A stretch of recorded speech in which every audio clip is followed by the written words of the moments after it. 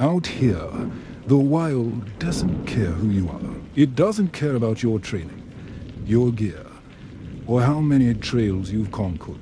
When night falls in the back country, it listens, and sometimes it answers. These are true scary stories, survival horror in wilderness expeditions, first-hand accounts from hikers, rangers, and explorers who walked into the wild and came back changed.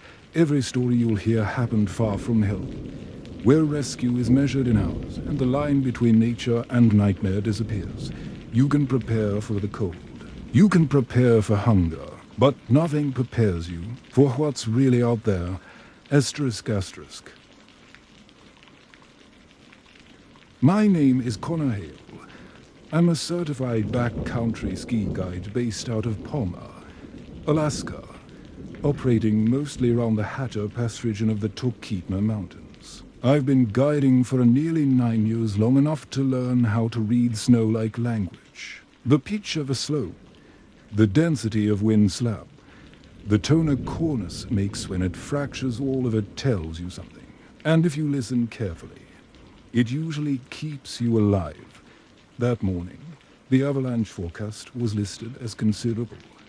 It wasn't ideal, but it wasn't a red flag either. Most of the danger was wind-loaded pockets on north aspects, and we planned to stick south. My partner, Eli Morgan, had checked the telemetry twice before we left base. He was the kind of guy who never have measured anything.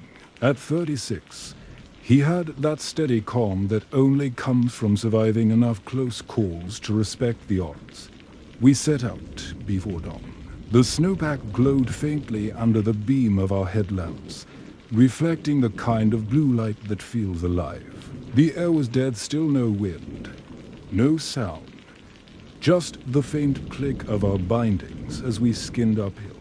By 8 a.m., the ridge ahead of us caught the first sunlight. It was supposed to be a simple half-day route, guiding to clients who had cancelled last minute because of flight delays. Eli had shrugged and said, "Let's do a recon lap anyway. Whiteout Ridge hasn't been tracked this week." That ridge got its name for a reason. It's a narrow spine that sits just above Archangel Valley, with long exposure on both sides. Weather blows through fast, and when it does, visibility can vanish in seconds. Still, it was clear when we started. The sky was the hard, metallic blue that only shows up in sub-zero air. We moved in silence for a while, taking turns breaking trail. I remember glancing back at Eli and seeing his breath plume like smoke in the thin morning light. He gave me a short nod. No words needed. Conditions were stable enough for a summit pushed up by mid-morning. We'd reached the ridgeline. The horizon looked endless, peaks rolling out toward Denali's shadow. Eli adjusted his altimeter watch, said, "Let's give it another 50 vertical and call it good." I remember exactly how the snow sounded beneath our skis, dry, squeaky, like compressed styrofoam.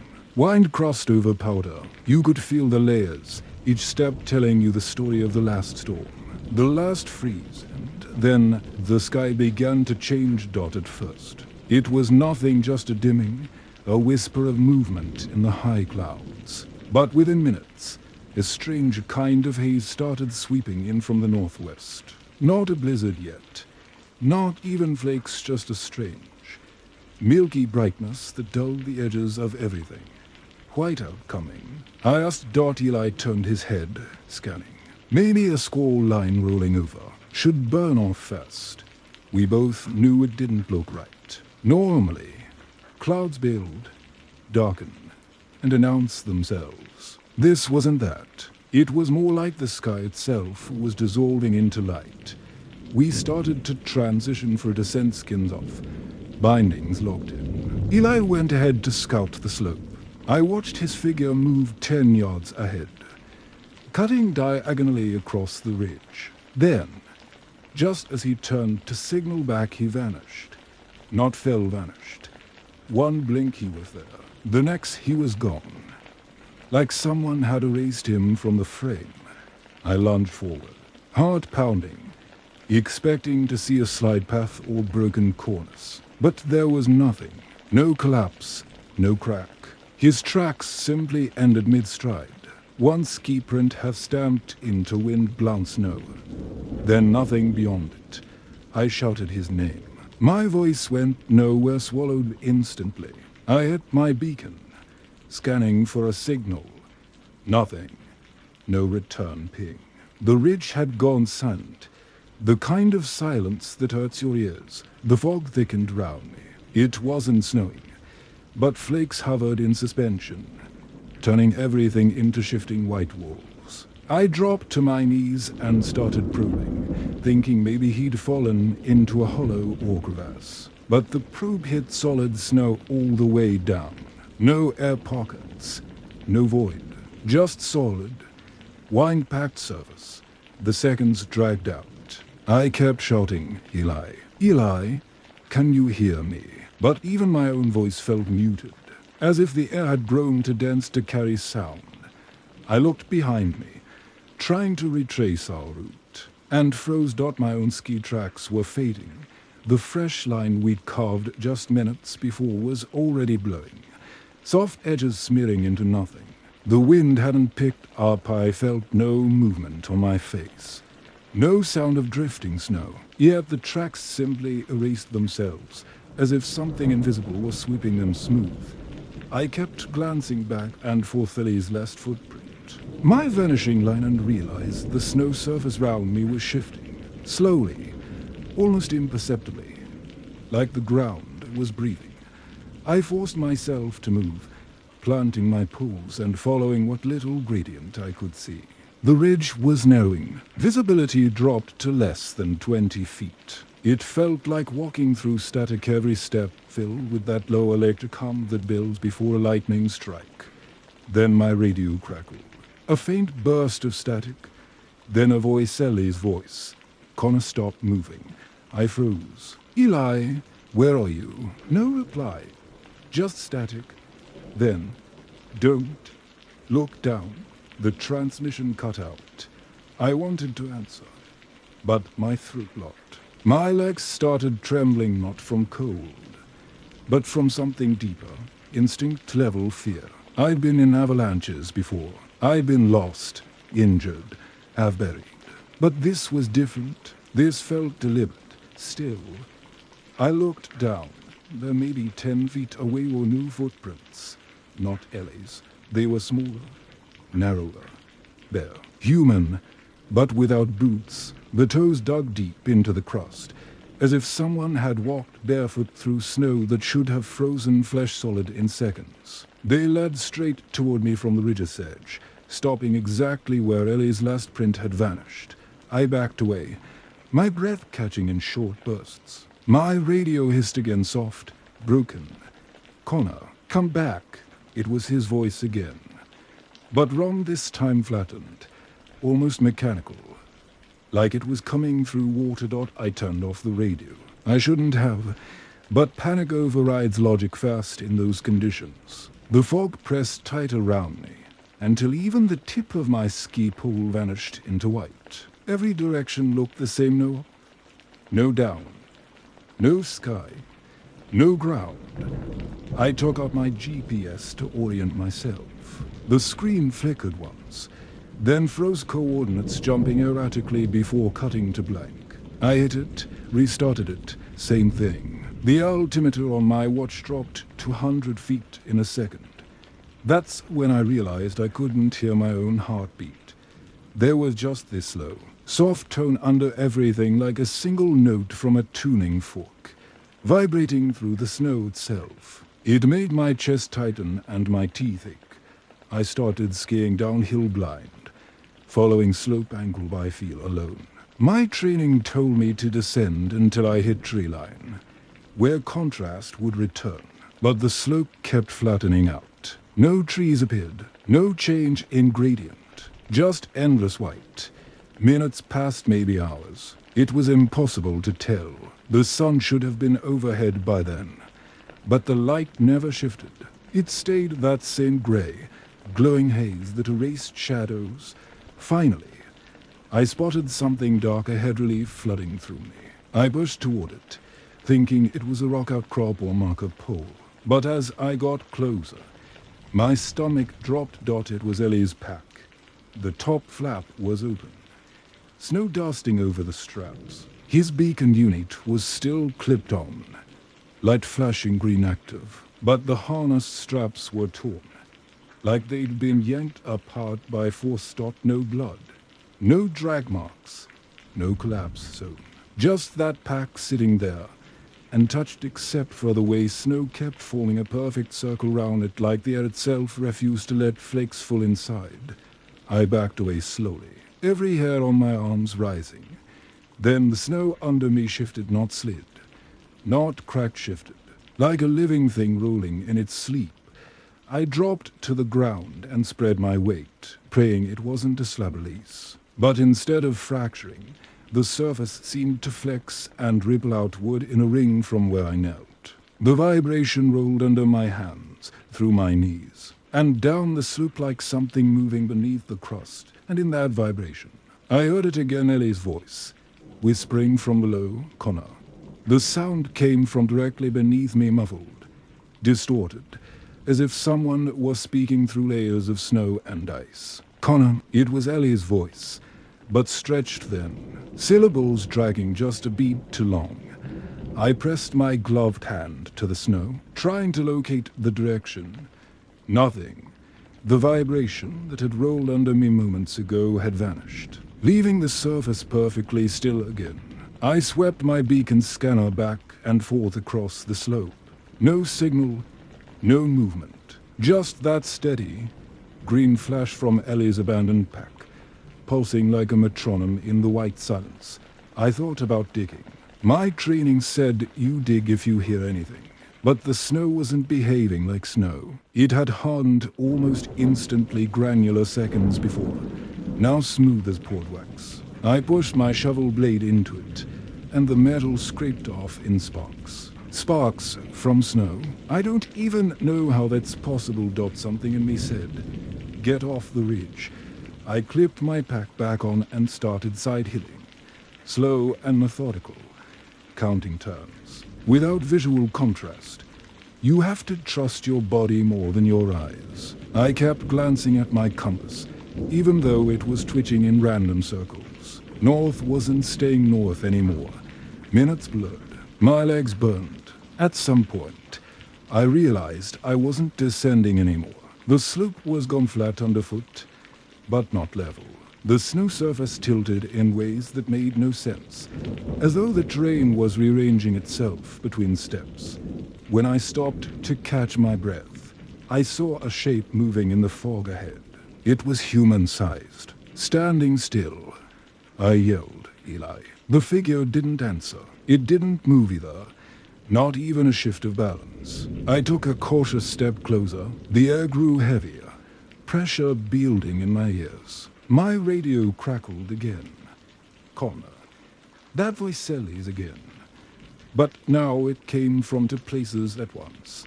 The radio and the figure, both perfectly in sync. "Connor, stop. Don't." The transmission cut off mid-word. The fog thinned for half a second, just enough to see it clearly. It wasn't Eli. It looked like him, the jacket, the helmet, even the way his pack straps crossed his chest, but the proportions were wrong. Too tall, the arms hung too low, gloved hands almost reaching its knees, and the head was tilted forward at an unnatural angle, as if the neck had been turned 90 degrees too far. Then it began walking toward me, slow but deliberate, each step pressed down deep, leaving perfect human prints. I stumbled backward, nearly tripping over my skis. My first thought was hypoxia. Maybe I was hallucinating from altitude, or the whiteout had caused vertigo. But that didn't explain why my breath fogged faster, why the air suddenly smelled metallic, or why the snow round the figure shimmered as it moved. I turned downhill and started skiing blind, pushing off with everything I had. I didn't care where I ended up, just away from whatever that thing was. My goggles fogged instantly. I tore them off and felt ice needles sting my face. The wind was back, but it wasn't blowing snow, it was pulling it upward, lifting flurries straight into the air like smoke. Behind me, the crunch of footsteps didn't fade. They matched my rhythm exactly. I didn't look back. I kept descending until I hit a band of rock. I crashed, tumbling into a hollow between two outcrops. The impact knocked the breath out of me, but at least I was out of sight. I pressed myself low and waited, heartbeat hammering in my throat. For a few moments, there was only wind. Then silence. I dared a glance uphill. The ridge above was gone, erased in fog. The slope looked perfectly smooth, untouched by any descent, no ski tracks, no prints, not even the divot from my fall. Just a blank field of white where minutes ago I'd carved 100 feet of turns. That's when I noticed the light. A faint glow pulsed from inside the fog, moving downhill slowly, weaving left to right. At first, I thought it was a headlamp. I pulled out my radio again and called. Eli, if you're out there, give me a signal light 3 flashes. The glow responded instantly, 3 flashes, in perfect rhythm. Relief hit so fast it hurt. I climbed halfway out of the hollow, shouting, Eli, I see you, keep the light on me. But as the glow came closer, I saw it wasn't a headlamp beam. It wasn't any light I recognized. It was blue soft, unnatural, like the color of glacier ice under pressure. It moved like liquid, pulsing through the fog as if the air itself were alive.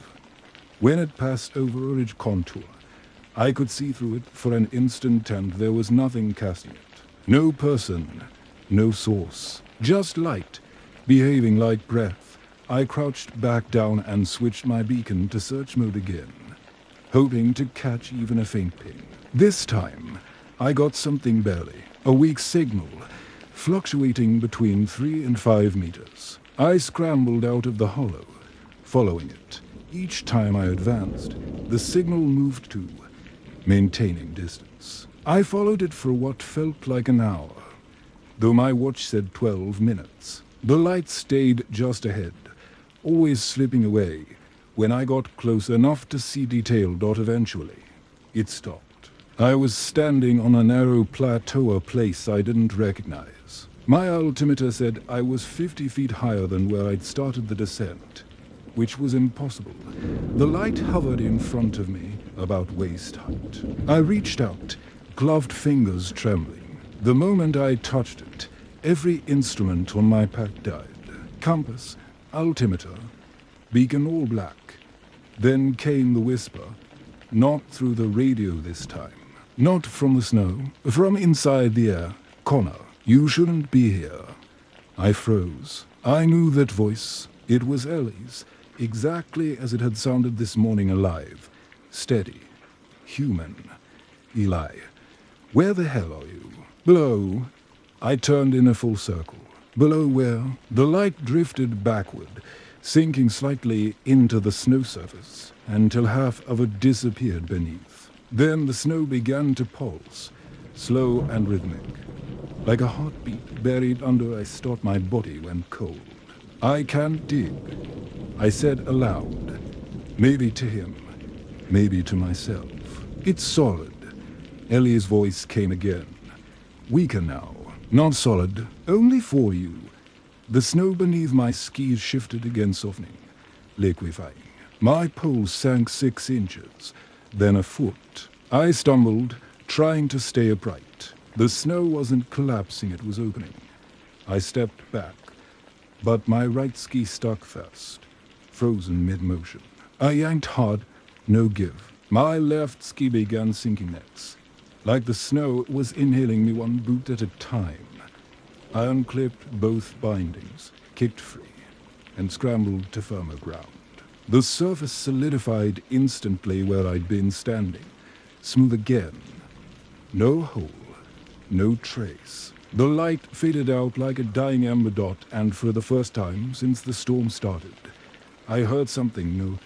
Wind-reel wind coming from below. It rose through the snowpack, low and hollow, carrying the faintest echo of movement. A rushing, circular sound, as if an entire river were flowing under the slope.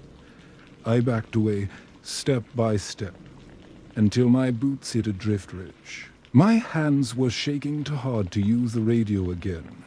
Then, from behind me dashed footsteps, slow, heavy, deliberate. I turned. Nothing there, just fog and snow. I wanted to run, but every direction looked the same. My GPS still frozen, compass still dead, daylight still locked in that same grey tone. So I did the only thing that made sense. I picked a direction and started walking. At some point, the fog thinned enough for me to see the outline of a cabin below, small, old, half buried. I didn't remember any structures this high up. Still, it was shelter. I descended toward it, each step deliberate, checking snow density with my pole. When I reached the door, I saw a forestry seal stamped into the wood, an old U.S. Forest Service logo from decades ago. The hinges were iced over, but the handle moved when I pulled. The door opened with a long, dry groan. Inside was a single room, a cot, a rusted stove, a shelf with a tin lantern and a stack of field notebooks. The air was warmer than outside, too warm for an unheated cabin. My breath stopped fogging the moment I stepped in. I closed the door and leaned against it, shaking. I turned on my headlamp and scanned the room. The notebooks were coated in frost except the one on top. It looked recently opened. I brushed snow from the cover. The name written across the first page made my stomach drop. Morgan. Snow profile logs. February 2020. I flipped the page. The handwriting was Ellie's. The last entry read, surface hoar forming at 3,200 feet. Barometric pressure drop unexpected. Connor says we'll descend after one more run. Visibility closing in. Snow depth anomaly observed near the ridge. It's listening. The final word trailed off into an ink smear. I stood there for a long time, listening. The wind outside had stopped again. Then I heard it faint but unmistakable footsteps circling the cabin. Not crunching snow, pressing into it, slow, measured, one full circuit, then another. I turned off my headlamp, crouched beside the stove, and waited. The sound paused right outside the door. Then, in a low voice, my voice came a whisper from the other side. Connor, you said we'd only be up here half a day. The voice outside the cabin was mine, every inflection, every breath. It even carried that faint rasp I'd picked up from years of cold air guiding. Connor, it repeated, closer this time, as if leaning against the door. You said we'd only be up here half a day. I didn't answer. I couldn't. My tongue felt glued to the roof of my mouth. I crouched lower, one hand on my avalanche shovel, the other gripping the handle of the stove for a balance. The sound of breathing seeped through the door, slow, steady. Then a faint knock. 3 soft taps. Let me in, the voice said. The handle turned. I had latched it, but the metal shifted like something was testing the tension. I braced the door with my shoulder. Eli. I forced the word out. If that's you, say where we stashed the ridge rope this morning. No answer. Just silence so complete it made my ears ring. Then softly, you dropped it. That wasn't true. The rope was in my pack, same as always. I backed away from the door, heart pounding. The handle turned again, harder this time. Then it stopped. Outside, the footsteps moved round the cabin once more, slow, deliberate, dragging now. When they reached the back wall, I heard them shift from snow to something else, a dry scrape like ice across stone. Then silence again. I waited 5 minutes, maybe 10. The storm had eased. The fog outside thinned to a faint glow. I decided I couldn't stay there. Whatever this thing was, it wasn't leaving. And nightfall, even a partial one in the mountains, could kill faster than fear. I grabbed Ellie's notebook, zipped it into my jacket, and pushed the door open just enough to look out. No one there. The snow outside looked freshly fallen smooth and touched, except for a single set of prints leading away from the cabin. Bare footprints again. Toes pointed up slow. I stepped out, scanning the horizon. The ridge above was visible now, faintly blue against the thick grey sky. Something about it looked wrong, the contours too sharp, like the mountain had been recut overnight. The prints led straight toward it. Every instinct told me to go the opposite direction, toward the tree line, toward safety. But Ellie's notebook felt heavy in my chest pocket. The last thing it said, Connor says, will descend after one more run. That was written hours before we even reached the ridge. Before the storm. I needed to know if he was still up there. I followed the tracks. Each step crunched shallow powder only a few inches deep now, though it had been waist high earlier. The air was warmer, and naturally so. My goggles fogged, but not from cold. As I climbed, I began to see faint shapes beneath the surface, shadows moving through the snowpack itself. At first I thought they were wind ripples or buried ice layers. Then one shifted against the slope's angle, flowing uphill. I stopped breathing, the movement still too, as if aware of me. Then the snow under my boots pulsed once soft, deliberate, a low hum built again, the same one I'd heard before, that tuning fork tone vibrating up through my bones. My radio clicked on by itself, static bursting through. Then a voice, clear and calm. Connor, you're off the route. Return to base coordinates. It was Ellie's voice, not distorted this time, perfect. Eli, if you can hear me, I'm at your last known position, I said. Beacon shows nothing. Where are you? Silence. Then, not far. Keep walking. I hesitated, then took another step. The hum grew stronger. Good, he said. Almost there. I stopped again. The rational part of me screamed that the signal couldn't reach this high without relay. But his voice was guiding me like a beacon. Almost where? I asked. You'll see me. Just over the ridge. The fog thinned slightly, enough to reveal a faint outline above. A human silhouette stood against the dim light, motionless, waiting. I started up, every muscle tight. My skis clacked against ice that hadn't been there before. When I reached the crest, the wind hit like a wall, and there, standing a few yards away, was Eli. At least. It looked like him, same jacket, same helmet, the reflective patch on his right shoulder still half torn, just as I remembered. But his face was pale chalk white and his eyes didn't move. They reflected light, but not color. Eli, I said, barely a whisper.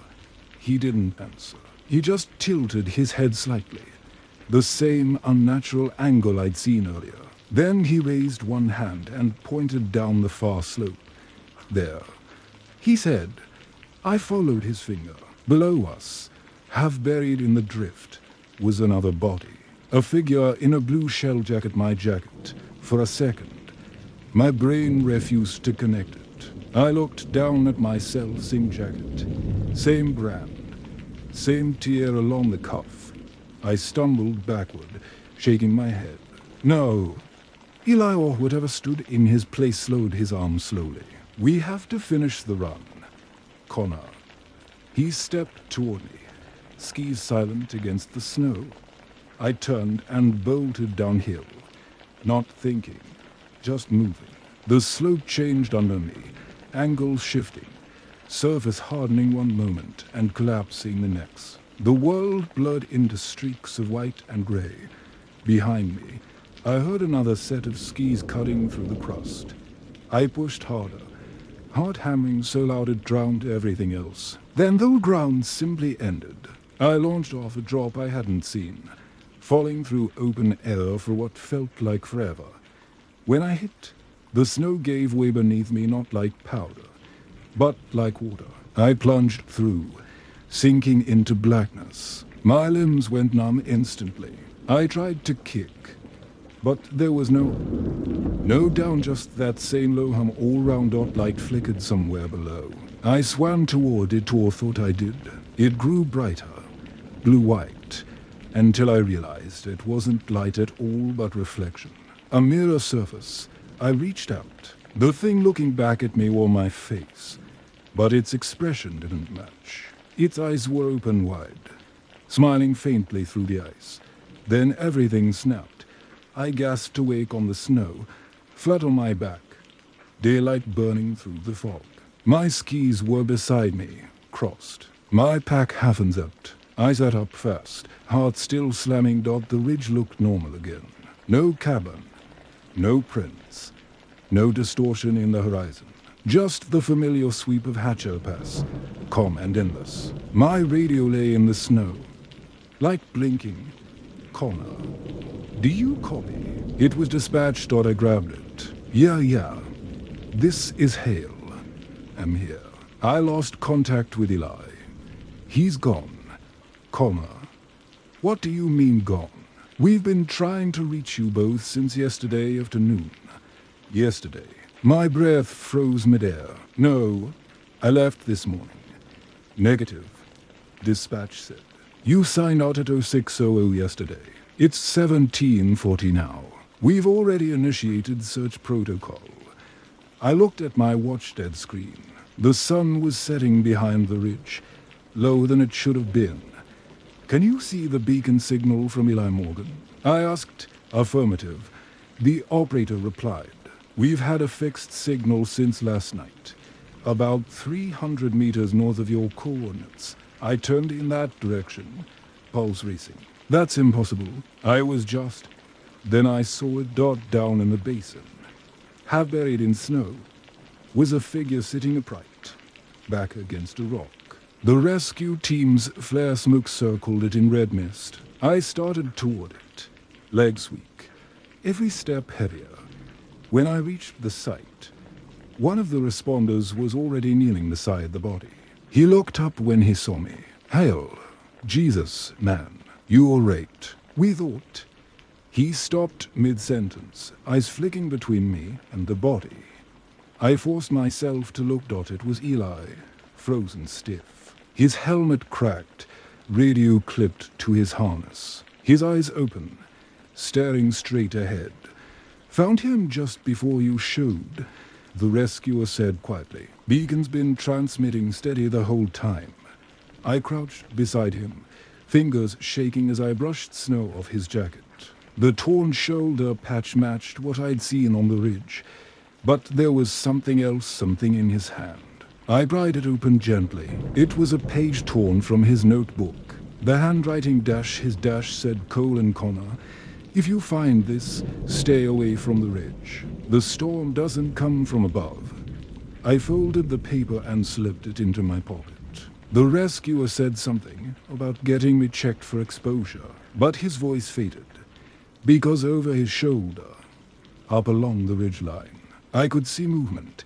A figure standing in the fading light, watching us. Same build, same stance. The sun caught the reflection of his goggles just long enough for me to see my own face staring back. Then the wind rose again, and the ridge went white.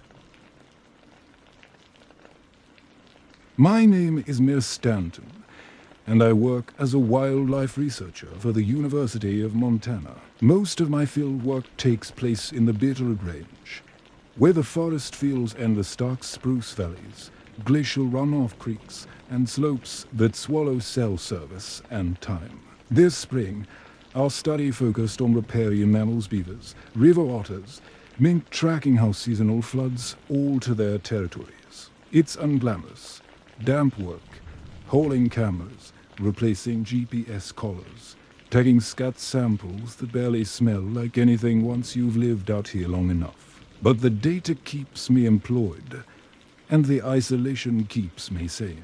Or, at least, it used to. I was stationed at a remote cabin about 8 miles from the Ranger Road, where Deadfall Creek feeds into the West Fork Bitterroot River.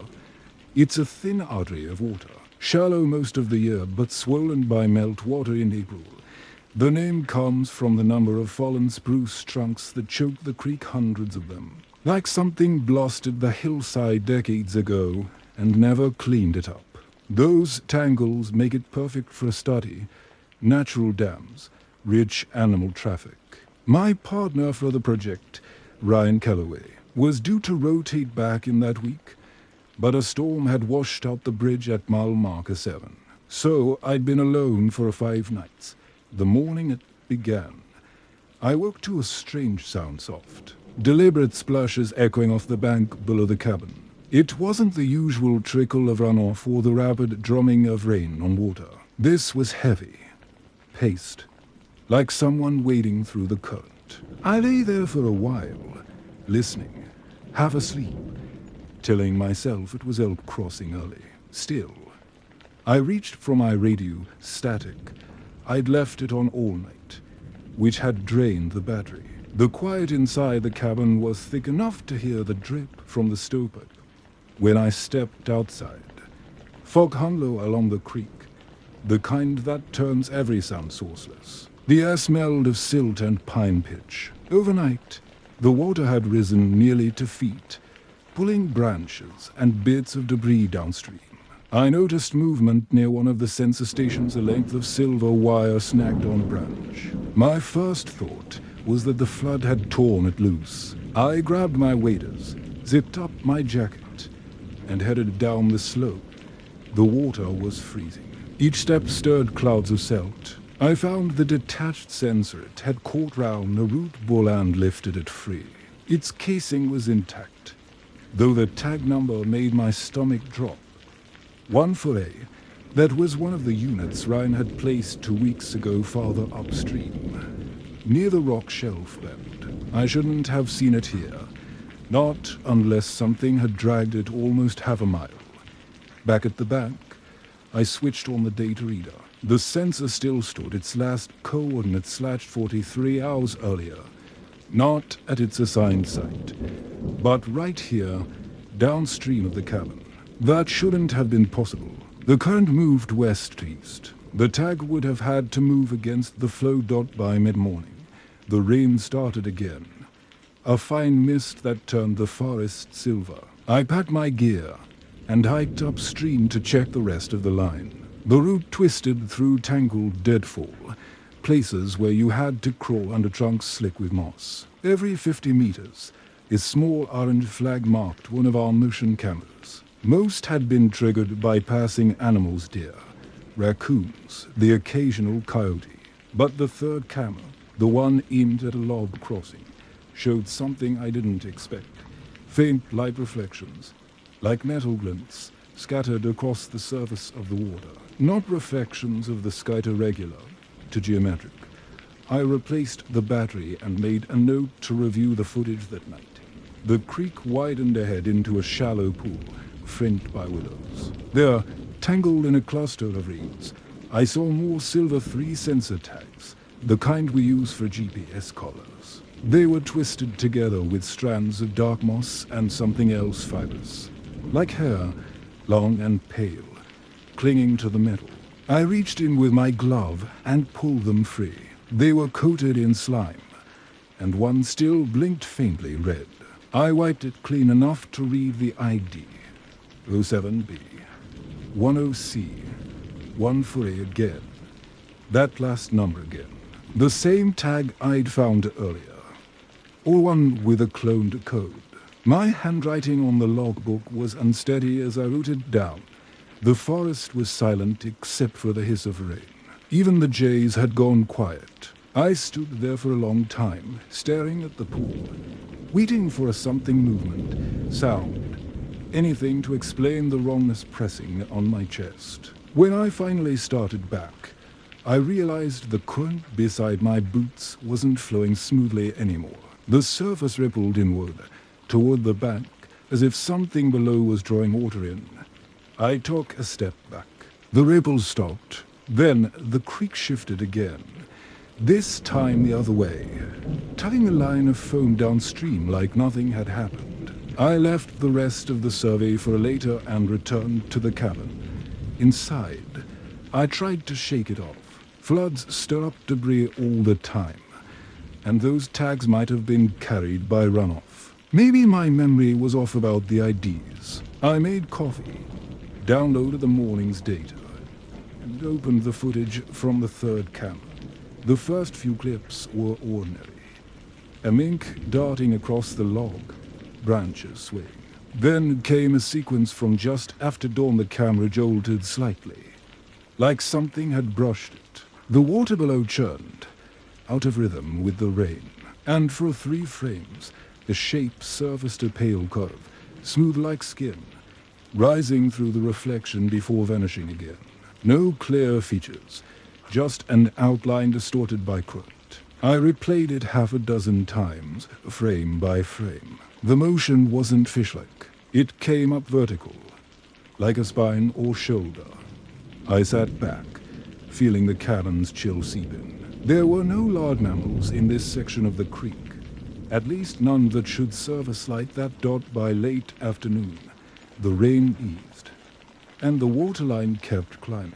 I spent the next few hours checking the cabin perimeter, clearing drainage trenches, moving equipment higher. I kept catching flashes of movement along the bank, but when I focused, it was always a branch or reflection. The light was dimming fast, and fog rolled in again thicker than before, muffling everything at dusk. I radioed the ranger station using the backup unit. Static swallowed most of my call, but I managed to relay that Deadfall Creek had overflowed and that I'd need retrieval by morning if conditions worsened. No response came back, just the faint pulse of feedback. I cooked dinner mechanically, instant noodles, the comfort of routine, and left the laptop running to back up footage. By the time I stepped outside again, night had fully dropped. The fog had turned opaque, the kind you could almost lean against. Somewhere downstream, I heard splashing again, the same slow rhythm as dawn. It wasn't wildlife. I knew that now. The noise moved closer, then stopped. I stood there, breath fogging, trying to spot movement. Nothing. The creek looked smooth, almost still, reflecting the faint glow from my porch lamp. Then, one by one, the reflection points shifted as if the water itself was adjusting. I took a step back onto the porch. A faint click came from below me. I looked down. Something metallic had lodged between the planks. One of our missing tags, blinking red. I didn't remember dropping it.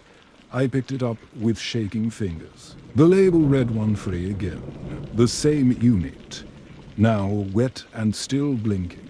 I turned it over. The casing was dented, the metal faintly warm against my glove.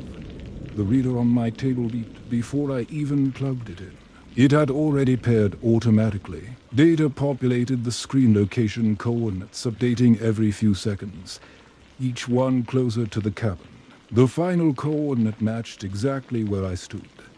I turned off the reader and plugged the laptop and closed the blinds. The sound outside had stopped, but the air inside the cabin felt thick, damp, alive. The river roared louder than it should for a creek that narrow. I tried not to look at the seams of the floor, where drops of dark water began to push up through the cracks by midnight. The rain returned in sheets, hammering the roof. I moved everything electrical onto high shelves. I tried to sleep in my clothes, flashlight beside me, but the steady vibration under the cabin kept me awake. It wasn't thunder. It was a pulse, faint and rhythmic, echoing through the stilts into the floorboards. At some point, I must have drifted off, because I woke to silence. No rain, no creek, no wind. Just stillness so complete it pressed against my ears. I turned on my flashlight and checked the clock. 3:27 a.m. The air smelled different now, metallic and raw, like blood in snowmelt. I stepped to the window and pulled the curtain back an inch. The fog was gone, leaving the creek visible again under a dim moon. The water level had dropped, but along the far bank, something had surfaced pale, half buried in silt. I should have waited for daylight. Instead, I grabbed my coat, boots, and flashlight and went down to the bank. The object lay tangled in reeds about 20 feet out. I waded in, water up to my knees, flashlight beam trembling. At first, I thought it was driftwood. Then I saw the tags, 6 of them, embedded across the surface, blinking weakly. The thing itself was smooth and stretched, like hide pulled over bone. Beneath the waterline, something shifted, sending ripples outward. Then I realized it wasn't debris at all it was breathing. The first breath it took sounded wrong, shallow but steady, like air was being drawn through water. I froze mid-step. One boot sunk deep in silt, the flashlight beam shaking over the pale curve that rose and fell just beneath the surface. The blinking sensor tags pulsed in rhythm with that motion, their small red lights flickering across the water. Every instinct I had said to get out stepped back. Don't disturb it, but the rational part of me reached for an explanation.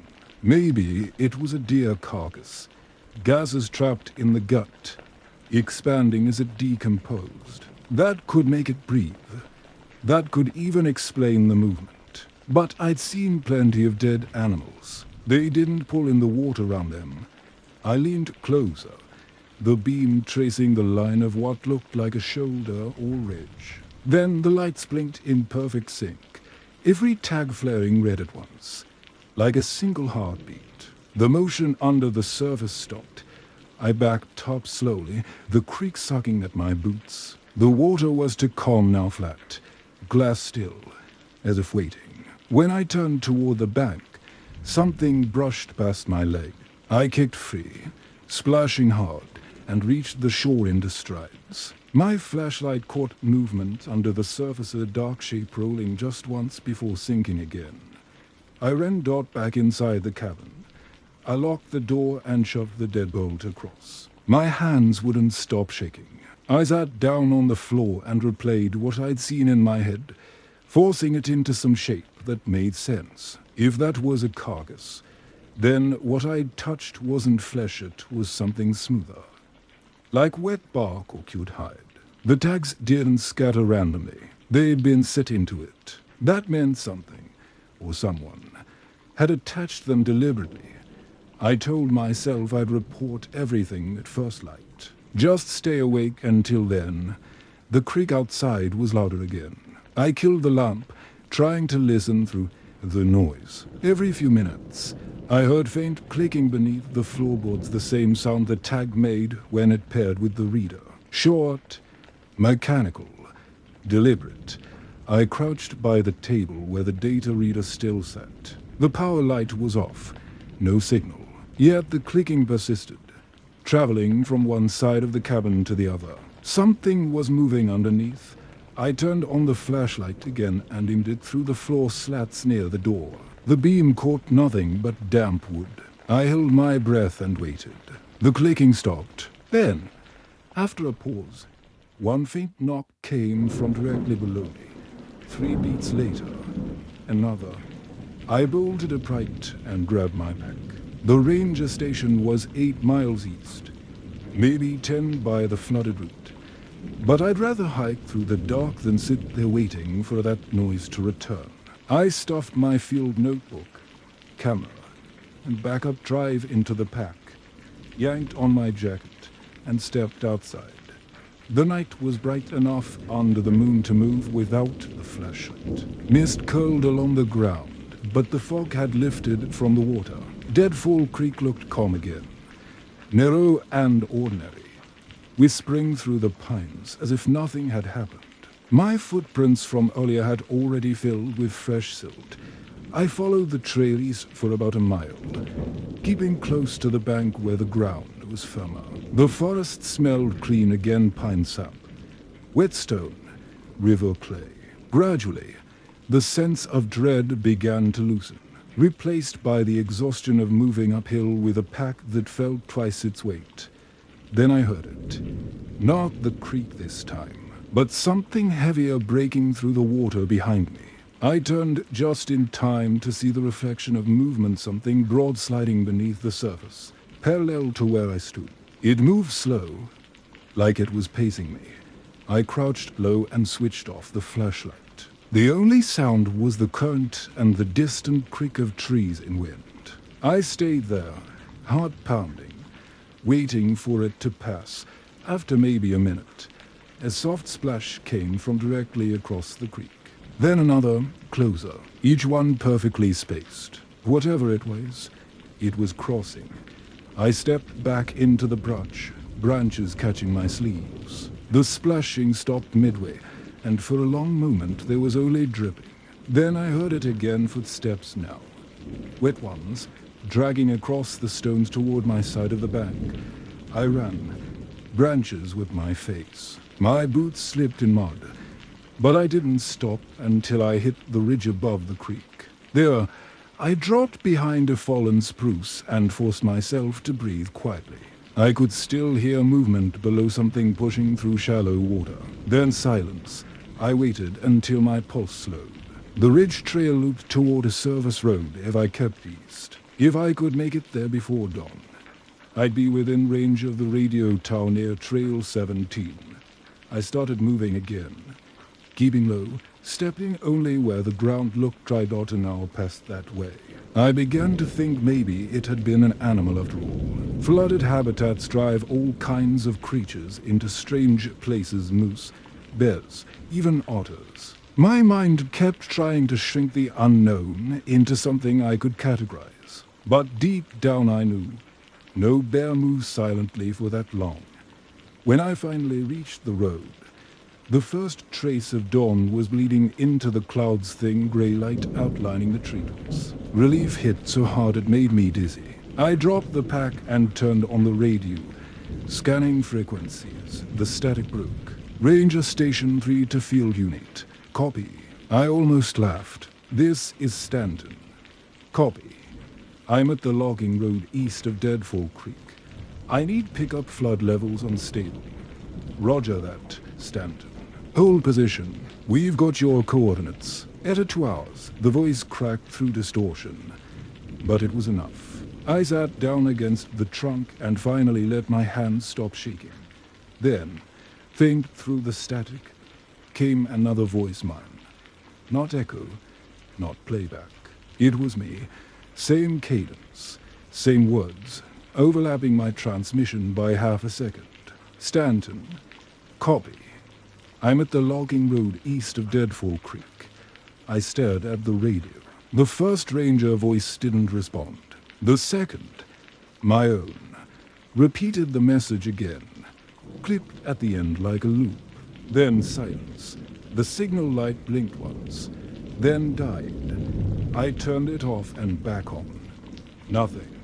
The channel was dead. The forest was very quiet. Even the creek, faint in the distance, had fallen still. I packed up and kept walking the road, trying to shake the echo of my own voice. Maybe the flood had bounced the transmission, or maybe interference was feeding back from the tower. I told myself 100 rational things, but I couldn't ignore that the second voice had matched every breath. The sky brightened. I followed the curve of the road until it crossed a wooden bridge, the same one the storm had washed out days earlier. Except now it stood intact, dry, like it had never been damaged at all. The planks creaked under my boots. Halfway across, I stopped. On the railing, nailed into the wood, were 3 of our sensor tags: 07B, 10C, 14A. Their red lights blinked in sync, the same rhythm I'd seen in the water. Beneath the bridge, something moved, stirring the reflection. I backed away, step by step, until I reached solid ground. A faint sound rose from below, clicking, like before, but faster now. Then another noise joined it, a low hum that built until the bridge itself seemed to vibrate. The air around me shimmered. I turned and ran into the trees, not caring about direction anymore, only distance. I didn't stop until I reached a clearing I didn't recognize, flat ground, surrounded by spruce. Dead center stood a mound of tangled branches and river debris, maybe 6 feet high. It looked natural at first glance, like stone wash. But woven through the wood-worthy orange survey flags from my study line, each one bent inward toward the mount center, like they'd been placed deliberately. The hum had followed me here, faint but constant. It wasn't coming from the bridge anymore, it was beneath the ground. I crouched by the base of the mound, sweeping the beam across the tangled wood. The smell hit first. Wet metal, rot, something sharp underneath. Between the branches, I saw pale skin again, or what looked like it, and embedded in it, dozens of small red lights blinking from within. Not on the surface, inside it wasn't a mound. It was something buried shallow, half covered in debris, something large. The hum deepened, a vibration I felt through my knees. One by one, the sensor lights synchronized again. My field tags, hundreds of dollars worth of hardware, pulsing like a heartbeat beneath that tangle. Then it exhaled. The sound came up through the soil wet, dragging sigh that fogged the air in front of me. The branches shifted, snapping outward. Water spilled from between them, washing over my boots. The thing below moved, trying to rise. I stumbled back, slipping in mud. My flashlight flickered. I caught a glimpse of its surface, stretched hide, patterned with channels where water ran off like veins. The red lights blinked faster now, then cut out entirely, leaving only darkness and the faint sound of rushing beneath the ground. When I turned to run, the forest tilted.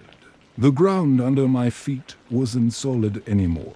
It sagged, pulling me ankle-deep into cold water. The hum became a roar, the same pulse I'd felt through the cabin floor. I fought to climb free, dragging myself toward higher ground. Behind me, the mount collapsed. A surge of water erupted upward, carrying branches and debris. Something vast rolled beneath the surface, unseen except for the wake it left as it slid back toward the creek. When the noise faded, I was alone again. The clearing was a mess of overturned earth and flooded roots. My flashlight lay half buried nearby, beam broken but still glowing weakly. I didn't wait for sunrise. I headed north, toward the ridge where I knew the old logging trail connected to Highway 93. Every sound in the woods seemed to close, water trickling where there shouldn't be any. Faint mechanical clicks echoing through the trees by the time light finally reached through the canopy. I was shaking from cold and exhaustion. I turned once more toward where Deadfall Creek should have been. The valley below was empty. The water was gone.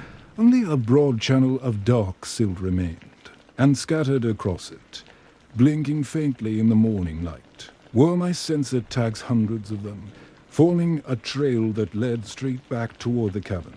Asterisk, asterisk, asterisk, asterisk, the trail of tags shimmered faintly across the empty creek bed. Each red blinked like a pulse under morning mist. They stretched in a clean, deliberate line to be random washout. I counted over 30 within view, each one half buried in dark silt, leading back toward where the cabin stood, or should have stood. I should have kept walking toward the highway. I knew that, but something about the pattern pulled at me, the neat precision of it. It was as if the current had learned geometry overnight. The air was still cold enough to sting my throat. Birds hadn't returned yet. The forest felt hollow, stripped of all background sound. Only my boots made noise soft, sinking crunches in the silt. After a few minutes the smell hit, metallic and raw, like wet iron. The closer I got, the thicker it became. At first I thought it was exposed clay from the flood. Then I saw movement ahead, steam rising where it shouldn't, curling from the base of the slope below my cabin. When I crested the ridge, I stopped dead. The cabin was gone. Not washed away or collapsed, gone, as if it had never been built. The clearing was perfectly smooth, flattened and slick with mud. In the center stood a shallow depression shaped like the cabin's foundation, edges crisp and square. The soil inside it pulsed faintly, rising and falling, like breath beneath a thin layer of earth. I backed away, every nerve screaming to run. Then the data reader in my pocket beeped. I hadn't touched it since the night before. Its screen glowed through the fabric, showing coordinates updating faster than the system could process hundreds of data points spiraling outward from my position. Every one of them carried a tag ID from our project, the beeping built into a continuous tone. The soil at my feet trembled. For a heartbeat, I thought I saw the outline of the cabin again, just a shimmer, a suggestion of corners in the air above the depression, as though the space itself remembered where walls used to be. Then it folded, collapsing inward. The pulse beneath the mud quickened. I turned and ran for the ridge trail. The forest pitched round me, alive with distant rumbling. I could feel the vibration through the soles of my boots. It wasn't thunder. It was deeper, steady, like something massive shifting below the ground. By the time I reached the service road, the sound had faded. Sunlight broke weakly through clouds, washing the forest in pale grey. For the first time, I could see how far the water had receded. Deadfall Creek was nothing but a dark scar threading through the trees. Whatever had filled it overnight was gone, swallowed back into earth. I kept walking east. Every few hundred feet I saw more of our equipment, tags, cameras, even a motion sensor rig strewn along the road in a straight path, all blinking in unison. My rational mind was running out of things to call coincidence. At mile marker 7, I heard an engine. A Green Ranger truck rolled into view, tires crunching on wet gravel. I waved both arms until it stopped. The driver stepped out, a man in his 50s, heavy jacket. The parked service patch faded at the shoulder. "Mom," he called. "You Mayor Stanton." I nodded, too winded to speak. He glanced past me toward the valley. "We got your call this morning. Bit of a mess down there. How? You alone out here?" "Yeah," I managed. "The creek there was flooding. The cabin's gone." He frowned. "Flooding?" He pulled a folded map from the truck and tapped a section. "Deadfall Creek's been bone dry since last year. Beaver Dam collapse upstream. You sure you're talking about the right drainage?" I stared at him, trying to understand what he meant. "No, I've been recording flow data all week. The water rose overnight 2 meters at least. My equipment." He shook his head. "We've had drought warnings in this section. No standing water anywhere near the ridge." I opened my pack and pulled up the data reader. "Then explain this." He leaned in. The screen showed a live map with dozens of blinking points still updating. As he watched, the nearest cluster shifted, drifting closer to our coordinates. His brow furrowed. "These are tracking units, wildlife sensors. The tags kept moving after the flood." He scratched his jaw. "And you said your cabin's gone." I nodded. He looked uneasy for the first time. "All right, let's head back to the station. You can debrief there." We drove east in silence. The forest outside the window seemed perfectly ordinary, sunlight through pines. No trace of flooding. But as we passed the mile markers, I saw glints in the roadside ditches. More tags, half buried, blinking. The ranger didn't notice. When we reached the ranger compound, a squat building with 2 antennas out front, he led me inside and handed me a blanket. The walls smelled like coffee and damp wool. "Sit tight," he said. "I'll get the supervisor." He disappeared down a hall. I sat there, numb, staring at the reader on the table. It had stopped updating. Only one point remained active, stationary, centered exactly where we sat. Footsteps approached. A woman in uniform entered. Mid-30s, her expression sharp but kind. "I'm Officer Trent," she said. "You're Stanton." "Yes." She glanced at the reader. "You said your field cabin washed away." "More like it." "Sank," I said. "The sail moved. There was something under it. I don't know what." Trent exchanged a look with the older ranger who'd brought me in. "Mira, when did this start?" "Yesterday morning. The creek rose. Then the tags started showing up downstream. They're still moving. Downstreamwhere, everywhere, the coordinates keep spreading. She sighed and pulled a tablet from her belt. We don't have any current flood advisories for that valley. And we haven't had a cabin assignment at Deadfall Creek in almost 5 years. That site was decommissioned after a mudslide. My pulse spiked. That's impossible. I've been living there all week. Who assigned you? Dr. Henson, University of Montana Research Division. She typed for a while, then frowned. We don't have a record of any active permits under that name. I sat perfectly still. The hum in my ears returned not from the room, but inside my head, faint and pulsing. Trent noticed me go pale. You're right. I tried to speak, but my throat closed. The hum deepened. The data reader on the table flashed once bright red. Then it went black. We all stared at it. Power issue. The ranger asked. I shook my head slowly. That model doesn't shut off without command input. The room fell silent. Outside, the wind shifted. I heard something faint beneath it, a slow ripple. Like water running under the floor. Trent frowned. Do you hear that? The sound grew clearer. Beneath the office, the boards began to creak. The faintest up and down rhythm. Like a giant breathing below the foundation. She moved to the window, peering out toward the forest. It's probably runoff in the drainage channel, she said, though her voice wasn't convincing. The older ranger stepped outside to check. A minute later he called. Trent, come look at this. She motioned for me to stay put and followed him out. I waited maybe 30 seconds before the floor began to vibrate. The hum was back, low and constant, rattling the glass in the frame. I stood up and looked out the window. The ground beyond the station rippled. The ditch along the road filled suddenly with dark water, rising in seconds, carrying branches and mud. I saw it snake toward the compound, following the slope in a single, deliberate path. Mirror. Trent shouted from outside. Get out of the building now. I grabbed my pack and ran. The moment my boots hit the dirt, the sound hit deep and resonant, rolling up through the ground like a living drumbeat.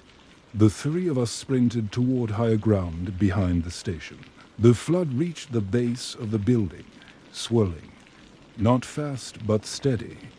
Like it was searching. We turned to watch. The waterline stopped at the wall, then began to spread sideways, forming a neat semicircle round the foundation.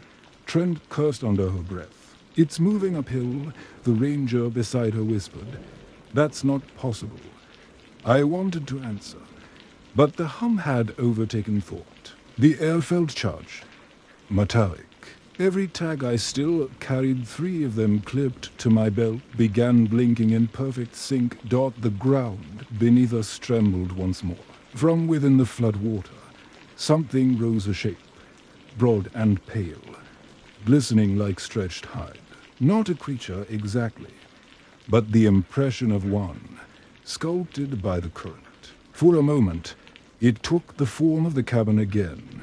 Roof line, door, porch steps, all made of shifting order. Then it collapsed, folding into itself until only the current remained.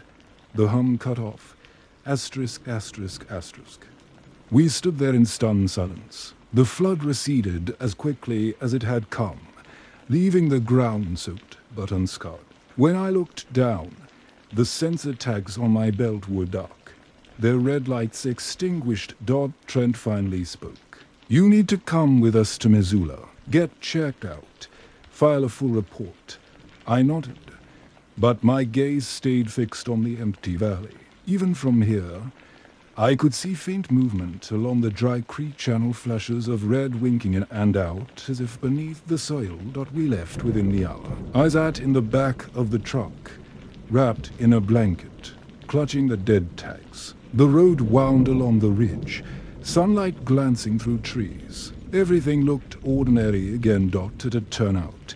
I glanced back one last time. Deadfall Creek shimmered faintly under the light, as if water still ran there just beneath the surface. The shimmer pulsed once, like a slow heartbeat, When we reached the station in Missoula that evening, the equipment technicians took the tags for analysis. They called me to days later. Each device, they said, was registered to a project that ended in 2018, my own graduate study.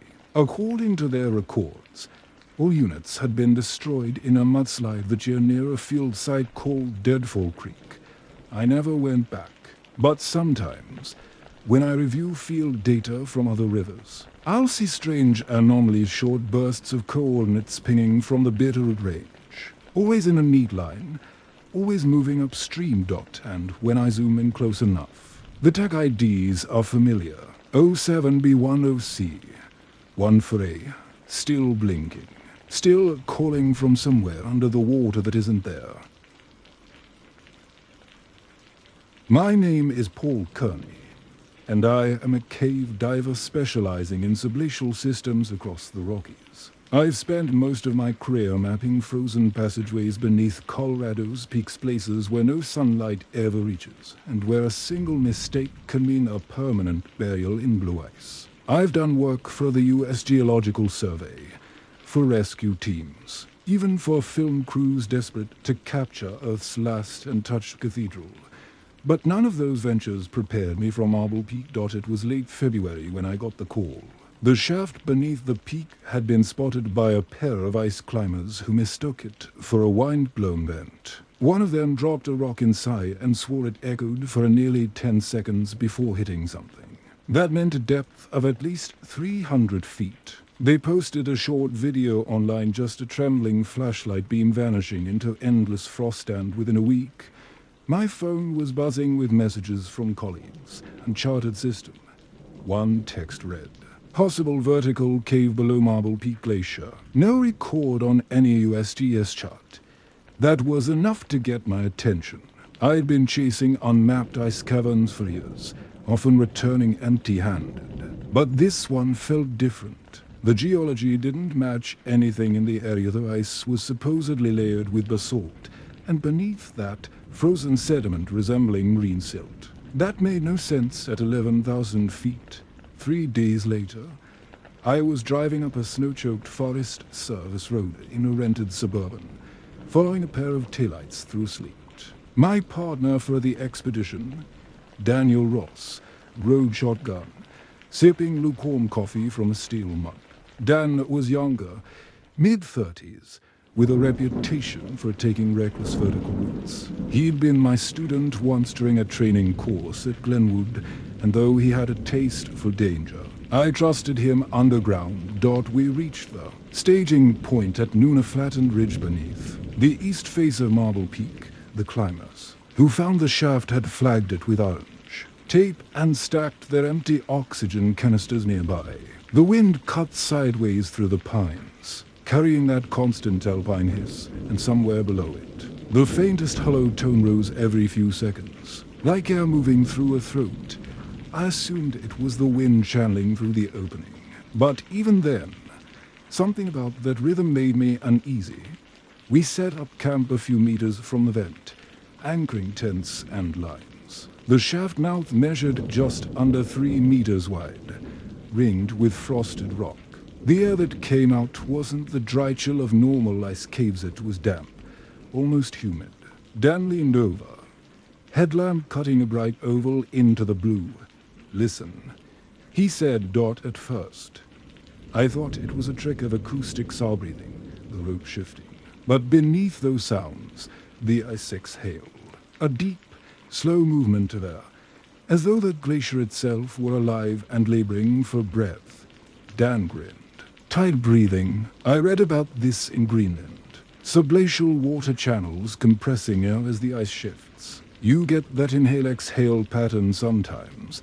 Maybe, I said, but not at this altitude. We spent the afternoon assembling our rig. Static lines, rappel racks, gas monitors, temperature probes. We descend only as far as the first stable ledge, map the shaft, and set anchor bolts for a second drop the next day. The plan was cautious by necessity. Marble Peak wasn't mapped for a reason. By 5 p.m., the temperature had fallen below 10 degrees. The light turned that bruised shade of evening blue that mountain people know too well. We both suited up, thermal undersuits, helmets, rebreathers, and wrist gauges, and clipped into the main line anchored to a trio of ice screws. Dan went first. His headlamp vanished down the shaft, swallowed by ice that shimmered in layers of glassy blue and opaque white. When he called up, his voice came hollow but steady.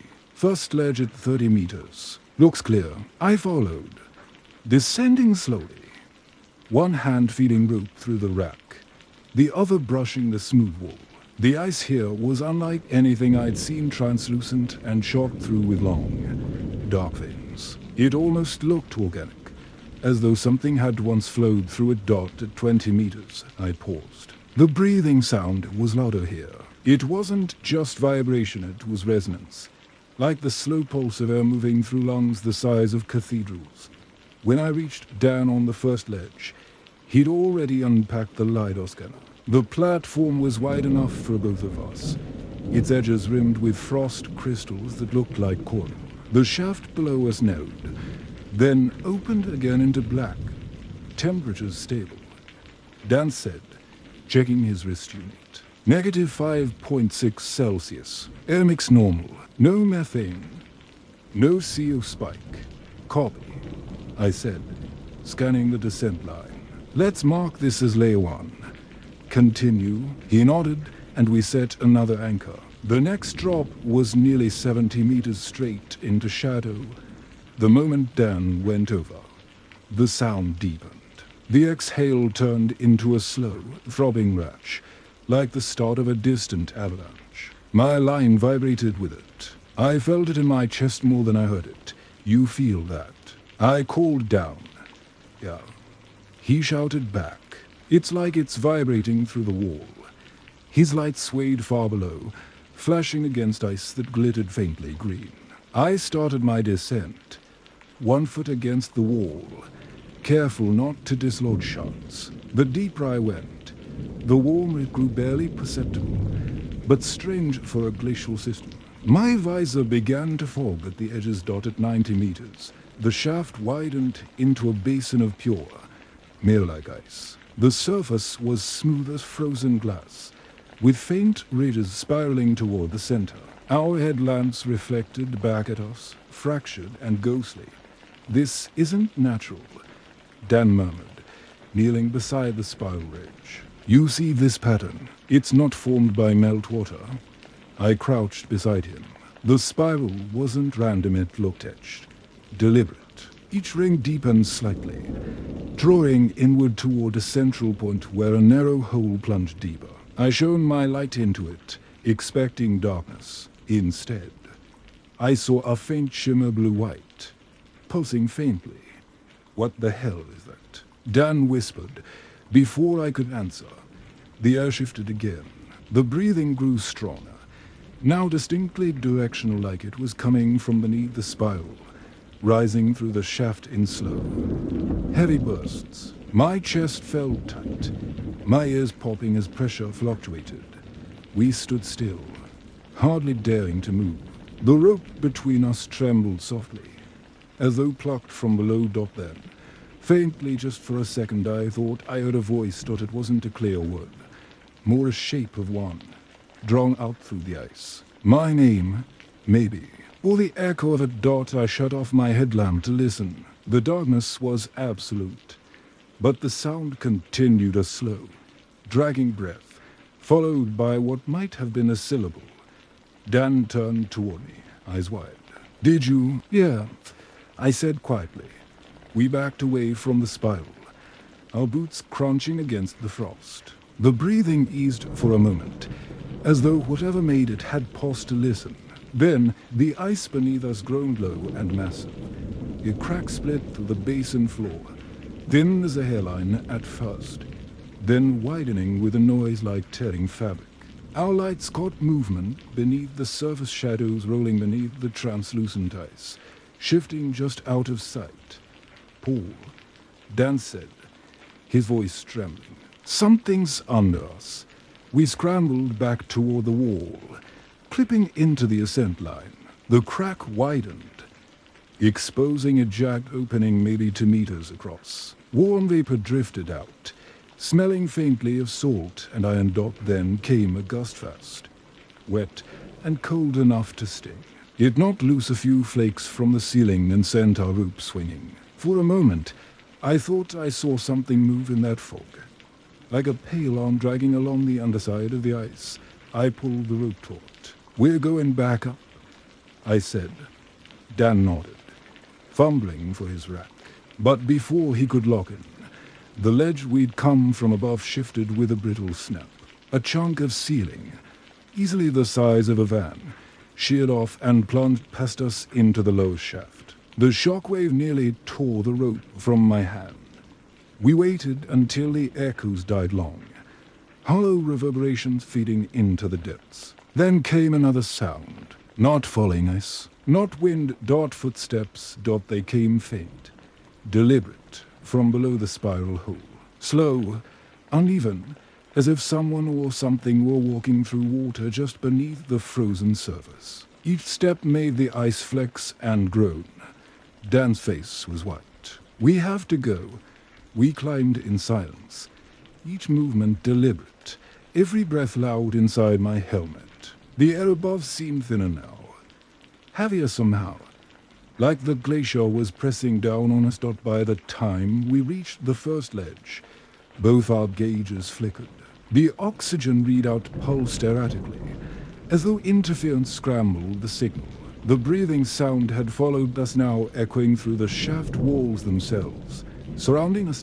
When we finally surfaced, it was dark. The wind had died. The entire glacier was silent except for the faint pulse of air still rising from the shaft, as though the mountain itself were waiting for our next move. Dan collapsed beside the tent, ripping off his mask. "What the hell was that, Paul?" I didn't answer. I just stared at the shaft mouth. The vapor rising from it shimmered faintly in the moonlight, grew rhythmic, alive. And somewhere deep below, beneath layers of ice and stone, something exhaled again. We didn't sleep.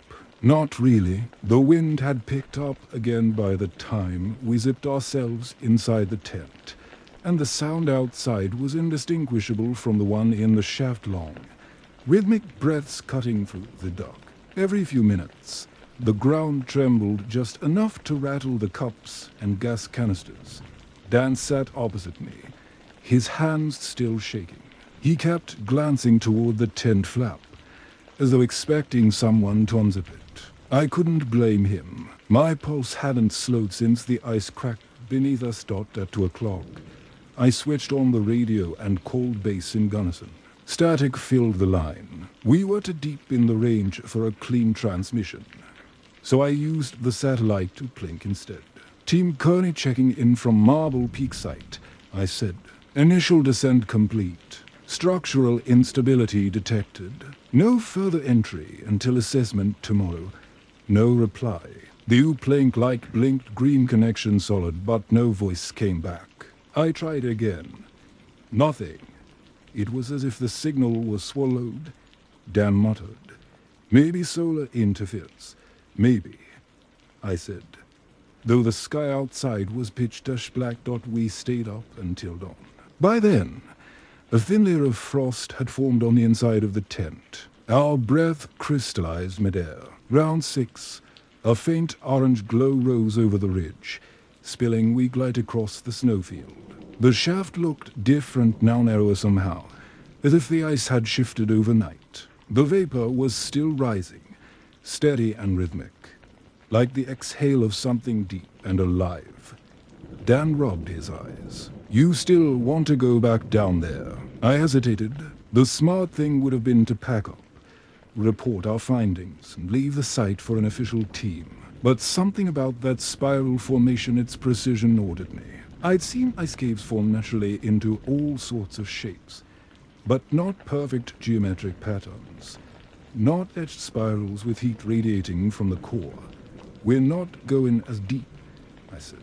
"I just want to take temperature readings. 10 minutes max." Dan looked like he wanted to argue, but instead he just nodded.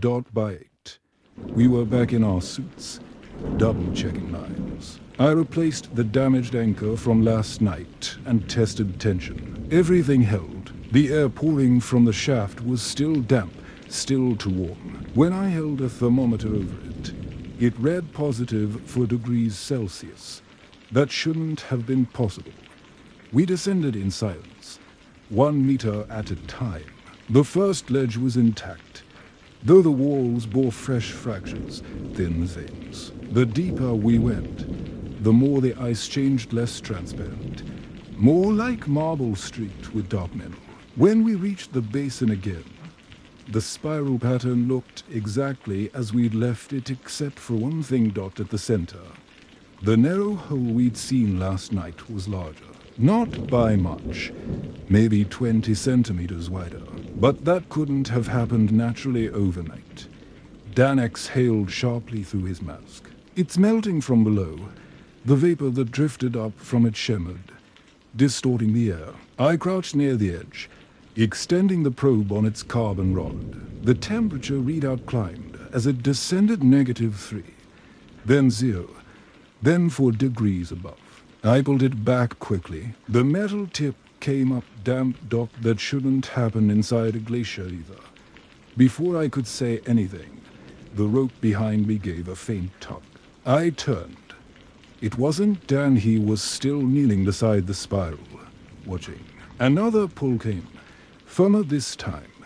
Then the breathing started again. It rolled up from beneath us, deeper now, resonating through the floor. I could feel it in my bones, like standing over a vast organ pipe. The spiral ridges vibrated, shedding fine crystals. I backed up instinctively. Dan, I said. He didn't move. His light was fixed on the hole, his visor fogged from inside. Do you hear that? Yes, clip in. We're leaving. But he didn't answer. The vapor thickened, swirling upward in slow curls. It wasn't white anymore, it had turned faintly blue. The same shade the ice had glowed last night. And through it came a sound that wasn't wind or water. A word. I froze. It came stretched and warped through the ice. But I recognized the shape of it immediately. My own name, Paul. Not an echo, a call. I reached for Dan, but he leaned closer to the spiral instead. And steady. His glove hovered just inches above it. Don't touch, I started. The ice erupted. A blast of warm vapor surged upward, knocking us both backward. My visor fogged instantly. When I wiped it clear, the spiral was collapsing inward, chunks of ice spiraling into the opening. Beneath it, I glimpsed water duck, moving fast. Go. I shouted. Dan stumbled to his feet, clipping into the ascent line. I locked in behind him, but as I pulled the rope taut, it snagged. The lower line had frozen into the shifting ice. I yanked again, nothing. The carabiner was sealed in. Cut it. Dan yelled. I reached for my knife, slashing through the section below. The rope snapped free, and we started climbing. My hands slipped on the wet cord. Behind us, the sound grew louder, the same breathing, but now layered with something else. Movement. Something was pushing through the melt water beneath the ice. Slow, deliberate. At 40 meters, the light below changed. It wasn't blue anymore. It had turned to dull amber, pulsing irregularly. Dan stopped above me, panting. What is that? I didn't answer. My headlamp caught motion below, a ripple spreading through the ice, circling the shaft walls as though following us. The temperature was rising fast. My gauge blinked red. +6 degrees. At 60 meters, the shaft constricted. Cracks formed along the walls, releasing bursts of vapor. We climbed faster, but the ice was softening under our crampons. Dan slipped once, catching himself on the rope. When I looked down again, the amber light was closer. Too close for one heartbeat. I saw something moving inside it, a shadow pressing upward, almost human in shape, but stretched, its limbs tapering into the dark. Then the sound came again. Not just breathing now, a rhythm. like a voice trying to form words through liquid. Each pulse of air pushed against the ice, vibrating through the line. Dan screamed. "It's right below us. Keep climbing." The shaft narrowed further. I could see daylight above, faint and far. My arms burned. Lungs raw from the mask's recycled air. Dan reached the lip first, hauling himself over. I was a few meters below when the rope jerked violently. I froze. The tension pulled downward, strong enough to lift my boots off the wall. I gripped the line tight, feeling it stretch. Whatever was below had grabbed it.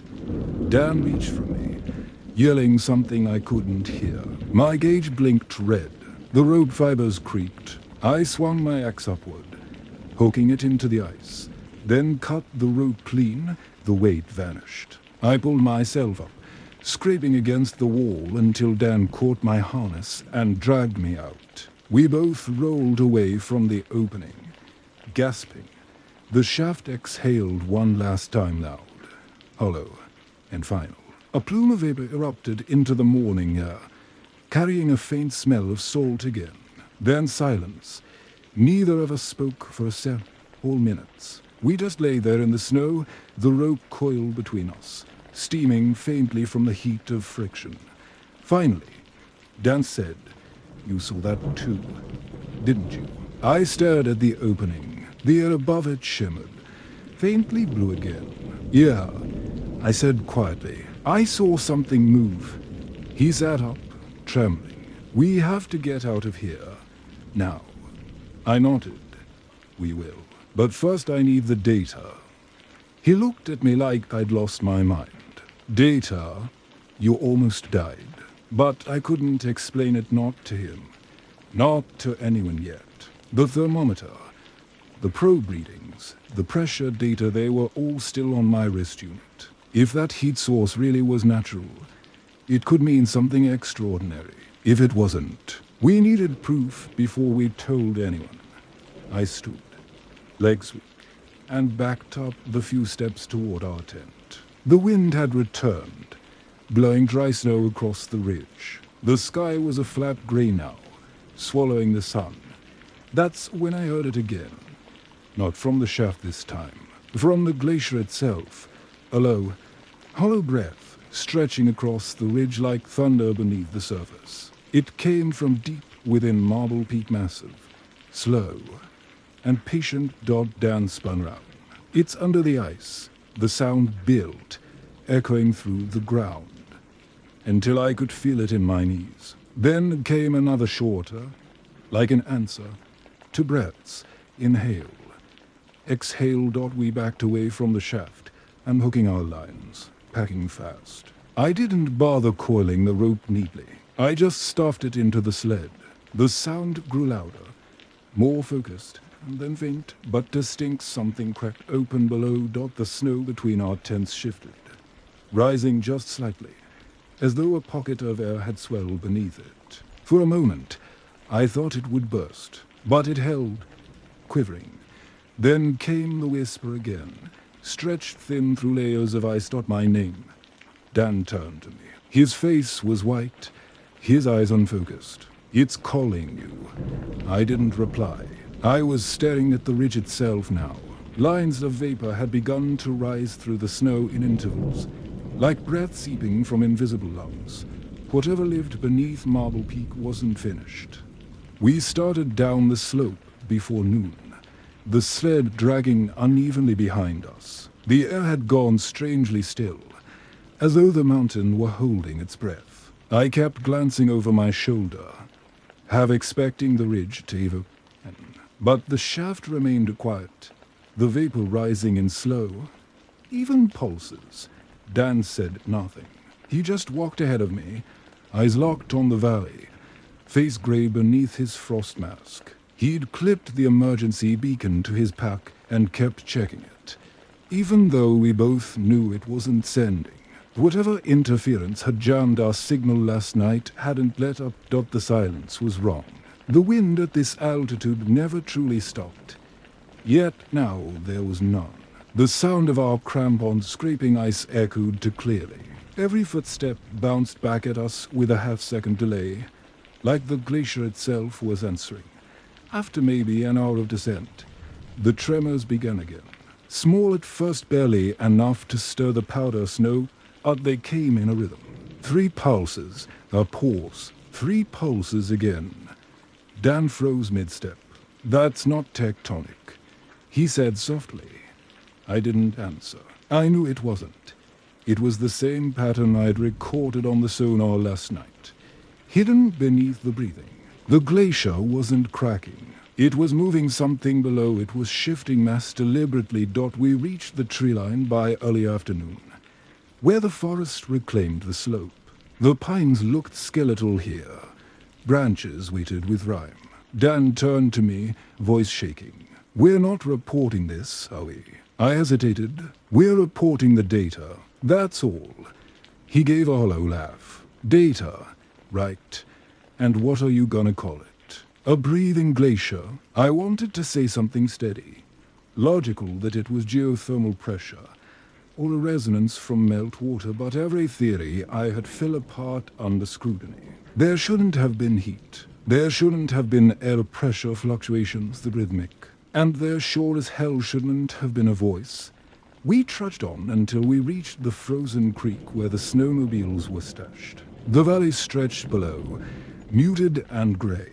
The sun hung behind thin clouds, barely more than a dim coin. I knelt to start the ignition.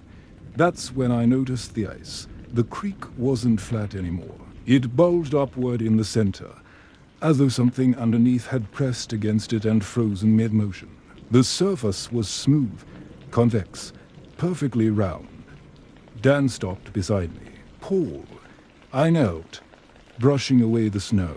Beneath the translucent ice, bubbles had formed in a spiral small at the edges, tightening toward a center point that pulsed faintly with color. Again, I stood slowly. "We're leaving. Now." Dan didn't move. He just stared. "It's following us." The sound came before I could answer. "Hello." Muffled inhale deep enough to rattle the snow off the trees. The creek's surface flexed, the bulge lifting slightly, then settling again. The sledge, our equipment, tropes, oxygen tanks, and cameras shifted toward the creek as if drawn by suction. I grabbed for it, but the entire sled slid forward a few inches on its own. The pull wasn't strong, just steady. "Run," I said.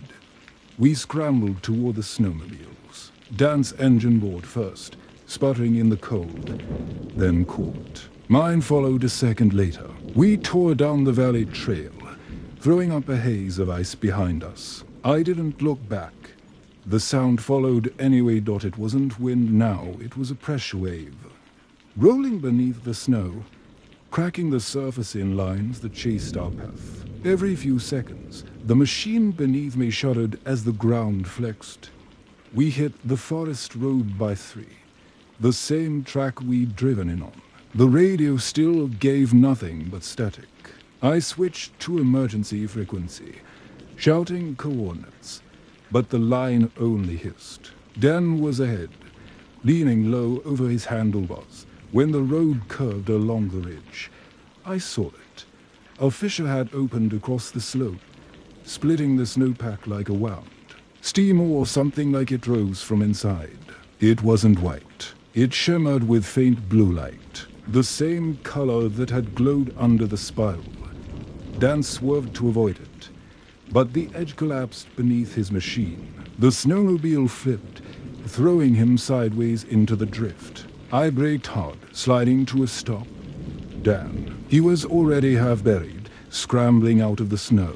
I reached him just as the fissure widened, groaning like the glacier's ribs were breaking. From inside, I saw motion, not a shape exactly, but the shifting of light within mist.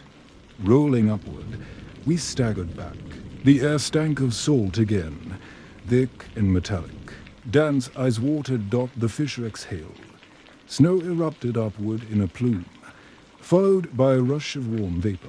For a heartbeat, I saw the thing that had been trapped inside the ice only as an impression, like light through fog. Something long, massive, segmented. The suggestion of ribs, a movement that wasn't random. Then the ground heaved. The ridge split another meter, the crack racing toward the tree line. I grabbed Dan and hauled him backward. We fell hard, sliding down a bank until the slope leveled out. Above us, the fissure pulsed once more, then sealed, layers of snow collapsing inward. Within seconds, it looked as though nothing had ever broken. Only a faint shimmer lingered in the air, like heat haze. Dan was coughing beside me, clutching his side. "We're not staying another minute," he gasped. I nodded. "We're gone." But even as I said it, I turned to look up the slope. The glacier beyond Marble Peak loomed through the clouds, vast and silent. Yet I could still feel it each breath beneath the ice, slow and measured, sensing with my own heartbeat. We made it to Gunnison by nightfall.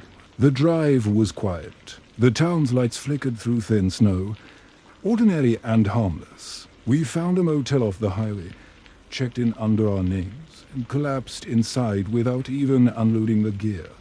For the first time in 48 hours, I felt something close to safety. But that didn't last. Round 2 in the morning, I woke to a noise. Not loud, just a steady hum, like air moving through ductwork.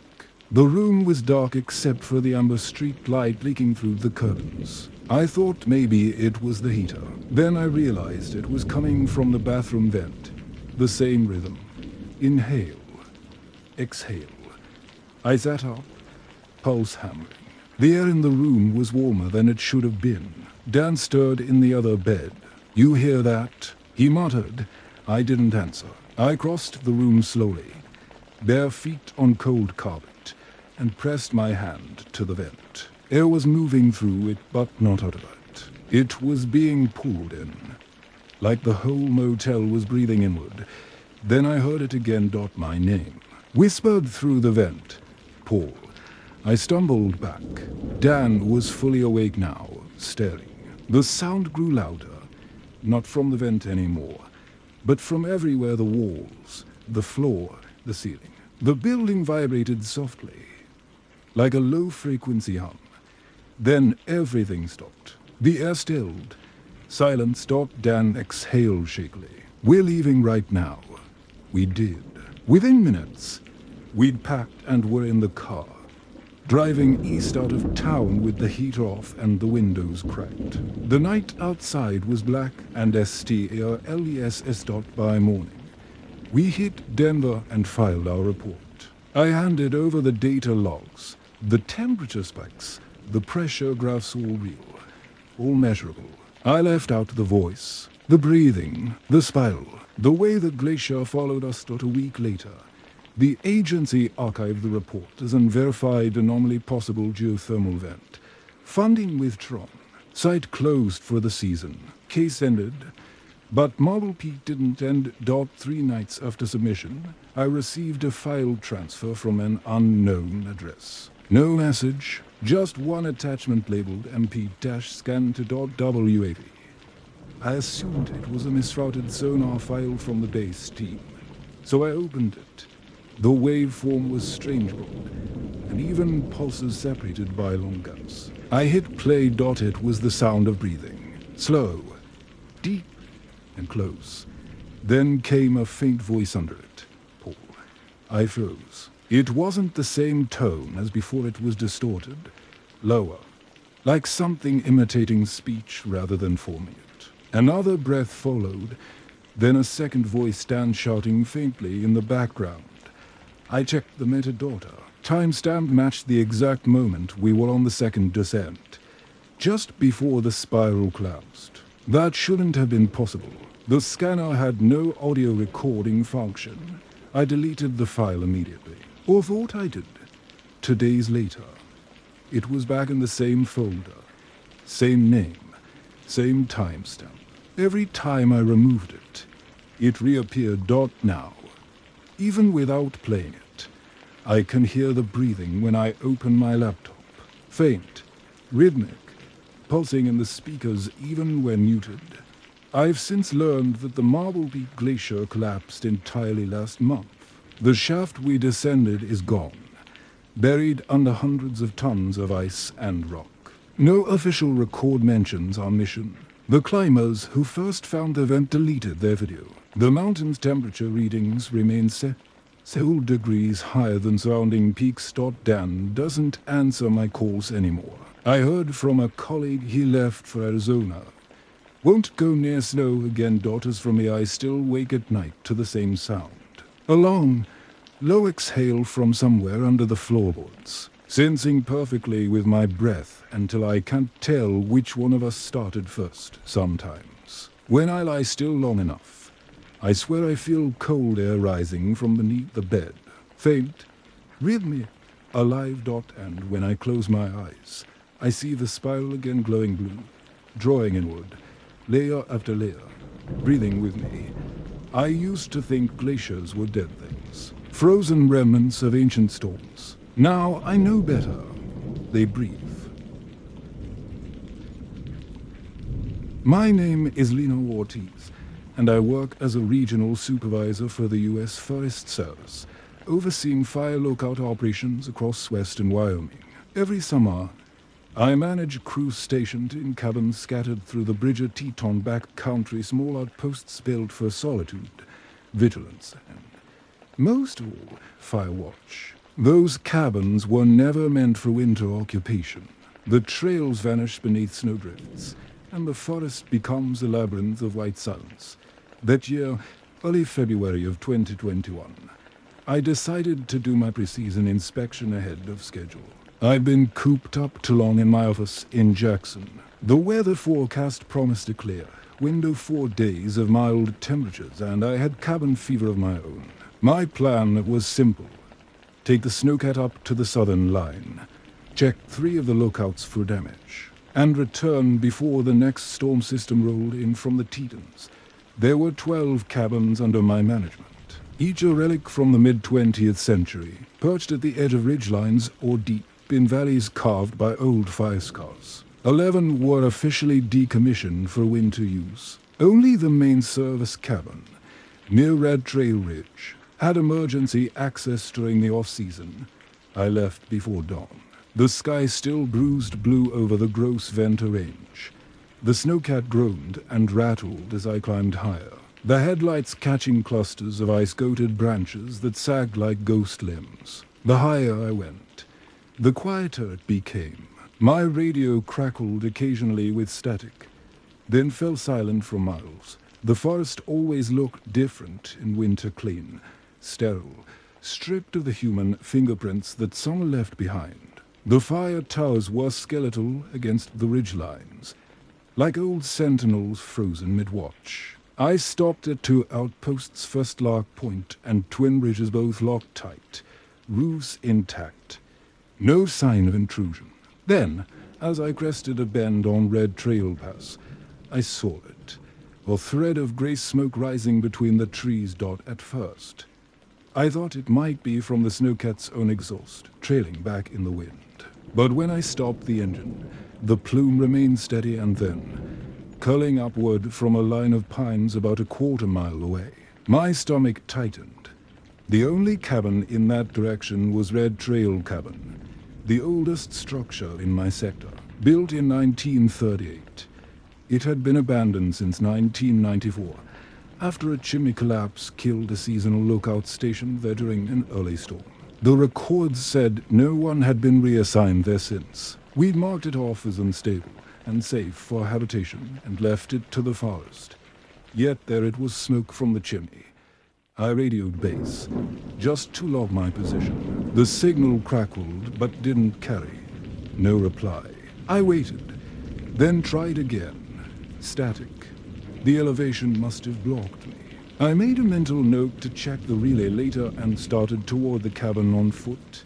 The snow reached mid-thigh in places, but the surface crust held enough to keep me moving. The air smelled faintly of pine tar, and wood smoke, the unmistakable scent of a live fire burning somewhere close. The kind of smell that doesn't belong in February. By the time the cabin came into view, the sun had dropped behind the ridge, casting the clearing in long, cold shadows. The structure looked exactly as I remembered from years ago: slump roofline, shutters hanging loose, the old Forest Service emblem half buried beneath frost. But the chimney, cracked and blackened with soot, was breathing steady plumes of smoke into the twilight.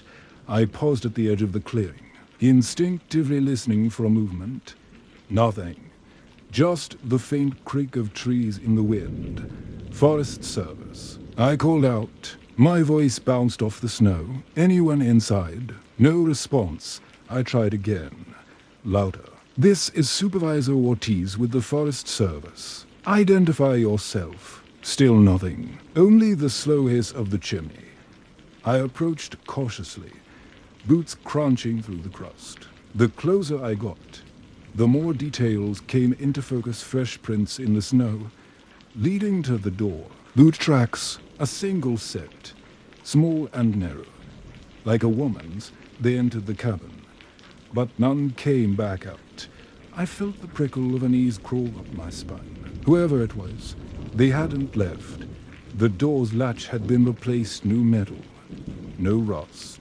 Someone had been maintaining this place. I knocked, waited, then lifted the latch. The hinges groaned, and warm air spilled out, thick with the smell of burning oak inside. The cabin looked lived in. A small fire crackled in the stone hearth. On the table sat a tin mug, half full of coffee that hadn't yet gone cold. The cot against the far wall had a folded blanket and a pair of gloves laid neatly on top. "Hello," I said again. Softer this time, still nothing. The walls creaked with the slow shifting of wood against wind. My own footsteps sounded too loud.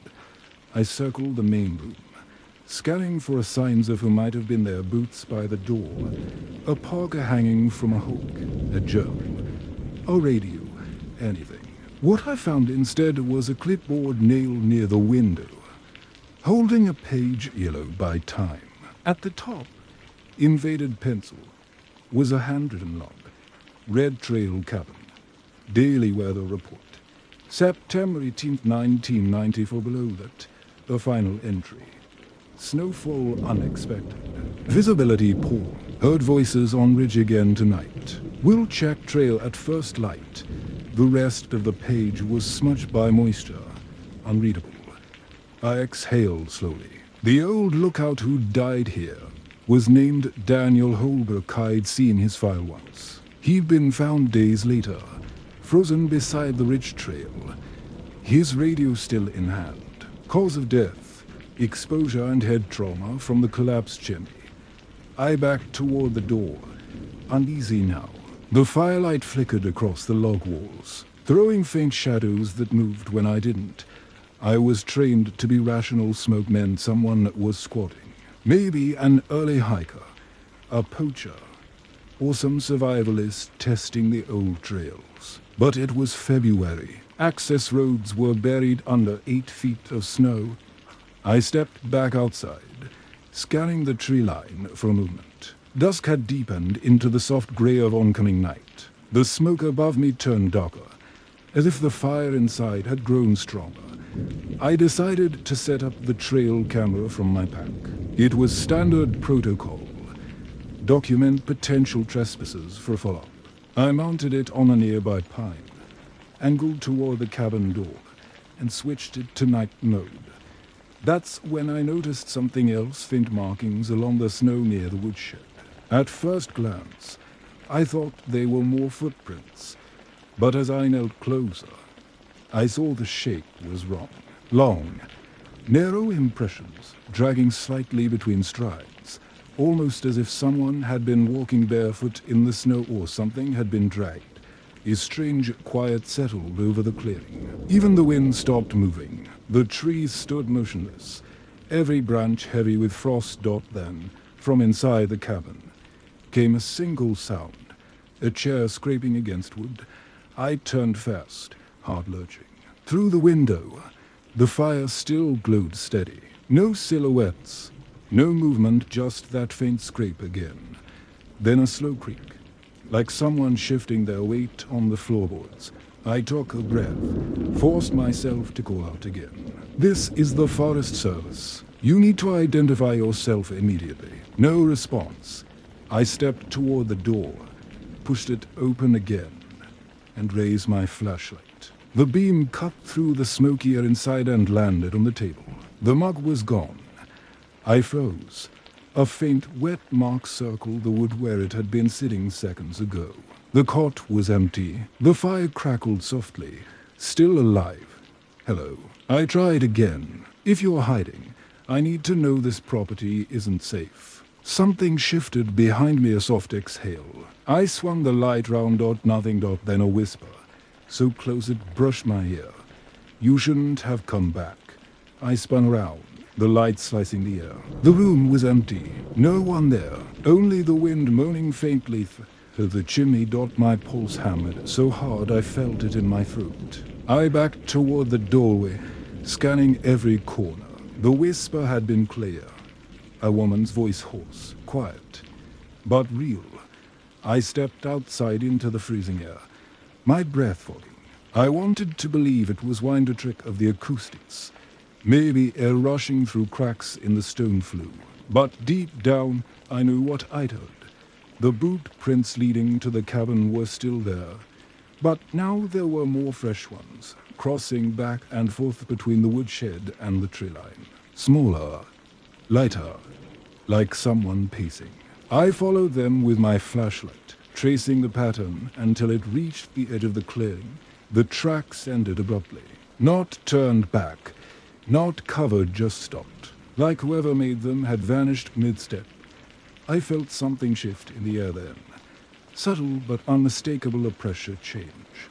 Like standing too close to an approaching storm. The forest seemed to hold its breath from the ridge above.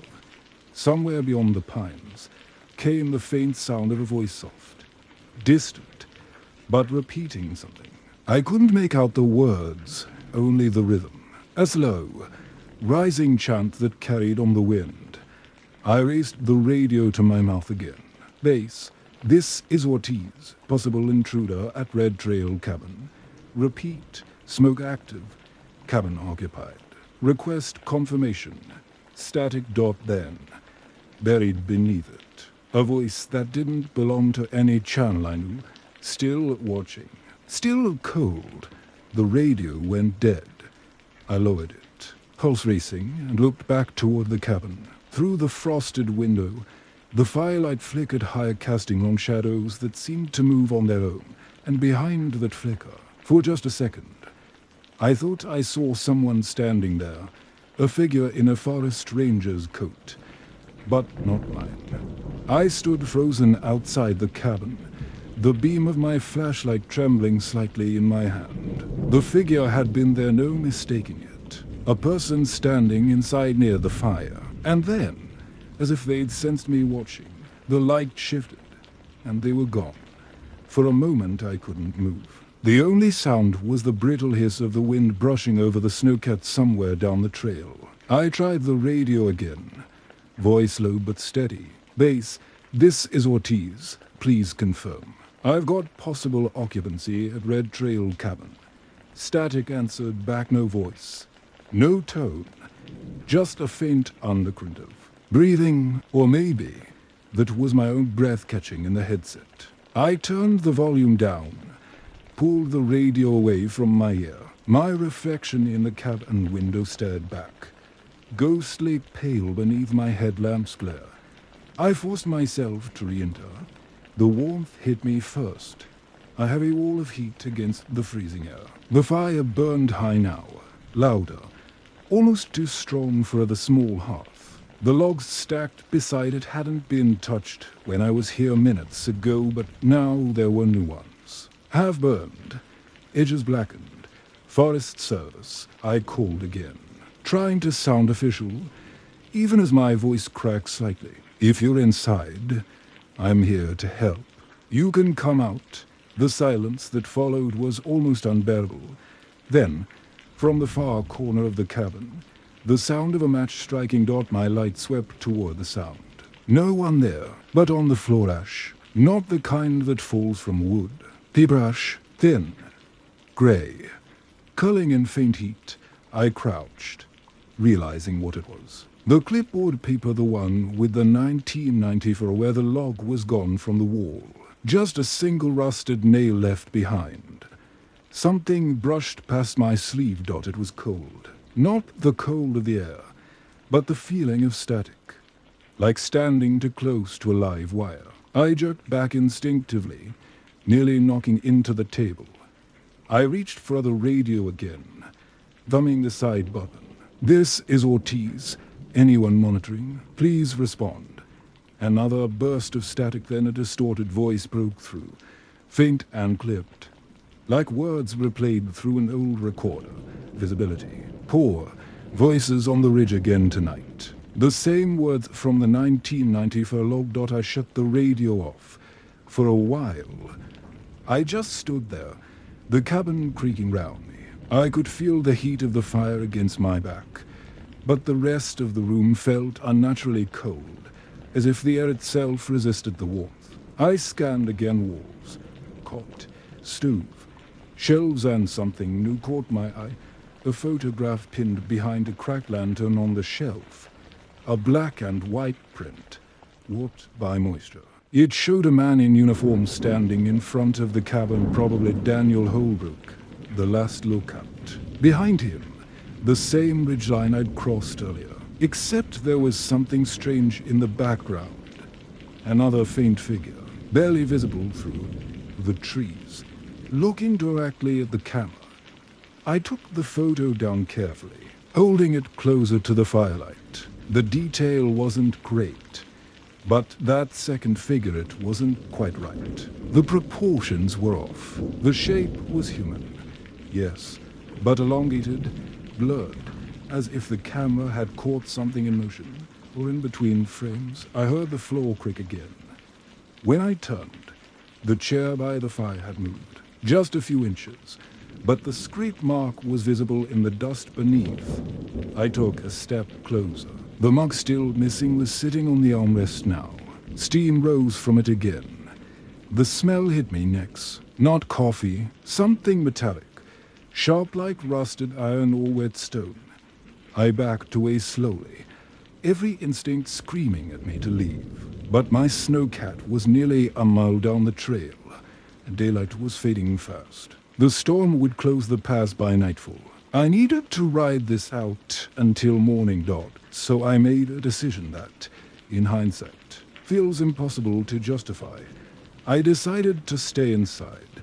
I dragged the cot closer to the door, partly for warmth, partly so I'd have a quick exit if anything felt wrong. I shut the flue halfway to keep the fire from raging, checked my flashlight batteries, and made an audio note on my phone just to document things rationally. February 4th, 1840 hours. I began, my voice tight. Supervisor Ortiz at Red Trail Cabin, observing signs of intrusion. No visible occupant. Evidence of fire maintained recently.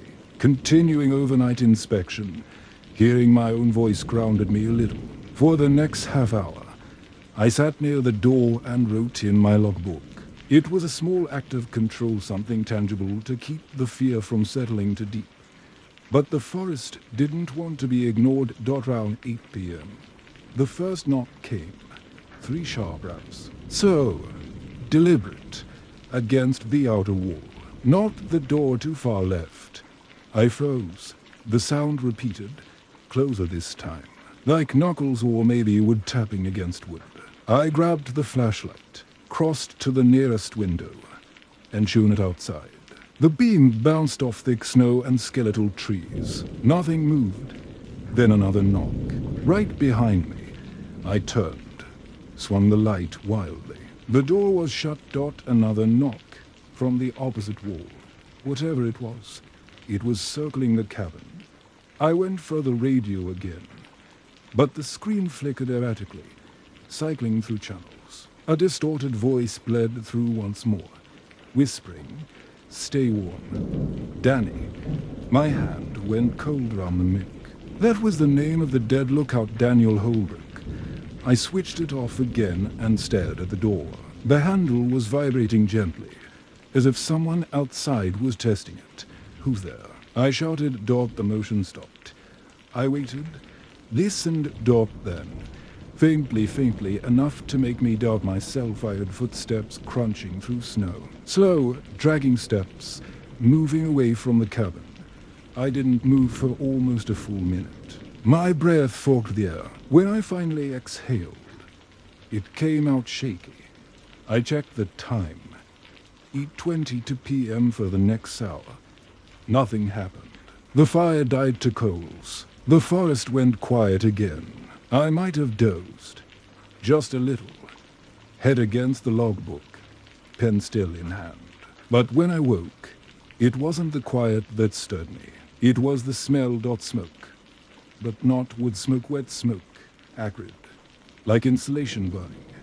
I blinked awake and looked round. The hearth was fine, only glowing embers. But a faint haze was curling down from the rafters, thicker than it should have been. I aimed the flashlight upward, their black streaks forming along the ceiling beam. Fresh soot, spreading slowly, as if something inside the wood was smoldering.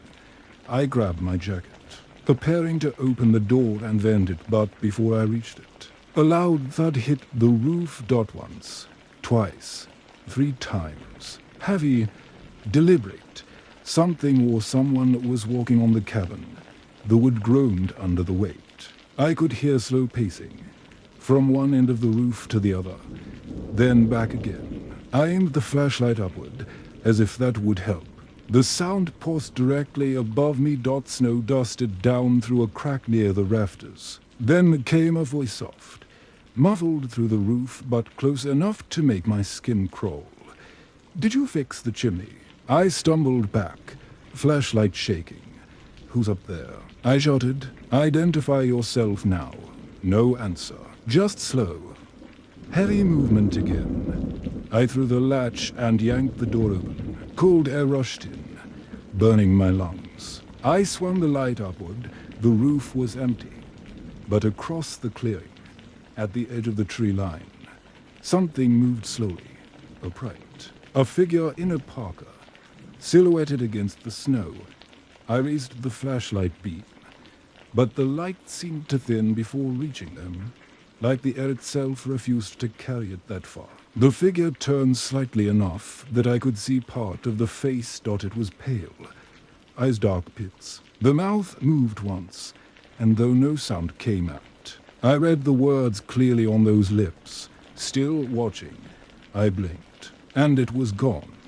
The forest swallowed everything, the shape, the sound, even the air around me.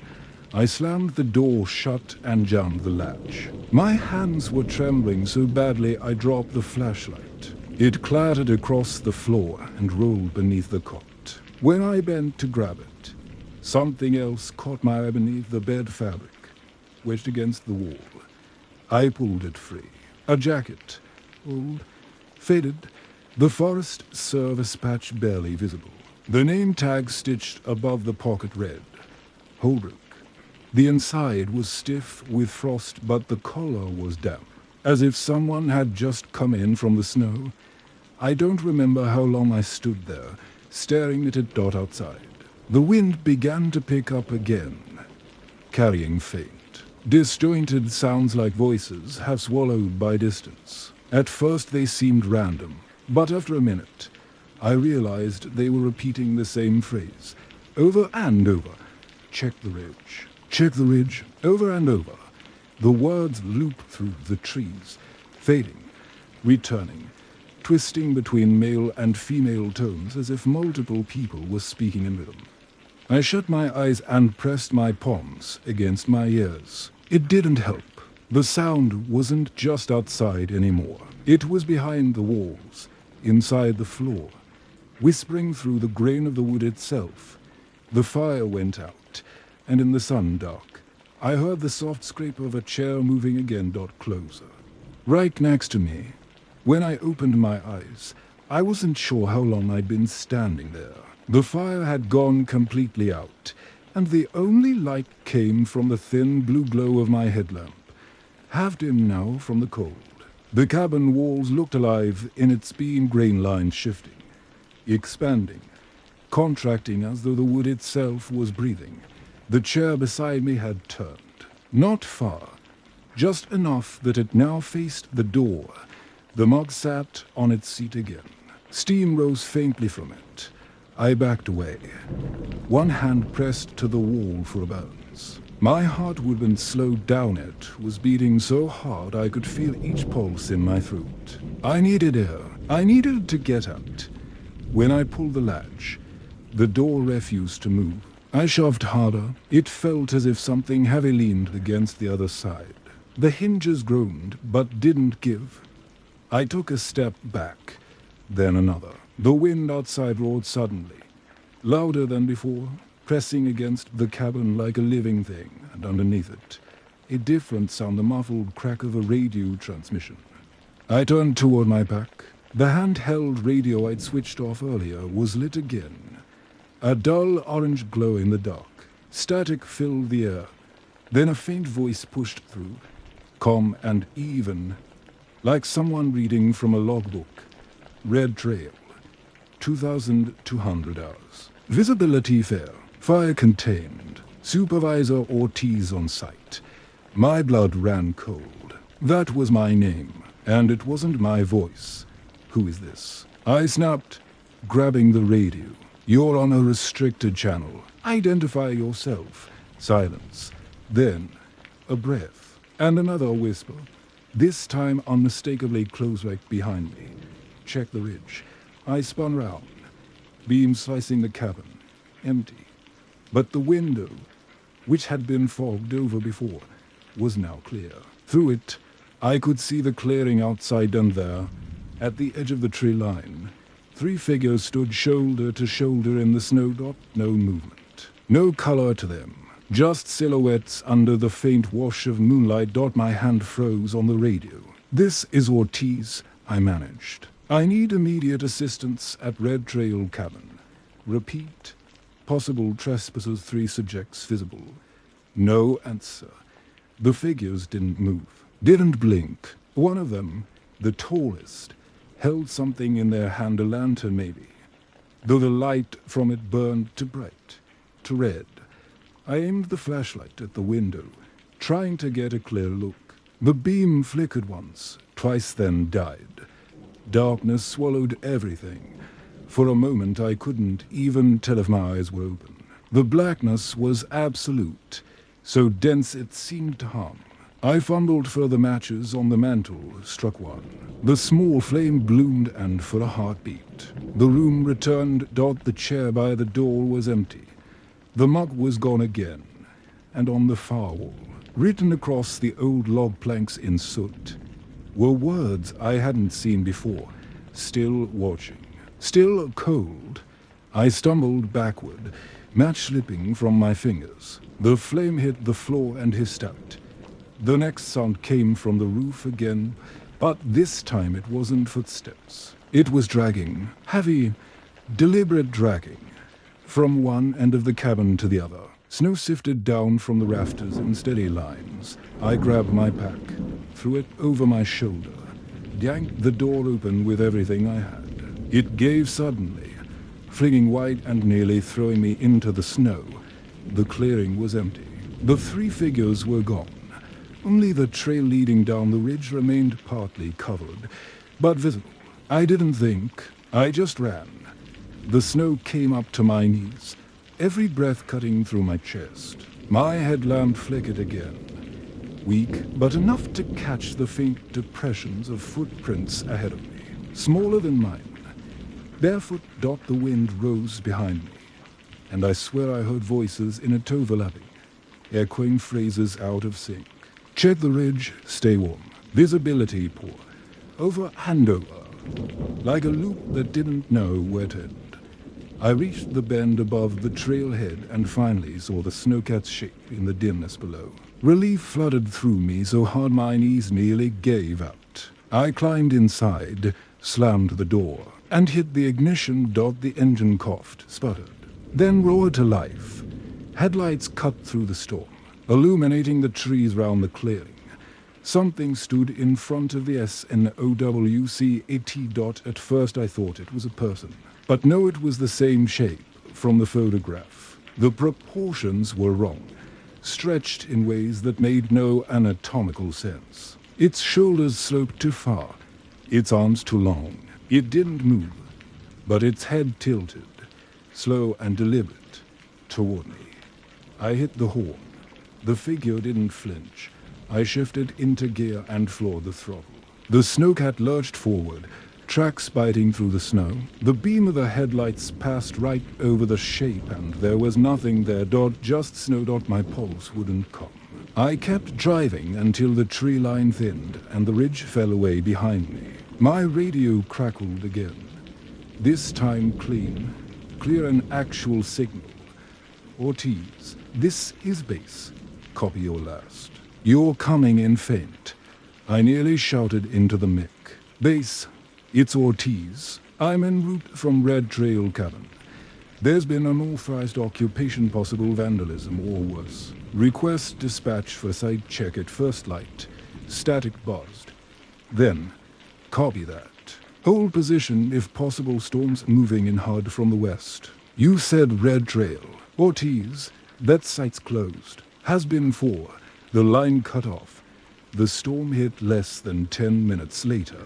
Blinding white. I drove until visibility dropped to nothing and parked beneath a cluster of trees, engine idling to keep from freezing.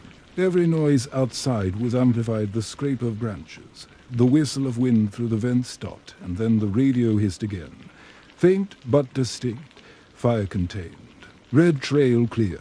Returning to post. The voice wasn't bass.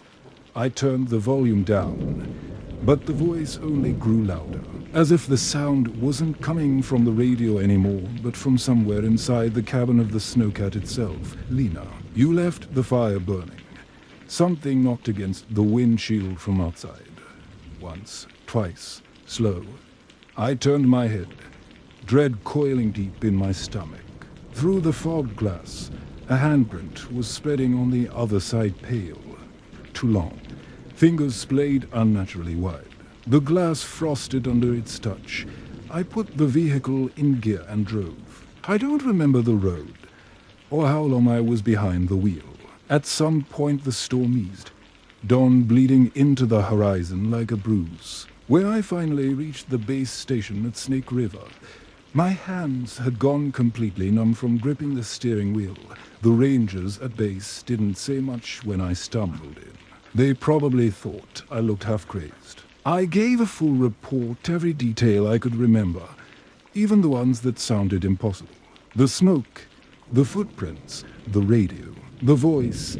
A week later, 2 officers went up to Red Trail Cabin to verify. They took snowmobiles since the pass had cleared a little. When they came back, they told me there was no sign of anyone. No boot tracks, no fire, no smoke damage. The chimney, they said, had collapsed again, this time completely. The roof had caved in round it, snow piled high inside the structure. And according to their photos, the cabin hadn't been burned in years. The hearth was cold, full of ash sealed under ice. They found one other thing, though buried near the door, where I'd sworn the mug had been sitting. A radio. Forest Service issue, serial number long discontinued. Tax scratched, but legible dotted red. Holbrook. D. That was 3 years ago. The cabin remains off the registry, technically condemned. But sometimes, late at night when I'm running reports, the frequency light on my handheld will flicker on its own. The old Red Trail channel. It'll hum for a few seconds, silent except for the soft hiss of static. Then, faintly, the sound of a logbook page turning, and a voice slow, deliberate, patient as snowfall. Visibility poor. Voices on the ridge again tonight. And sometimes, only sometimes, it says my name, Supervisor Ortiz. Check the ridge. When that happens, I shut it off and walk outside.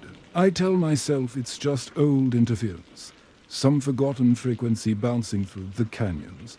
But every time I look west toward the ridge, I see the faintest curl of smoke rising between the pines. Always in the same place. Always from the cabin that shouldn't be burning. My name is Drew Callahan. I'm a forest technician with the Bureau of Land Management, based out of Bend, Oregon.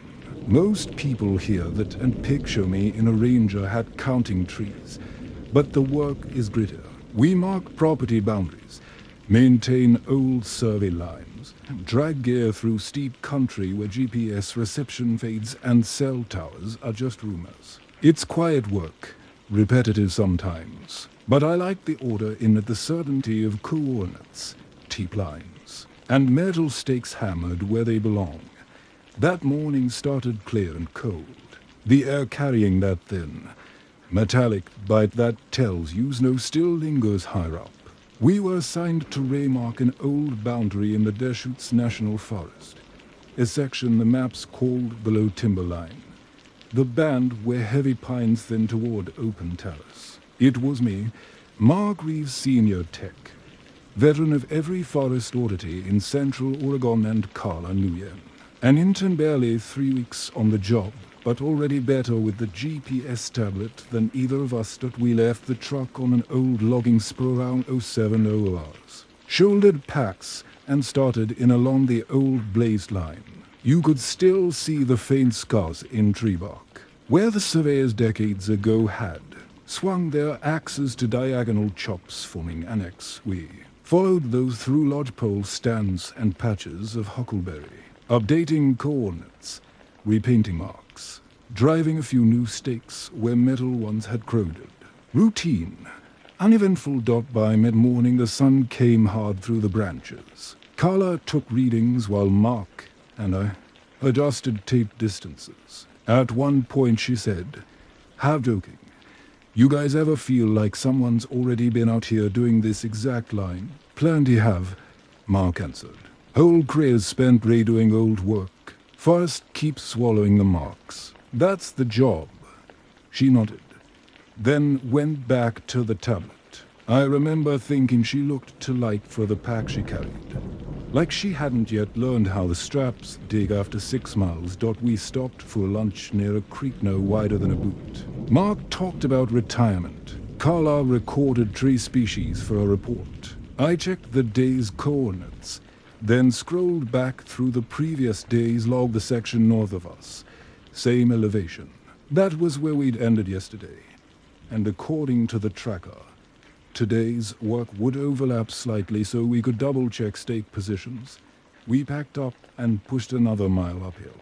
The terrain shifted from damp duff to shale-mixed soil. The pines spaced wider. Wind came through with a whistle. I caught scent of pitch and sun-baked rock, and somewhere far off, a chainsaw buzzed private logging or maybe maintenance crew. It all felt normal until Carla stopped dead ahead.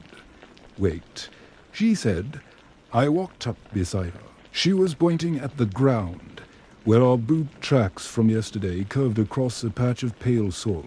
Oregon pumice dust perfect for holding shape.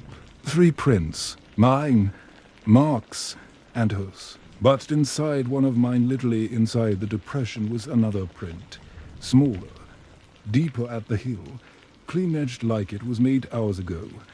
"That's not one of ours," Mark said immediately. He crouched down, pulled a ruler from his pocket. "Size 10, maybe 11. Work boot, Vibram tread."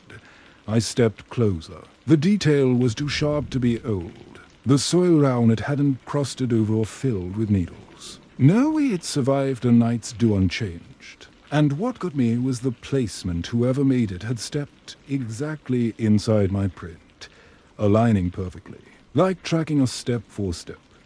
Could have been a hunter following the trail, Carla offered. But her voice had that forced lift people use to steady themselves. Hunter would unbother staying on a survey line, Mark murmured. "Too much brush, and there's no fresh tracks between here and the creek." He was right. We scanned the area, nothing new approaching or leaving. Just that one overlaid step. We kept going, slower now. Every few minutes Carla checked behind us, and I caught myself listening harder to branches creaking, to chipmunks rustling, to the steady rhythm of our boots. Forest noises always fill silence quick, but once you start doubting them, every crack sounds intentional. By 1300 hours we reached yesterday's endpoint, a metal stake capped orange. I photographed it for the record. Mark opened the logbook, flipping through notes. We had a few more hours of daylight, so he decided we'd push another half-mile east to check a ridge where old markings faded. Just finish the loop, he said. Trucks downhill anyway. The climb grew rougher. Loose rock slipped underfoot. I felt sweat freeze along my collar where the wind cut through. Carla lagged behind, but she never complained. At one point she asked what kind of wildlife used the area. I told her elk, black bear sometimes, coyotes, occasional cougar. She laughed nervously. I think Anne said, so nothing that wears boots. We topped the ridge around 1500. Below, the forest spread in dark green waves. Sunlight slanted through, catching motes in the air. Mark took readings while Carla documented tree diameters. I scouted downslope to find the next stake point. That's when I saw another print, same tread, same size pressed into damp moss beside a fallen log. And again, it sat squarely within the faint outline of one of our older steps from yesterday. I called them over. Carla took photos. Mark swore under his breath. Two identical anomalies, miles apart, both overlaying our path with eerie precision. He finally said, could be someone shadowing the line after us. Contractor maybe. Anyone cleared for this zone? I asked. He shook his head. Not this week. We radioed the district office to confirm. No answer signal to week. I climbed a boulder, got half a bar, and texted our coordinates to the supervisor's number. Message stuck on sending. I pocketed the phone. Wine started to rise, carrying the dry hiss of needles scraping. Mark decided we'd backtrack to the truck before dark. We moved briskly, marking trees as we went. But the line back looked different. Some of our orange flagging tape hung limp, shredded, ends frayed like they'd been twisted off instead of torn by wind. A few pieces were missing entirely. Dear mess with flagging sometimes? Carla asked. Not like this, Mark said. He tore a fresh strip, tied it her up. Could have been someone curious. Let's just stay on pace. By 1600 hours the light shifted gold. We reached the creek again and refilled bottles. That's when Carla noticed more impressions along the bank, faint at first, then clear where soil turned soft. Boot prints again, descending from uphill, crossing directly over our earlier path, then vanishing midstream as if the person stepped into water and never came out. I knelt, fingers tracing the edge. The heel marks cut deep, meaning whoever it was carried weight or moved fast. And the spacing long strides, almost running. We followed the prints a short way upstream, scanning both sides. Nothing. No exit point. No drag marks. The creek bent out of view between boulders, and the water there ran dark and cold. Mark called it. We're done chasing ghosts. Trucks less than an hour down, so we turned back. I tried to stay focused on practical things like fading. Temperature dropping, but a prickle at the back of my neck wouldn't quit. Every few yards, I'd glance over my shoulder expecting to see someone cresting the trail behind us. There never was, only that feeling tightening, like the forest itself watched. Halfway down, Carla stopped again. Guys, my pack. One of the straps was half cut through clean slice, diagonal, like from a blade. She hadn't noticed until then. Mark checked it, frowned hard. Could have caught on shale. He muttered, though the cut edges were to meet. He pulled duct tape from his kit and wrapped the strap tight. Stay close. No more stops. The last mile dragged. Light bled out of the sky, turning everything blue. We reached the truck just before 17:30. It sat alone on the spur road, dust still undisturbed. No other tire tracks in or out since morning. I scanned the dirt shoulder anyway, just habitat froze. Beside Mark's boot prints from when we'd unloaded gear earlier. Another set ran parallel. Same size 10 tread. Pressed fresh into the dry powder. Walking up to the driver's side, circling round the bed, then stopping at the rear bumper where our spare fuel can set. The cap lay on the ground. UNS Series WED. No fuel spilled. No sign of theft. Just opened, handled. We didn't talk for a moment. Wind rustled the pines. Something small clattered in the truck bed, probably metal tool shifting. Still, we all jumped at it. Mark finally said, quiet but sharp, "Get in." We loaded fast, slammed doors, and he started the engine. The heater coughed to life. Carla kept staring out the back window. Someone was here. She whispered. Mark drove the rutted road hard, headlights cutting through dust. At the main forest road, he slowed, scanning the mirrors like he expected a figure to appear from the tree line. Nothing did. We hit cell coverage 10 minutes later. I texted the supervisor again with a summary. This time it went through. By the time we reached the ranger station, the sky was full dark. The lot lights made our faces look drawn. Inside, Mark filed the day's report with clipped sentences, omitting the worst of our speculations. Carla went to rinse her water bottle and came back pale. Someone had scratched a line across the metal, a fresh mark about an inch long, too precise to be random. She swore it hadn't been there that morning. We left separately. I live on the edge of town, so the drive home took 20 minutes along an empty highway. Halfway there I realized I still had the old logbook in my pack, the one from yesterday's survey. At the next stop sign I pulled it out, flipping through. Each page had coordinates, bearings, weather notes, all standard until I reached the last entry from the previous afternoon. Beneath my handwriting, faint but visible in graphite, someone had added a single line. "I was right behind you." The pencil marks pressed deep enough to score the page. No one else handled the book since it left my pack. I stared at the words until headlights appeared behind me, and only then did I drive on, heart punching slow and heavy.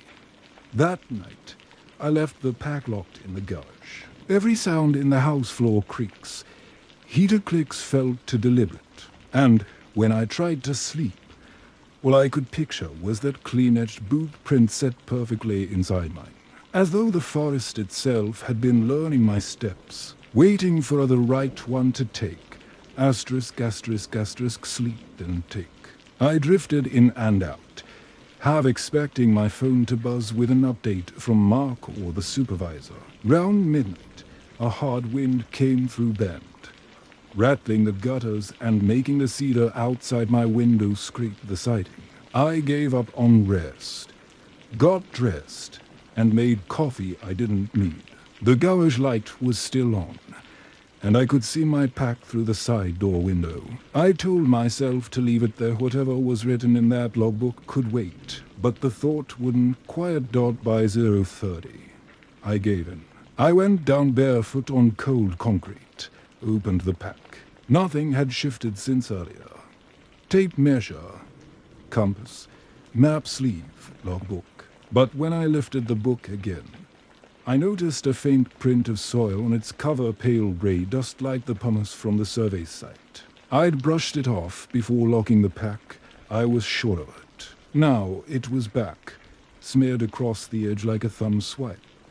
I set the book down, suddenly aware of how still the gouge was. Only the sound of the freezer motor kicking on and off. The air smelled faintly of pine tar from the field gear. I flipped the log open, page by page. The line "I was right behind you" looked lighter now, as though the graphite had faded or been rubbed. When I touched it, flakes of dust came away on my fingertip, as if the words themselves were part of that same forest grit.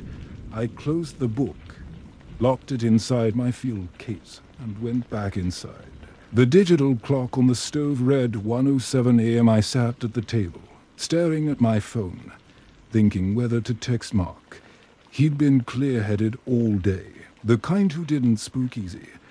But I doubted he'd appreciate a message at this hour about dust and have-vanished handwriting. Still, when I finally opened my messages, I saw one waiting from him. 1:02 a.m. You up? I replied, yeah, can't sleep. You? He wrote back within seconds, saying, someone been round the trucks. My motion light went off twice. Checked, nobody there. You notice anything? I told him about the dust on the logbook. He sent one more message. Bring it to the station first thing. Don't touch anything else. After that, nothing. I sat a long time, phone in hand, replaying the day, the prints, the creak, the unscrewed fuel cap. I kept landing on that one impossible thing, the precision of that overlaid step. You don't accidentally land heel to toe inside another print. Not that cleanly. Round to 30. The heater kicked on and startled me enough to decide I might as well drive to the station early. I threw the pack in the truck bed, grabbed a thermos, and hit the road.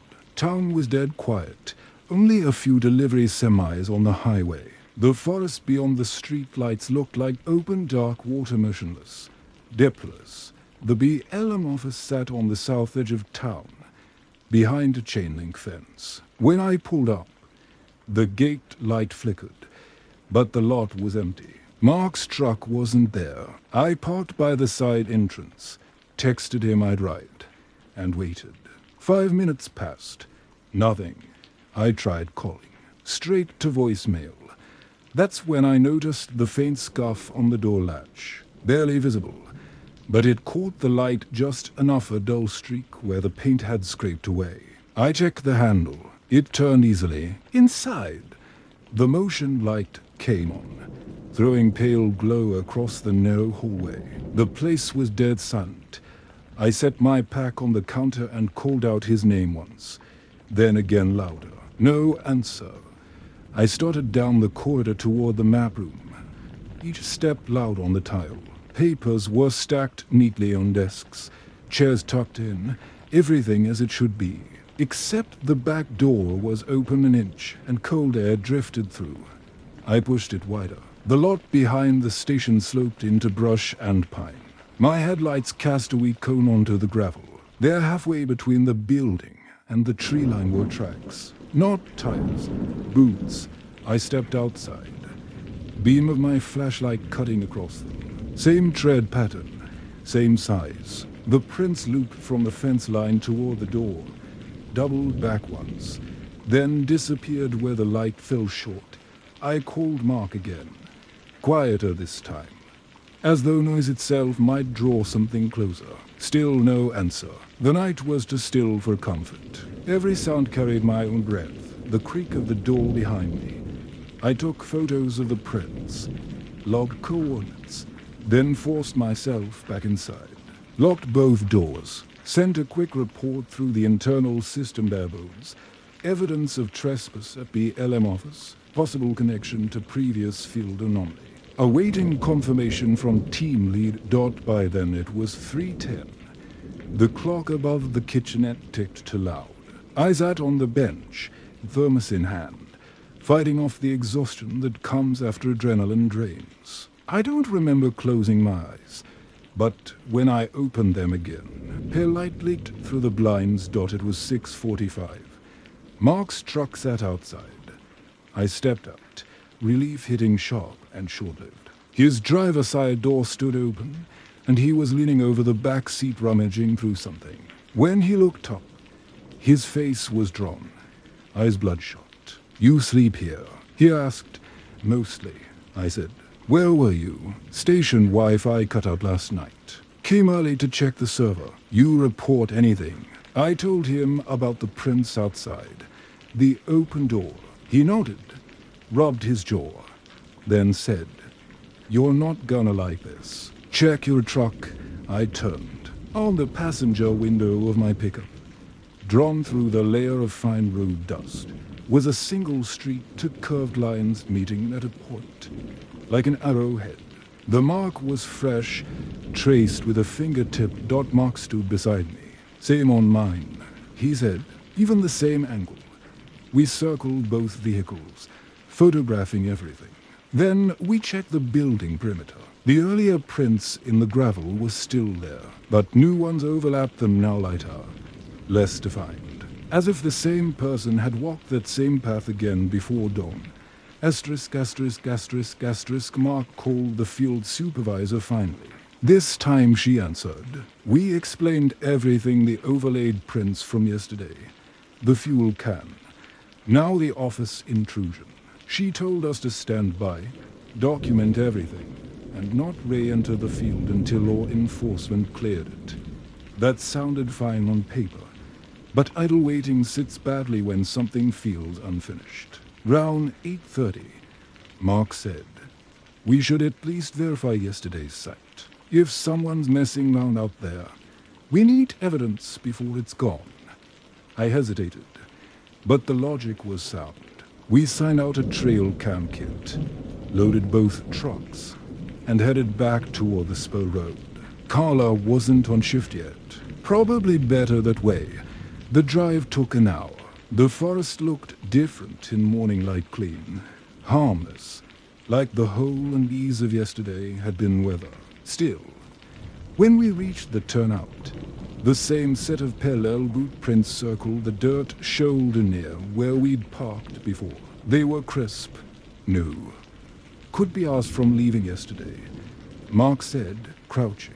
But one print crossed directly over my tire mark from when I'd driven out, which meant they'd been made after we left.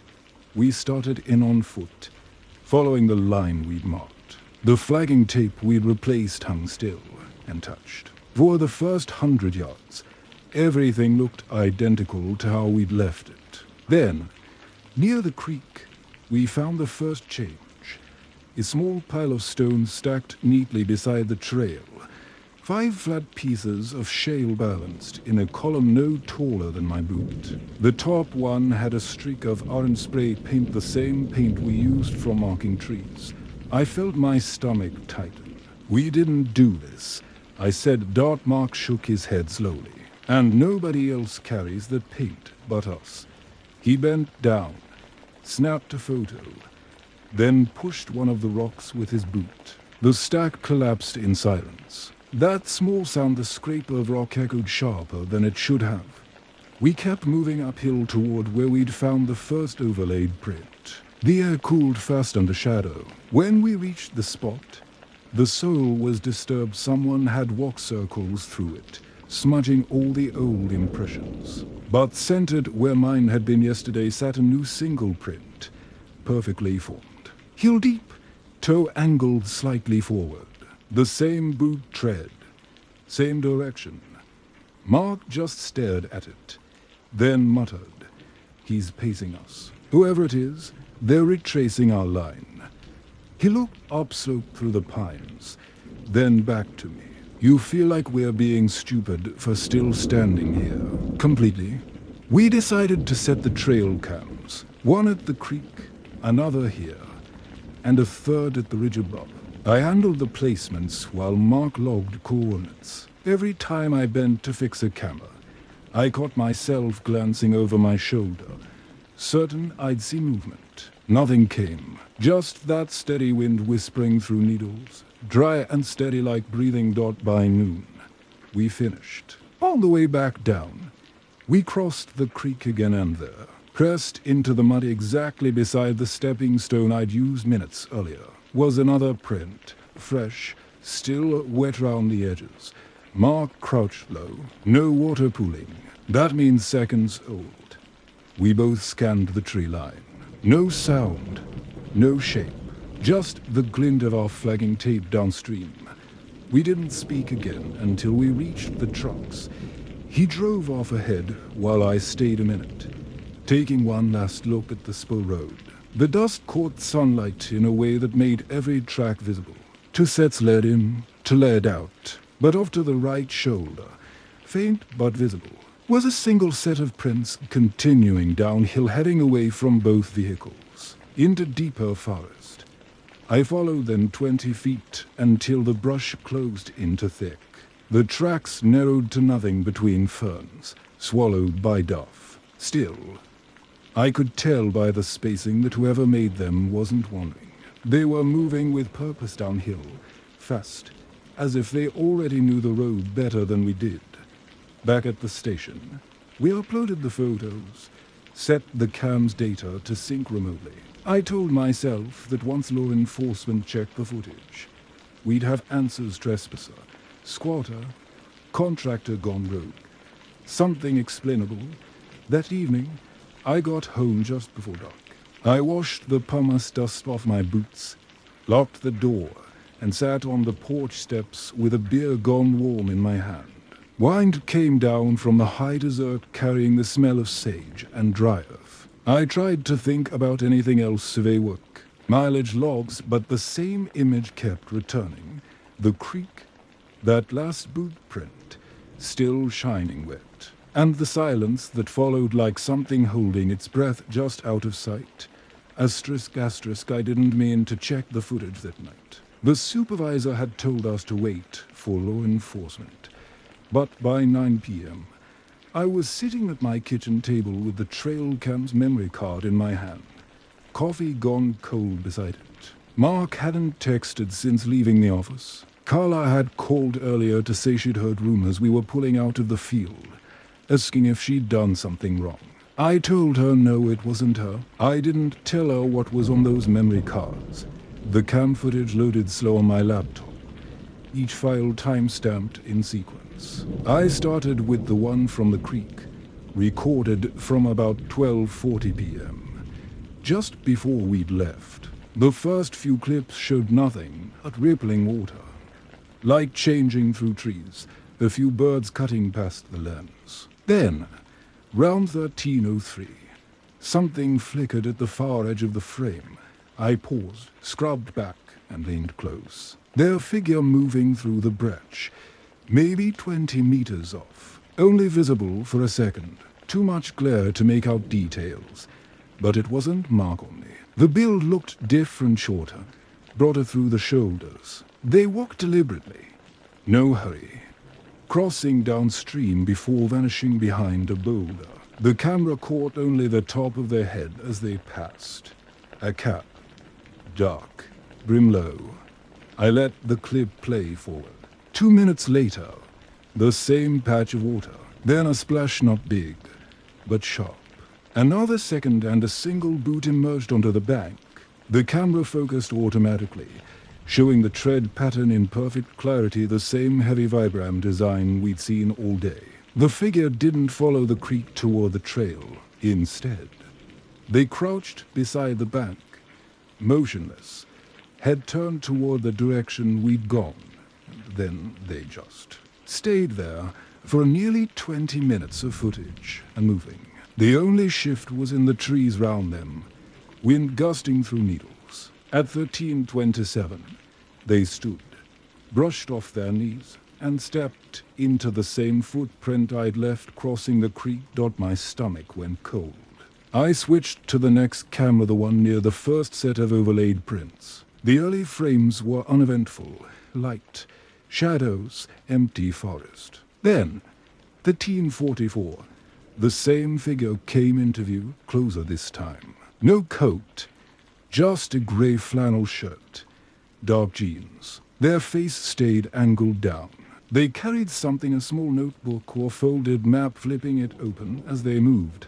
The motion sensor triggered another clip seconds later. They crouched where our old footprints had been, brushed aside soil, then set the notebook down, pressing it flat against the dirt as if comparing coordinates. When they looked up briefly toward the camera, the brim of their cap shadowed their face, but for half a second, I could make out something stubble along the jawline, weathered skin, maybe late 30s or 40s. Nothing remarkable, except for one thing. The flannel's left sleeve was torn halfway to the elbow, exposing a pale forearm crisscrossed with scratches, They didn't notice the camera dot at 1350.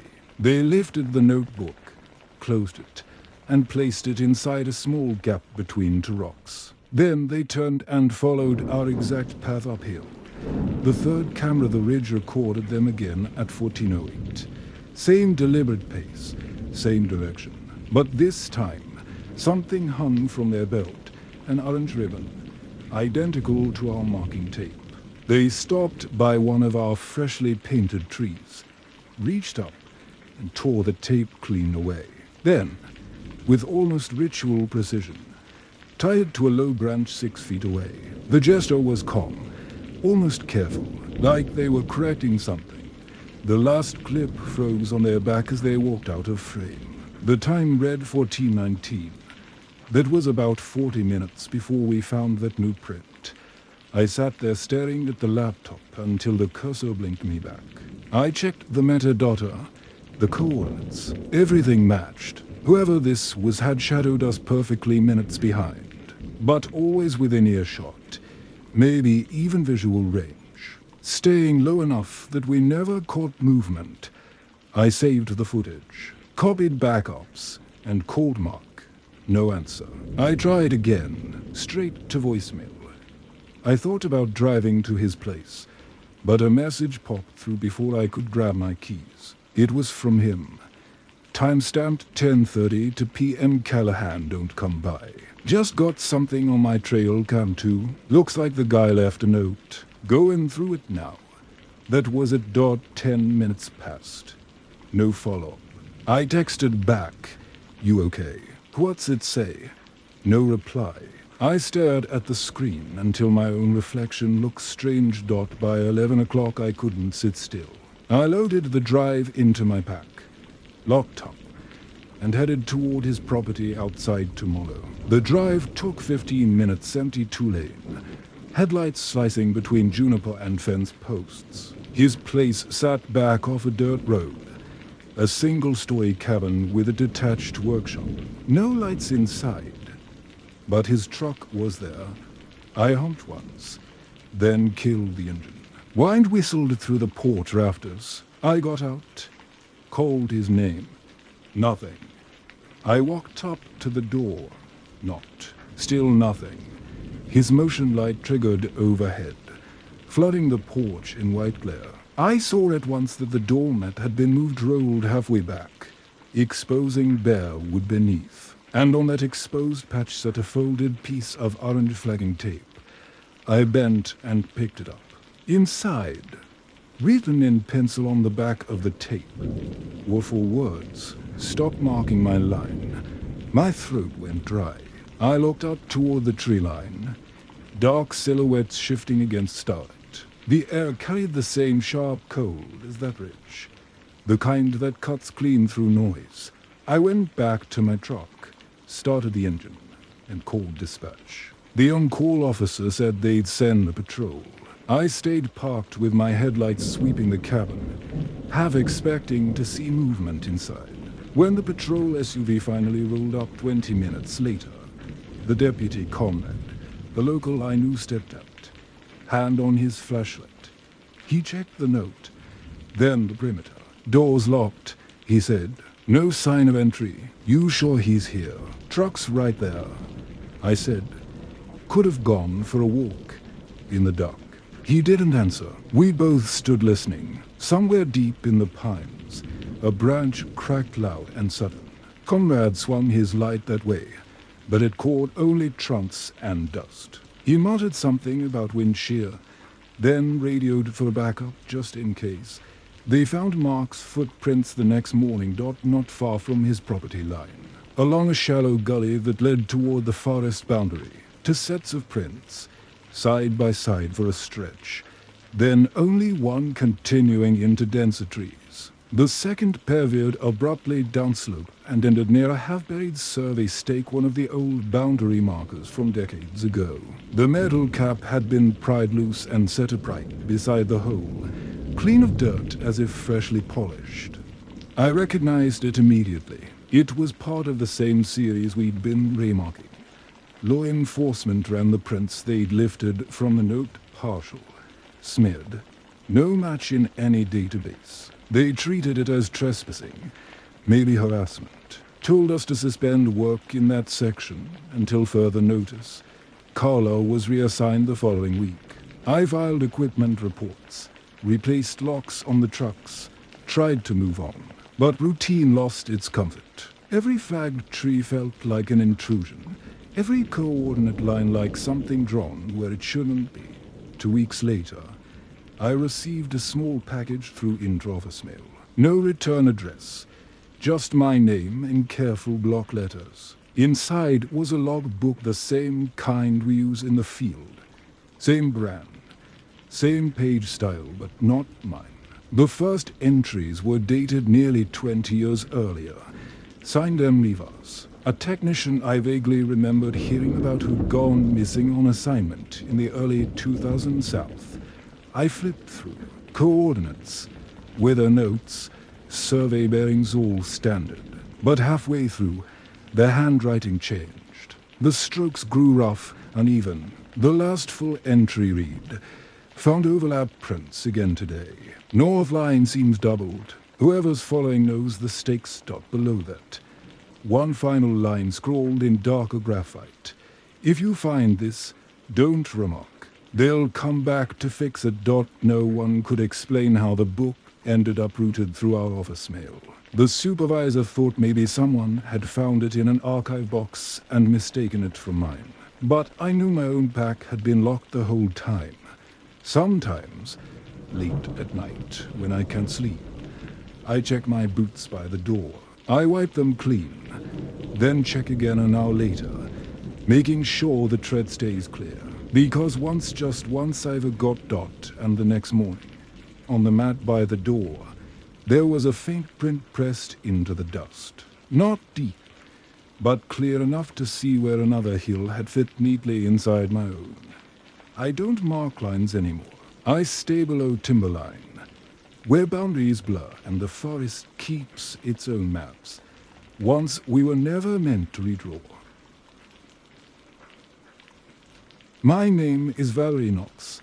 I'm a field biologist working for the Ministry of Environment and Climate Change in British Columbia. My current assignment concerns the amphibian population decline across interior lakes, specifically the northern range of wood frogs and long-toed salamanders. This entry records a single day of field work June 14th at a site called Cradle Lake. Cradle Lake sits high in the Monashee foothills, roughly a 2-hour drive from Lumby on a Forest Service road that narrows to a single track past kilometer 42. It is small, less than half a kilometer across, but deep and spring-fed, ringed by black pine and willow thickets. The name came from the shape of its basin, a hollow between two ridgelines that cradles the water like a palm. I had chosen it because it was rarely visited. Few anglers bothered with it, and the data from prior years was sparse. It should have been an ordinary day of net sweeps and temperature readings. The weather didn't agree. I arrived at 9 o'clock under a low ceiling of clouds. A gusty southwest wind combed through the trees, rattling needles and pushing cooler down the slope. Yet when I reached the waterline, the surface was perfectly still. It mirrored the grey sky so smoothly that the tree line appeared double, as if the forest had a twin living upside and below. I crouched to test the water temperature 11 point to see and noticed not a single ripple from the wind. Even where the reeds bent sharply, the water didn't respond. It was like glass dot at the time. I noted it as a curious microclimate effect. Maybe the surrounding ridges blocked direct wind shear, but the difference was unsettling. I'm used to unpredictable field conditions, but a lake that ignores weather feels wrong in the gut more than the mind. My survey plan was simple. Mark 3 transects round the perimeter. Record pH, turbidity, dissolved oxygen, and sample for egg masses and larvae. I unloaded the gear nets, sample bottles, temperature probes, GPS, and a small inflatable packraft for mid-lake measurements. My intern, Gavin, was supposed to join me, but his car had broken down in Vernon, leaving me alone for the day. Working solo isn't ideal protocol, But I logged the location and ETA with dispatch. By late morning, the wind intensified. Pine tops bowed and branches snapped off onto the trail. Yet the lake remained placid. I remember brushing my hair out of my face, half expecting to see wind-driven ripples spreading outward. Instead, I saw my own reflection perfectly intact, as though the air above and the water below belonged to separate worlds. I decided to start the pH and oxygen readings quickly and head back before noon, weather worsened. The first anomaly came during the dissolved oxygen test. I dipped the probe a meter deep and waited for the reading to stabilize. Normally, a lake that cold would hover near saturation around 9 milligrams. But the meter climbed steadily past 12, then 14, then 18. I thought it was a sensor fault, maybe a bubble trapped in the membrane. I recalibrated using standard solution, still off. When I lowered it again, I saw faint trails of bubbles rising from the silt below, threading upward in slow motion. Methane seepage isn't unusual in peat lakes, but Cradle Lake has rocky substrate, not anaerobic muck. I crouched closer. The bubbles weren't random. They appeared in rhythmic bursts, almost patterned 5 or 6 small ones. Pause. Then a larger cluster. The timing stayed consistent for several minutes. At that point, I made an entry in my notebook. 10:43 repeating bubble intervals every approximately 30 seconds. Source localized to meters offshore. Possible spring vent. By 11 o'clock, the gusts reached near storm level.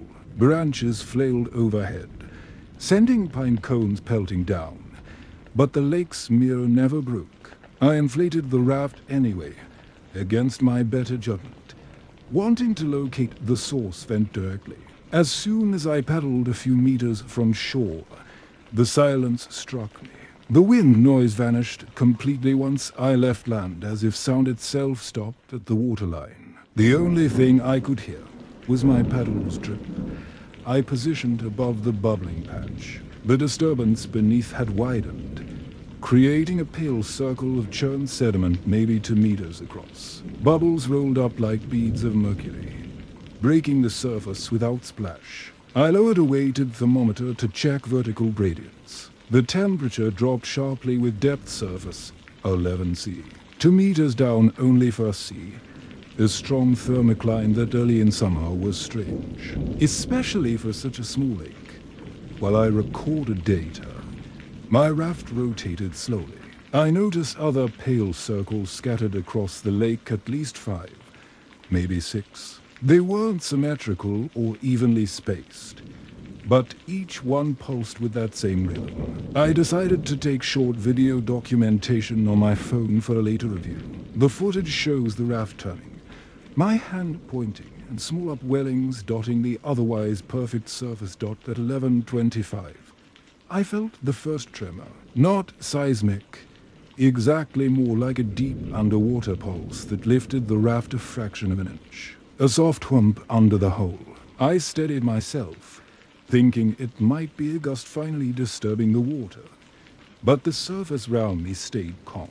Then another pulse followed, and another, spaced precisely apart like heartbeat intervals. I paddled back fast.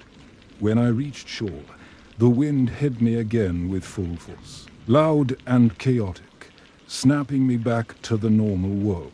The silence on the lake's center had felt so complete it was almost a pressure in my ears. I checked my watch and saw I'd lost 20 minutes more than expected. The notes on my voice recorder cut mid-sentence at 11:07 and resumed at 11:29. Even though I hadn't stopped dictating, I ate lunch sitting on a fallen log and watched the bubbles. They never ceased, not for a second. Round 13 o'clock, I decided to take a plankton toad before leaving, hoping to justify the trip with usable samples. The shoreline mud was dark, granular, and smelled faintly of sulfur when disturbed. I filled a small jar, sealed it, and noticed faint vibration through my boots, barely perceptible but steady, like standing near distant machinery. Yet I knew there was nothing within miles. No dam, No logging operation. Not even a road crew. I sat still for a long moment, feeling it in my legs. Then, out of nowhere, the vibration stopped. The forest went dead quiet. Twine halted, leaves hung motionless. The transition was so abrupt it made my stomach flip. I looked at the lake dot in that silence.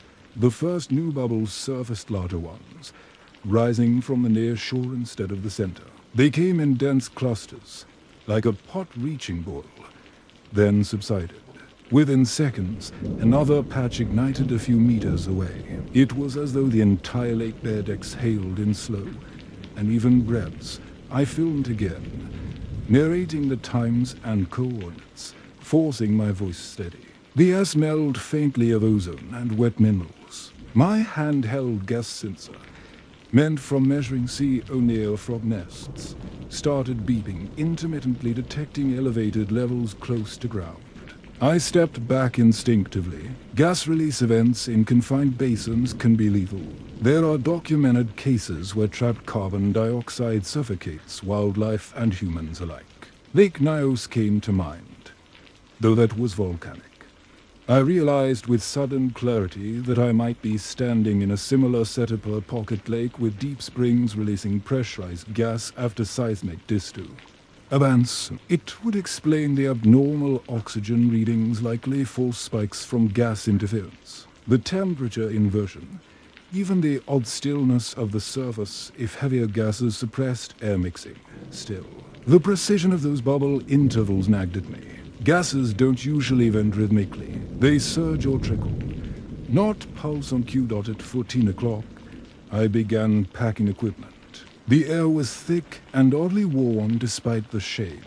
My head felt light, possibly from mild CO buildup.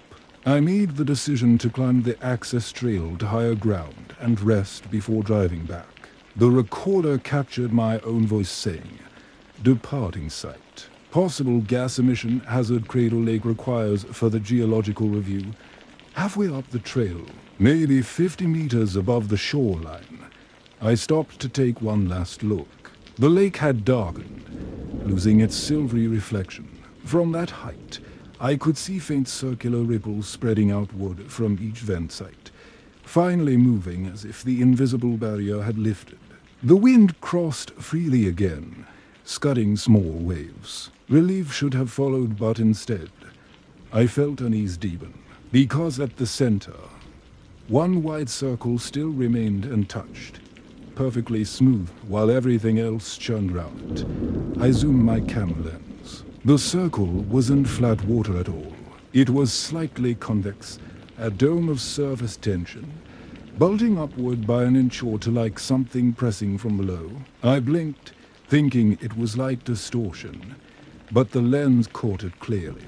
A subtle rise, shimmering dot, then the ground beneath me trembled not violently, just enough to shift gravel under my boots. A bird startled from the pines, and in that instant the dome collapsed. A wave spread outward, meeting the others, and the lake finally looked normal, just a dark patch of water under gray sky. I started back to the truck without stopping again, docked at the vehicle. My head ached and my hand shook as I strapped down the raft. I logged final GPS coordinates and voice tagged the file. End of field day, 15:02 hours, before starting the engine. I checked the rearview mirror. The lake was hidden by trees, but I thought I saw faint mist rising between trunks pale, almost blue, drifting low across the ground. I told myself it was vapor from sudden cooling. That's what made sense. The drive out took longer than expected because a fallen branch blocked part of the service road. By the time I reached the main highway, the headache had sharpened into a dull nausea. CO exposure again, most likely. I rolled down the windows for fresh air. When I got home that evening, I reviewed the video files. Most were intact, except for the longest clip on the lake. The audio was gone entirely. No wind, no water, not even my own voice. Just blank footage of bubbles rising in a smooth, unnatural rhythm beneath a mere flat surface. I replayed it 3 times, trying to catch any sign of motion on the vents. On the third viewing, I noticed something faint near the edge of the frame, a pale shape gliding just under the surface, then vanishing when the camera turned. Probably a trick of light, a submerged log. That's what I wrote in my report draft. Visual distortion near vent area, likely debris. But that night, lying awake, I kept seeing that convex patch of water holding against the wind, bulging outward like a slow inhale. Tomorrow I'll submit the data and recommend closing access until proper geological testing confirms gas composition. It's likely nothing more than a natural degassing event, harmless if treated carefully. Still, something about the steadiness of those bubbles stays with me. It wasn't random. It was breathing. I couldn't sleep that night. The data wouldn't leave me alone. After dinner, I tried reviewing my field notes, oxygen levels, temperature profiles, timestamps, but the numbers didn't align. The probe readings rose and fell in exact sync with the time gaps on my audio recorder. That 20-minute blank between 11:07 and 11:29 matched the deepest spike in oxygen saturation. There was nothing random about it. I told myself fatigue was skewing my judgment. Field days are long. Isolation makes small anomalies feel bigger. Still, I couldn't shake the sense that something measurable had been happening beneath that surface. Gas vents, yes, but periodic, pressurized, organized. Like a system breathing. At 20 o'clock, I opened the samples under the hood in my kitchen lab space. The water from the vent site looked ordinary, slightly turbid, faint sulfur smell. I ran a quick pH strip. Neutral, round 7.2. But when I cracked open the plankton jar, the odor sharp and metallic and bitter, like ozone after lightning. The microscope revealed tiny mineral particulates suspended among the larvae, glassy fragments, irregular, refracting light. Not diatoms, not sand. I thought about calling my supervisor, Dr. Keene, but he'd already expressed frustration over my independent detours. If I raised alarms over one small leak, I'd lose credibility. Instead, I emailed a draft report marked preliminary observation, Cradle Lake potential CO outgassing, attached the GPS data, and scheduled it for morning's end. Then I packed a flashlight, thermal camera, and gas monitor, convincing myself it would be a quick verification trip, just a half hour to check if bubbling continued after sunset. It was 21:37 when I left Lumbee. Dusk lingered between ridgelines, a deep blue that turns the forest metallic. The drive up the service road felt longer this time. Every kilometer sign glowed pale in the headlights like a warning. No wind tonight. Branches hung still. When I reached the turnoff, the air felt cooler but thick, as though humidity had condensed into invisible fog. My dashboard altimeter read 1,280 meters, same as before, but barometric pressure was low by almost 10 millibars. That's a big shift in less than 12 hours. I parked exactly where I had that morning and switched off the engine. The silence outside was complete. No crickets, no frogs. For a place called Cradle Lake, it suddenly felt like a cradle for a sound itself. The trail down was darker than it should have been. The flashlight beam cut through thin mist hugging the ground, and every footstep sounded muffled. By the time I reached the shoreline, full night had fallen. The lake was perfectly still again. I crouched by the edge, trying to orient myself to where the vent patches had been earlier. The raft remained deflated in the truck, so I stayed on land. The beam skimmed the surface flat, mirror-like, faintly opalescent under moonlight. No ripples, no insects. Even the reflection of the pines looked sharper than real life. At first, I thought nothing had changed. Then, near the center, the faintest shimmer appeared, a cluster of bubbles rising slow and steady. I timed them on my watch, 32 seconds between pulses. Identical rhythm, I turned on the gas monitor. The CO reading hovered near baseline for 100 ppm, then jumped abruptly to 1,800. I took 2 steps back, then another. The number dropped. Nearer the lake, higher concentration.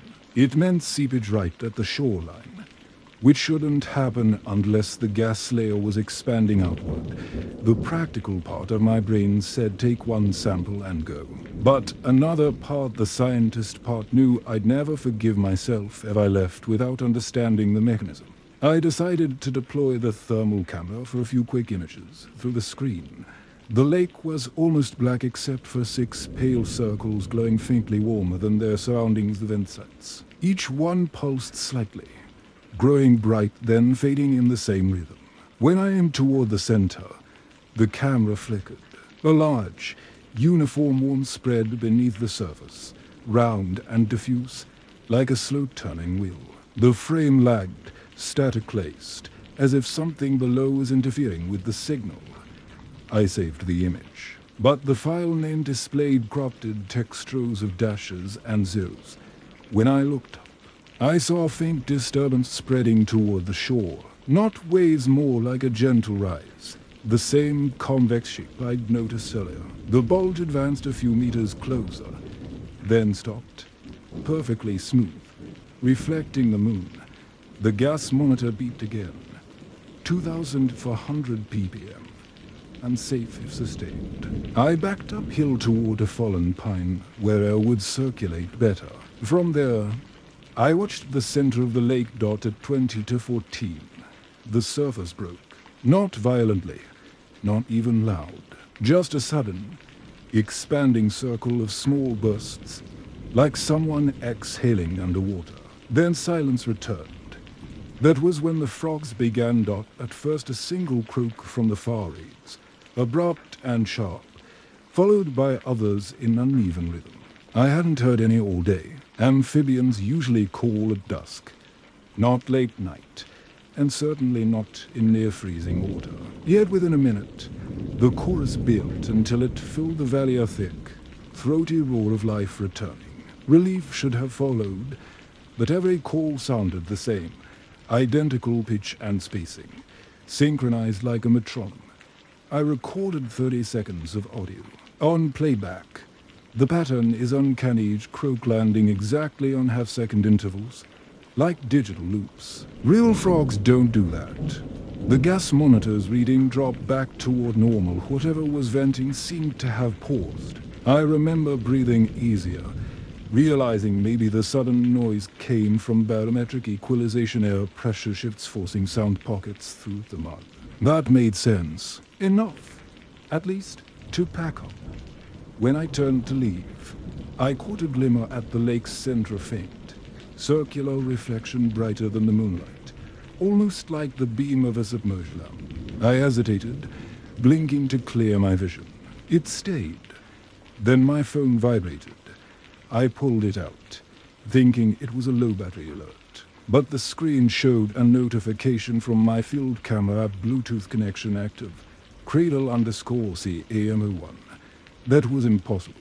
The trail camera I'd used last season was sitting in a storage box 100 kilometers away in Kamloops. The connection dropped after 3 seconds. The file log showed no new footage, only the timestamp, 20 to 19. Same as my current watch time. I checked again. The lake was dark now. I'd gone. Maybe reflection, maybe fatigue. Still, I caught myself whispering, "You're overtired, Valerie. That's all." My voice sounded smaller than I expected. I turned back toward the truck. The climb was slow. The mist had thickened into a low fog that glowed faintly in the flashlight beam. About halfway up, the ground vibrated again, soft, rhythmic pulses underfoot, steady as breath. I crouched instinctively, touching the soil. The tremor matched the bubble intervals from earlier, 30 seconds apart. I checked my watch against the gas monitor's timestamp. Perfect alignment. By the time I reached the truck, my hands were trembling too hard to start the engine. I sat for a minute, doors locked, recorder running, forcing myself to narrate each observation calmly. The scientist in me needed a complete record, not panic. 20 to 47 hours. Periodic gas venting continues. Frog vocalization pattern repeating at constant rate. Potential subsurface pressure cycle. I'm departing now. I started the engine. The headlights swept across the trees and caught movement at the lake's edge, mist swirling upward in columnar shapes, brief and thin like steam rising from hot ground. The gas monitor beeped once more before stabilizing. The drive back was slow, headlights catching only the fog curling low along the road. My ears popped twice on descent, pressure equalizing to sharply for such minor elevation change. Round kilometer 35. The smell hit a faint sulfur mixed with sweet decay. It clung to the air vents until I lowered the windows. When I finally reached home, I backed the truck into the driveway, left the gear in the bed, and went straight inside. My shirt reeked faintly of minerals. I washed twice, but could still smell it.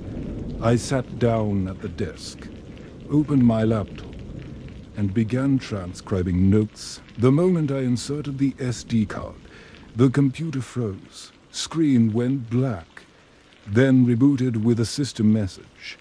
Device cannot read format. I removed it immediately, afraid of corrupting data further. All that remained accessible was the corrupted thermal image file name, now just dash.jpg. When I opened it, the screen glitched for half a second, showing not 6 bright circles, but one massive glowing pattern occupying the entire frame. Concentric rings, like ripples frozen in place. I closed the laptop and just sat there, staring at my own reflection in the dark window. My pulse had synced unconsciously to that same 30-second rhythm. Inhale, exhale. I told myself again. Natural causes. Subsurface gas chamber. Maybe the rhythm matches geothermal pressure cycles. Perfectly explainable. Still, I couldn't shake the feeling that the lake had been responding to barometric shifts, to my presence. Maybe to nothing at all, but responding nonetheless. At 23:58. I went to bed, leaving the light on. My last conscious thought before sleep was the way those frogs had called in perfect unison, as if something beneath the water had counted them in. Outside, the night was still WNDLESS dot, and though my house stood 20 kilometers from Cradle Lake, I woke twice to faint popping sounds in the distance like bubbles surfacing, one after another. Every 30 seconds, I filed the report at 6 o'clock. The email went to Dr. Keene and the Environmental Monitoring Unit in Kamloops. Subject line: possible CO degassing event. Cradle Lake field confirmation required. I wrote it calmly, stripped of speculation, sticking to numbers, temperature inversion, oxygen spikes, rhythmic bubbling, potential asphyxiation hazard. I didn't mention the synchronized frog calls or the corrupted files. Those details felt unscientific, even to me. By 8 o'clock, Keene called. You went back last night. His tone balanced between concern and irritation. Briefly, I said, I confirmed sustained gas release. You want someone from Geotech too. He cut me off. You're not authorized for night revisits. Bring the samples here today. We'll have a team assess the site tomorrow. That was that dot, but by mid-morning. A local weather advisory came through my inbox. Low-level seismic tremors recorded overnight. Magnitude 2.1. Centered within 5 kilometers of Cradle Lake. The timestamp: 20 to 14. The exact minute I'd seen the center surface break. I called Keene back. We might be dealing with gas expansion following a microquake, I said. He sighed. Fine. Meet us on site at noon. I drove up again, this time with official backing. The convoy consisted of Keene, a geologist named Patel, to technicians hulling gas meters and sampling rigs. Their chatter kept things practical: carbon dioxide, radon, geothermal pockets. Nothing mystical. I clung to that professionalism like a rope. We reached the lake around 12:15. The air was cooler, clearer, the storm system gone. Birds called from the canopy. On the surface, not a single bubble. The water looked ordinary again, just a tarn undercloud shadow. Keen looked skeptical. "So this is your still lake," he said. "Looks like any other." "It wasn't yesterday," I answered. I crouched at the same shoreline, half expecting the rhythmic vibration under my boots again. But there was nothing, no tremor, no warmth, no gas smell. The mud I disturbed before had dried in neat cracks. Patel unpacked a long probe connected to a handheld meter. "Let's see what's hiding below." He measured CO at various points near the edge. Readings hovered round 600 ppm, mildly elevated, but not dangerous. There could have been a short-term vent. He said, a pocket that released overnight. Happens sometimes in glacial basins with trapped sediment gas. That explanation fit too neatly. It almost disappointed me. I wanted closure, not convenience. We launched a small ROV tethered underwater drone with lights and camera to inspect the lakebed. Its propellers stirred faint ripples, breaking the surface symmetry. Watching the feed on Patel's tablet, I saw silt clouds drift past the lens, tree roots, rock shelves. Depth gauge ticked down, 3 meters, 5, 7. Bottom contours odd, Patel murmured, like a depression, almost funnel-shaped. He panned the camera. The beam struck pale sediment disturbed into circular ridges rings, concentric, about 10 meters wide. My stomach tightened. "Looks like collapse rings," Keen said. "Maybe where the vent opened and closed." They took water samples from near the depression. The oxygen saturation now read 9.1 milligrams, L normal. Patel tapped the gauge. "Whatever you saw, it's over." But I noticed something small on the monitor, a dark patch moving slightly against the silt, as though stirred by internal current. "Wait, zoom on that." He did. The spot resolved into a flat rock or log segment. Then, faintly, the surrounding silt lifted, swirling outward in a slow spiral. The drone's depth gauge flickered, then froze. The live feed pixelated, and the screen turned black. "Signal lost," Patel said. "Probably interference from the sediment." I'll reset. We waited. 2 minutes passed. Then the tether line gave a subtle tug once, twice, like something below was pulling. Patel frowned and began reeling it in manually. When the roof surfaced, the housing was intact, but coated in fine gray residue that smelled of minerals and sulfur. The camera lens had cracked from internal pressure. Though we hadn't gone beyond safe depth, Patel wiped it clean. "Well, there's our proof of pressure release," he said, half joking, but I wasn't smiling. We took another oxygen reading, now slightly higher, 11.5 milligrams, L. Keen made a note. Could be degassing again. Then, faintly, the water shifted. A small ripple at first, spreading outward from near the lake center. Patel leaned over, watching the surface. "See that? The ripple widened, concentric like before, but not from a single point. It moved as a band circling the lake, a subtle heave under the mirrored surface. We all stood silent, waiting for the next pulse. It came 30 seconds later, as steady as a heartbeat. Patel muttered, "That's unusual." Keen crouched, eye level with the surface. "Wind's dead calm. There's no external cause. Pressure wave," I said quietly. "It's cyclical." Then the gas meter beeped. CO jumped from 600 to 1,700 ppm. Patel's handheld hissed from the pressure differential. "We should back up," he warned. We retreated to the tree line, watching the surface expand in faint pulses. I could feel it again underfoot, the rhythmic vibration through the soil. Not violent, but undeniably there. Keen spoke in his professional tone, masking unease. "All right, we log the readings. Get air samples and close the site until a seismic review. Knox, you did the right thing reporting it. He started dictating notes into his recorder when the frogs began. Dozens this time, maybe hundreds, croaking from every direction. Same tone, same interval half-second spacing, exact precision. The technicians exchanged uneasy glances. One muttered, "That's not normal, right?" Kim tried to stay rational. Temperature change triggered synchronized calling. Happens after pressure shifts. But I saw his hand tremble on the recorder. Patel kept watching the lake. Pressure release should cause surface disturbance, he said. But that, he didn't finish. The lake erupted not explosively, but with a single massive exhale. A wave spread to every shore at once, pushing reeds flat. Mist shot upward in a thin sheet, enveloping us in cold vapor. My chest tightened instantly, vision dimming at the edges. CO, I gasped, move uphill.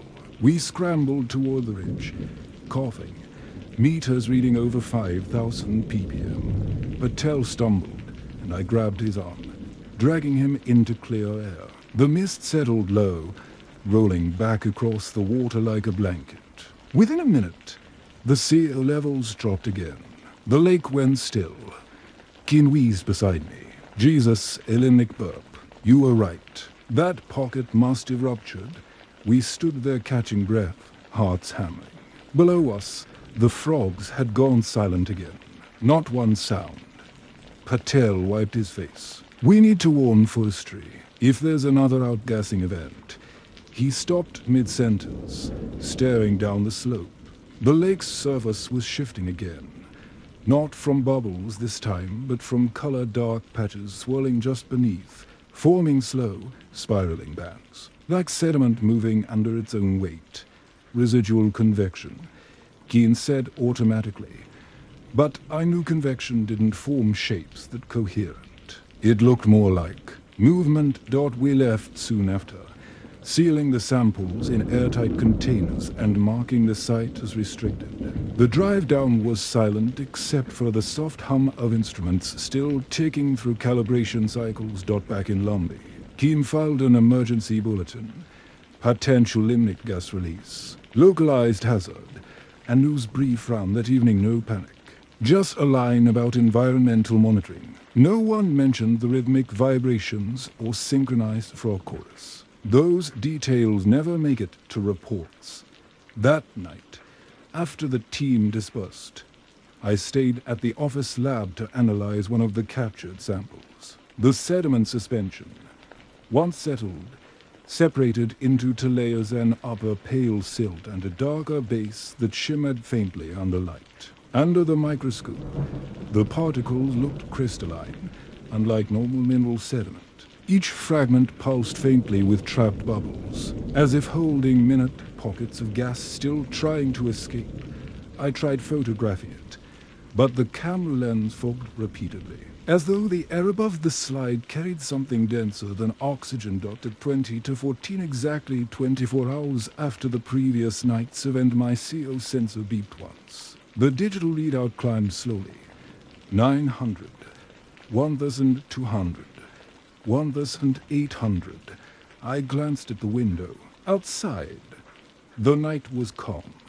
Then, faintly through the glass, I heard it. Not loud, just steady, soft popping sounds in the distance. 30-second rhythm. I checked the clock. 20 to 15. I stepped outside to the back lot. The wind was still. In the far hills, toward the direction of Cradle Lake, a low mist glowed faintly under moonlight. The air smelled faintly of minerals again.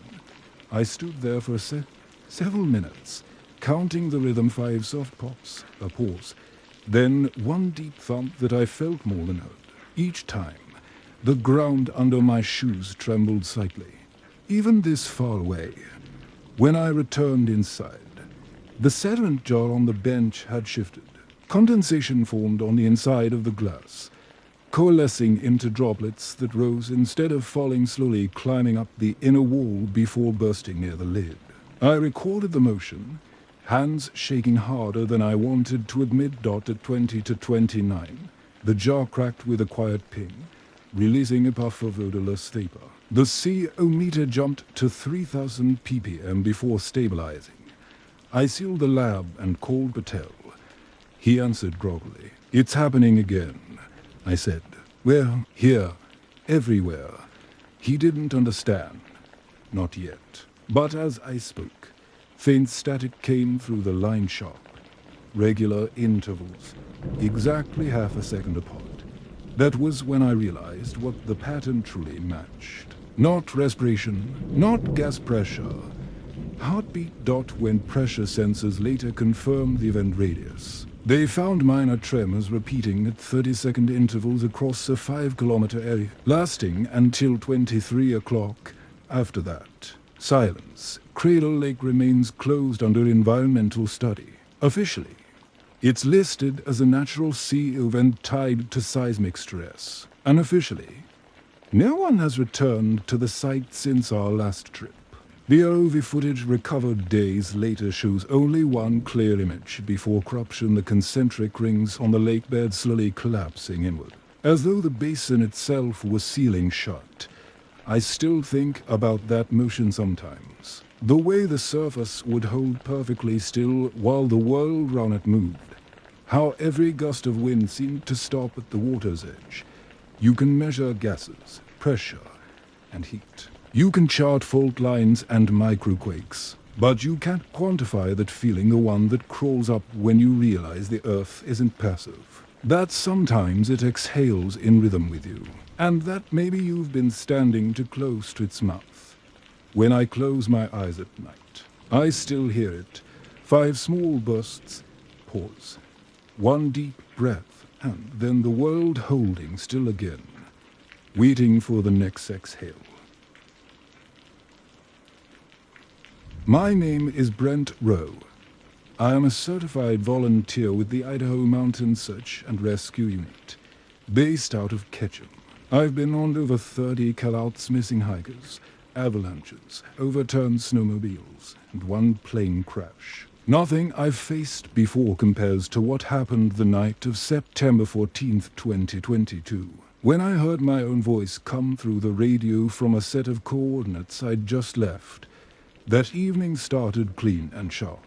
The kind of alpine dusk that feels almost sterile. The sawtooth peaks were draped in thin mist, violet light flattening their angles into silhouettes. We were wrapping up a second day searching for a lost climber named Trevor Holt 34. Solo, last seen heading for the north face of Williams Peak before a storm cell blew through. His car was still parked at the trailhead. No activity on his phone since Saturday. By Tuesday, everyone expected a body recovery. There were 4 of us left in the field that night. Me, veteran team lead Dana Shaw, medic and climber Nate Bishop, and our comms tech, a quiet guy named Luis Ortega. We'd split into pairs for the final grid before returning to base. Dana and I had just cleared Sector 3, a steep shale slope above the lake basin.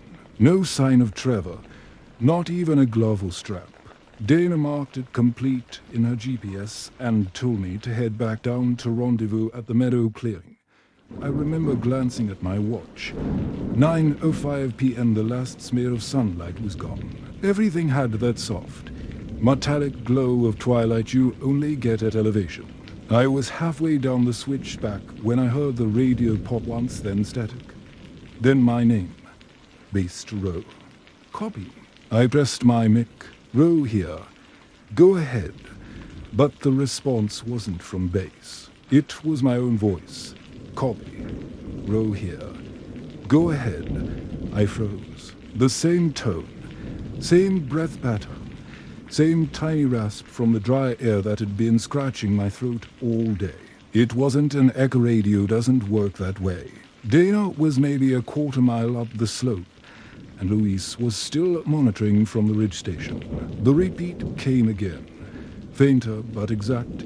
Row here. Go ahead. For a few seconds, I stood there with my glove hovering near the transmit button, unsure if I'd accidentally hit playback or cross-channel. but there was no recording function on our frequency. Luis, you hearing that? I asked. Yeah. He replied after a pause. Came through on Summer Channel. Thought it was you testing repeaters. It's not. Dana's voice cut in.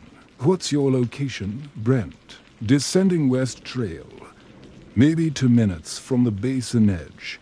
Copy that. Hold position, she said. I'm heading down. The wind had picked up by then, sliding through the rock faces with a long hiss. I checked my radio again.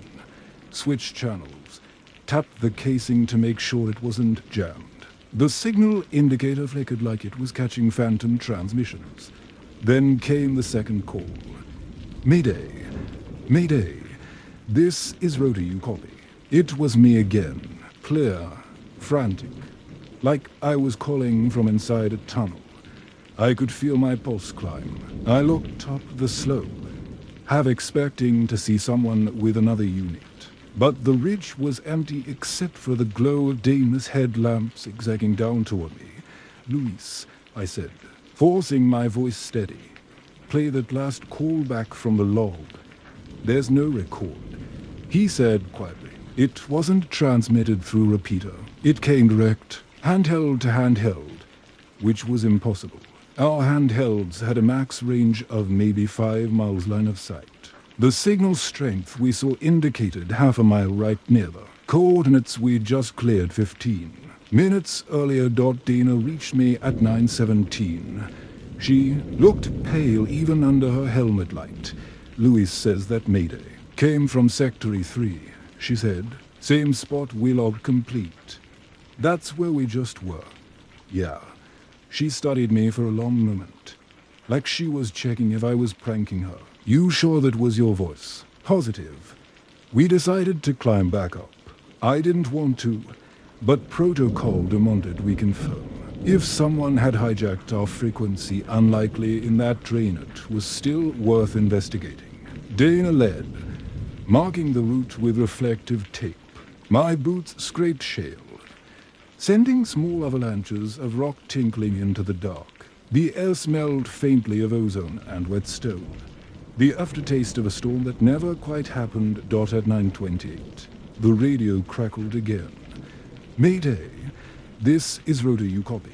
I'm hurt. Please respond. Dana stopped mid-step. That's recorded, she said quietly. I shook my head. No, I didn't say that. Not ever. Then who did? I didn't have an answer. We reached the marker cairn where we'd ended our grid earlier. My boot prints were still sharp.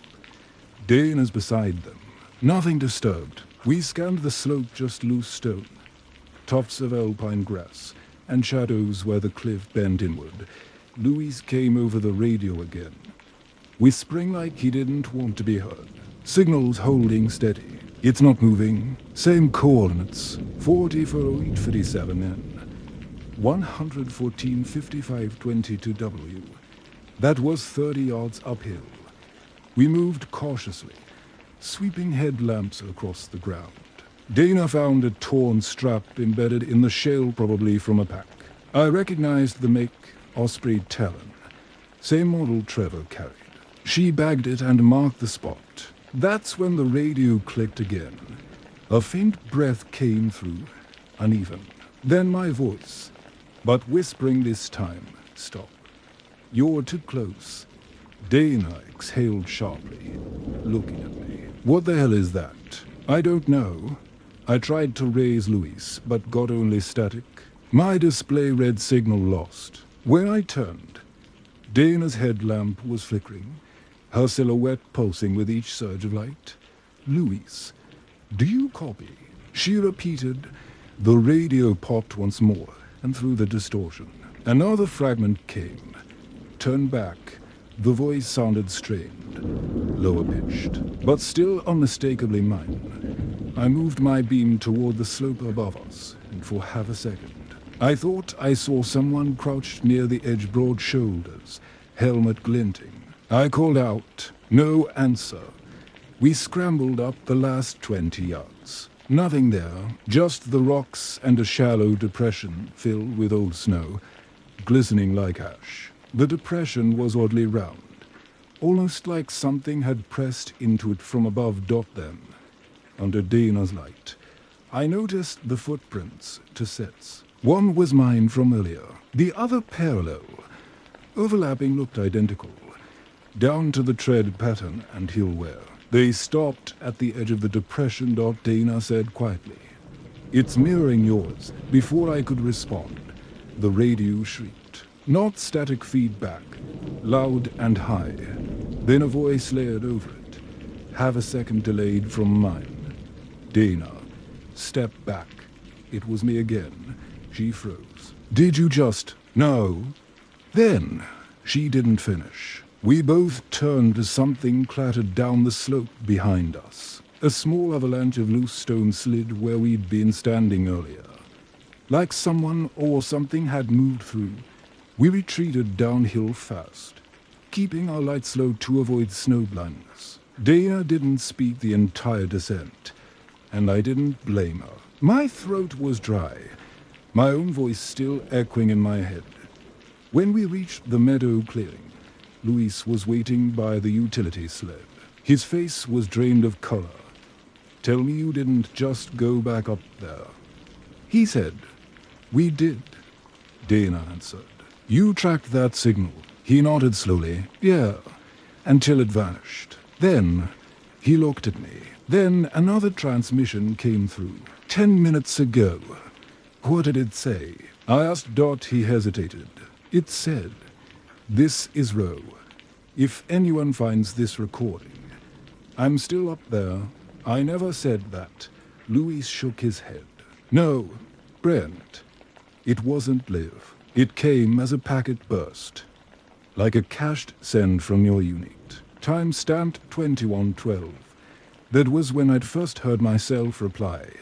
We decided to end the search for the night. Base approved the pullback, citing deteriorating conditions. I drove the first leg down the service road, while Dana filed the incident log through satellite uplink.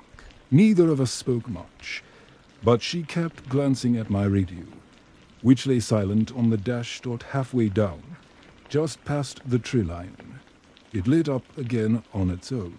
"Channel 7. Mayday. This is Roe. Coordinates. Static, swallow the rest." The timestamp blinked. 9:12 p.m. the same minute. The same message, and the same voice. Mine. Dana reached over and shut the unit off without a word. For the rest of that drive, the only sound was gravel under the tires and the faint wind pushing down from the peaks, like it was carrying the signal itself. That night, I didn't sleep. None of us did. Luis emailed the audio log to the district coordinator, who ran it through analysis the next morning. The waveform matched my vocal pattern at 98.7% similarity margin of error less than human. Difference between two sentences. The coordinates from the Mayday aligned precisely with the hollow where we'd found the snow depression. The timestamp 9:12 was the same in every version, even though each device recorded it from different locations. We returned the next morning to recheck. The snow pocket was gone. In its place, a shallow cavity about 4 feet across, perfectly round, filled with meltwater that reflected the sky like a mirror. No sign of Trevor Holt. No gear. No footprints except ours. And when I keyed the radio to test the frequency, the channel gave a soft burst of static followed by 3 words. "I'm still here." It was my voice. When we went back up to Williams Peak the next morning, the air had that fragile stillness after a cold front passes. The temperature dropped 8 degrees overnight, and the whole basin glittered under a thin crust of rime. I told myself it was just atmospheric interference, a cross-frequency glitch, anything explainable. But the truth was that nobody wanted to talk about what we'd heard. Dana made it official before we geared up. "We keep calm short and clear today. No chatter, no side talk. If you hear anything strange, record it. Don't respond to it." That last part wasn't in any manual, But none of us questioned it. We started climbing at 6:45. Louise stayed back at the mobile repeater with a fresh log tablet. It was my job to re-sweep the coordinates from last night while Dana and Nate expanded search along the north face. The wind carried dry snow off the ridge in long banners, fine as dust. Each breath came sharp through the mask. I reached the depression site just after 8. It looked nothing like what we'd seen 12 hours earlier. The melt pool had drained, leaving a slick bowl of ice. My old boot tracks from last night were mostly intact, though a few looked duplicated, like something had stepped exactly in line with them after I'd gone. I crouched to take a photo. The radio clicked once in my ear. Row. Copy, Dana said. Go ahead. Signals fluctuating on the upper grid. Stay on channel. Copy. Then silence. A minute later, my earpiece filled with faint static, like distant wind through wires. Then came a breath. Not Dana's too slow, too close. Row. Do you copy? My stomach turned over. The voice wasn't coming through the normal speaker. It was bleeding directly through the headset. I switched channels. Luis, confirm active traffic on Summit 7. None, he said. You're the only one transmitting. Then I've got interference. Negative. He said after a pause. There's nothing on spectrum. I scanned the ridgeline above me, empty. Just shale and sunlight. Still, I pulled out my secondary radio to cross-check frequencies. Nothing. Then, faint and clear through both receivers at once. Help me. The words had a brittle edge, like they'd been recorded through metal. I recognized my own cadence again. The same clipped rhythm I used in field reports. Luis, I said, log this. Unknown transmission mimicking my voice. Timestamp 819. Logged. He answered, quiet. I started filming with my body cam. I wanted evidence, something physical, not just sound. But as soon as I powered it, the screen pixelated into green static, flickered once, then froze on a single frame. My face staring back at me, with my mouth half open as if mid-word. I hadn't recorded that. I shut it off by mid-morning. Dana and Nate called in from the ridge. They'd found Holt's back wedged between two rocks about half a mile north, contents intact. Food rations, stove, half-empty thermos, and his radio battery corroded, but serial number visible. It matched the one assigned to Trevor through the climbing club registry. Looks like he ditched it before the storm, Dana said. Maybe tried to climb out. Any sign of the man himself? I asked. Negative, but we've got a second trail of prints leading toward your side. Might be worth connecting grids. We agreed to meet at the midpoint above the basin. The sky was turning that washed out white that promises more snow. As I packed my gear, I kept catching sounds that didn't belong. Gravel sliding, faint metal clinks, radio static that seemed to rise and fade with each gust dot at 10:11 a.m. I heard my name again, no static, no interference. Brent. It came from the slope behind me, maybe 20 feet away. I turned. Slow dot, there was no one there, just a narrow shadow along the rock wall, shaped vaguely like a person crouching.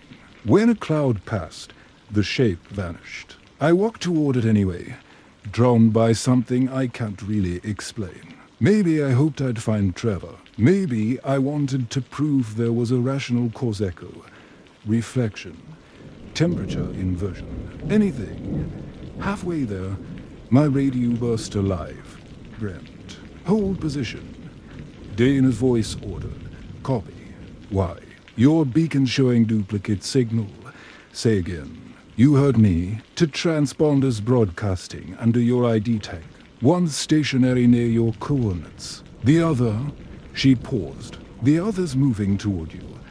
I looked down at my chest unit. The green beacon light blinked once every 3 seconds. Then, faintly, Another light flickered from the shadowed slope about 15 feet upslope. Same rhythm. Luis, confirm my signal ID. He hesitated. ID for 7BR. Correct. Affirm. There's another ping with that code. Triangulated 70 meters east of you. Moving downhill. I stared at the shadow. That's impossible. Copy that, Luis said. His voice was shaking, still reading both. The slope trembled just a ripple through the scree. Like something shifting weight. I backed away until my boot struck the ice bowl. My reflection shimmered on the surface, warped and silver. Then, for a breath, I swear it looked like the reflection didn't move when I did. Dana, I said softly, I need you at my position now, en route. 5 minutes. I couldn't take my eyes off the shadow. The shape seemed to deepen, like darkness pulling in a human outline. Then the radio flared again, not Dana. Not Luis. Stay. That word came from my own voice, distorted by proximity feedback.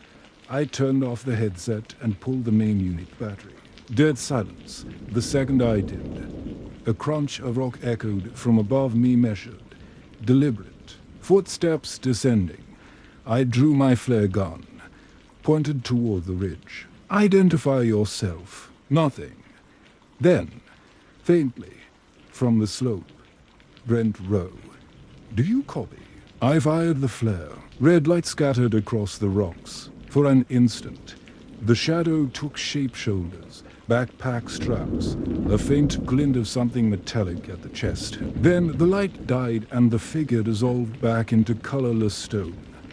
Dana and Nate arrived seconds later, breathless. She took one look at me and the half-melted ice patch and said, We're done here. We regroup. I didn't argue. Back at base camp, Luis was sitting in the van staring at the comms tablet like it had betrayed him. It's still broadcasting.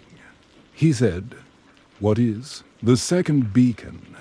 He turned the screen toward us. After you powered off yours, the ghost signal stayed live. It's still at 44,857 and that's the same coordinate from last night. I said, Exactly. We logged everything. Timestamp by timestamp. Base wanted to run it through forensics again. Dana made a note that no one was to re-enter the E3 sector without a team of 6 minimum. But that afternoon, before we packed up, Luis called me over. Listen. He played back the raw transmission file from 9/12 the night before the first Mayday. Only this time, it was longer. A full 40 seconds instead of the clipped 12 we'd heard. My voice was panting hard, like running uphill. Copy if you can. I'm pinned lower ridge, can't see anything. The sky is wrong. Coordinates. The signal warped, then steadied. If anyone finds this, tell them not to follow. I blinked. You edited this. He shook his head. No, that's the uncompressed version. Data corrupted last night. It restored itself this morning. Dana leaned in. That sound in the background, hear it. A faint echo. Rhythmic. Like something scraping rock. We isolated it with audio filters. The pattern repeated every 6 seconds, identical to the beacon pulse interval. Nate crossed his arms. So whatever's transmitting that isn't just replaying, it's alive on the network. Maybe a feedback loop, Luis said weakly. A reflection of the ridge face. Reflection of what? Dana asked. We were the only ones out there. Nobody answered. Round for a PM. We got word that a new storm front was approaching.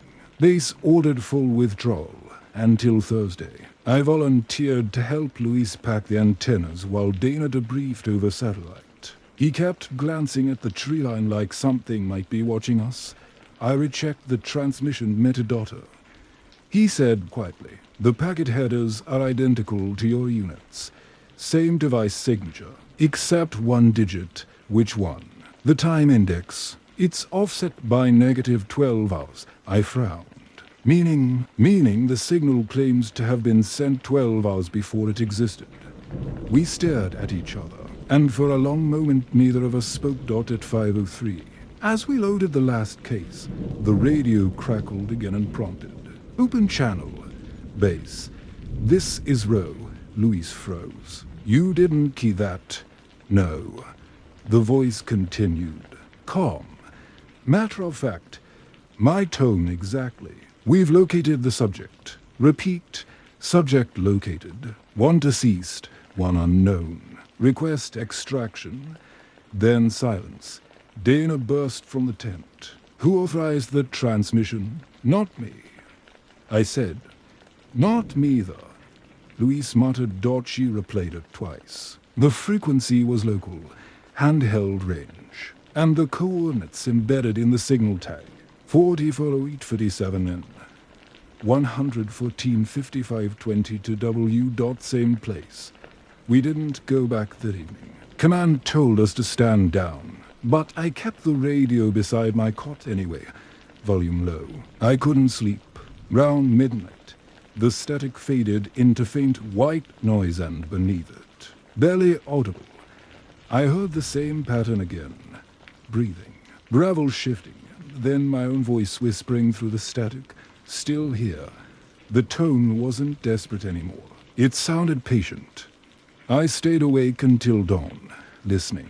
The radio gave small bursts now and then, barely there, like an exhale trapped between worlds. I should have powered it down, but I couldn't. Every time I reached for the switch, I have expected to hear something that would make sense of all this. By 5:30, the clouds had dropped low enough to erase the ridges. The forecasted storm arrived early. Dana made the call to pull out completely by noon. But before we left, Command wanted one more visual confirmation from the coordinates. The rationale was practical. They didn't want to explain to a family that we'd ignored the final signal claiming the subject was located. It was supposed to be a two-person verification run.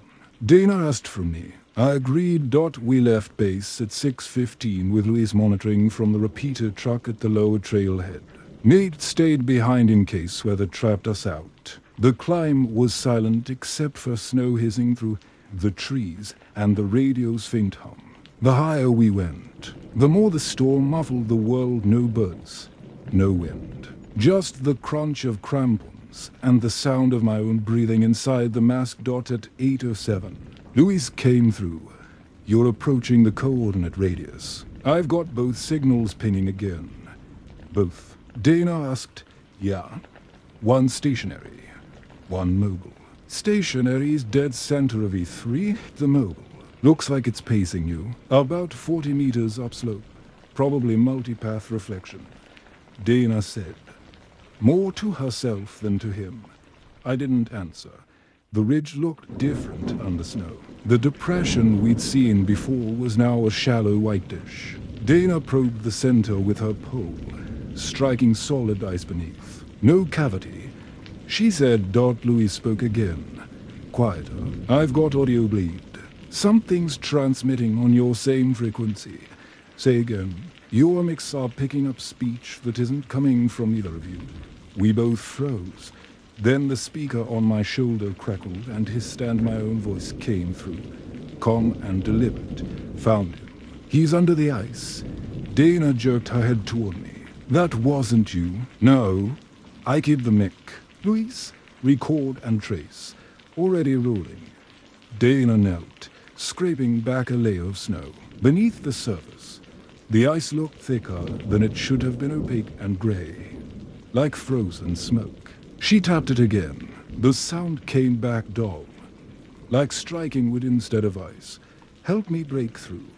She said. We took turns driving the ice axes down, fracturing layers until a section gave way with a hollow crack. The opening released a stale, chemical smell, almost metallic. When I cleared the loose shards with my gloves, I saw a shape just below the surface, something buried there. Wrapped in frost. It was a human form. We cleared it slowly, revealing a shoulder, an arm, a half-buried pack strap. Dana brushed away the last film of snow, and the fabric underneath was bright red nylon. Osprey talon. Trevor Holt's pack. Dana exhaled. We found him. But then she stopped.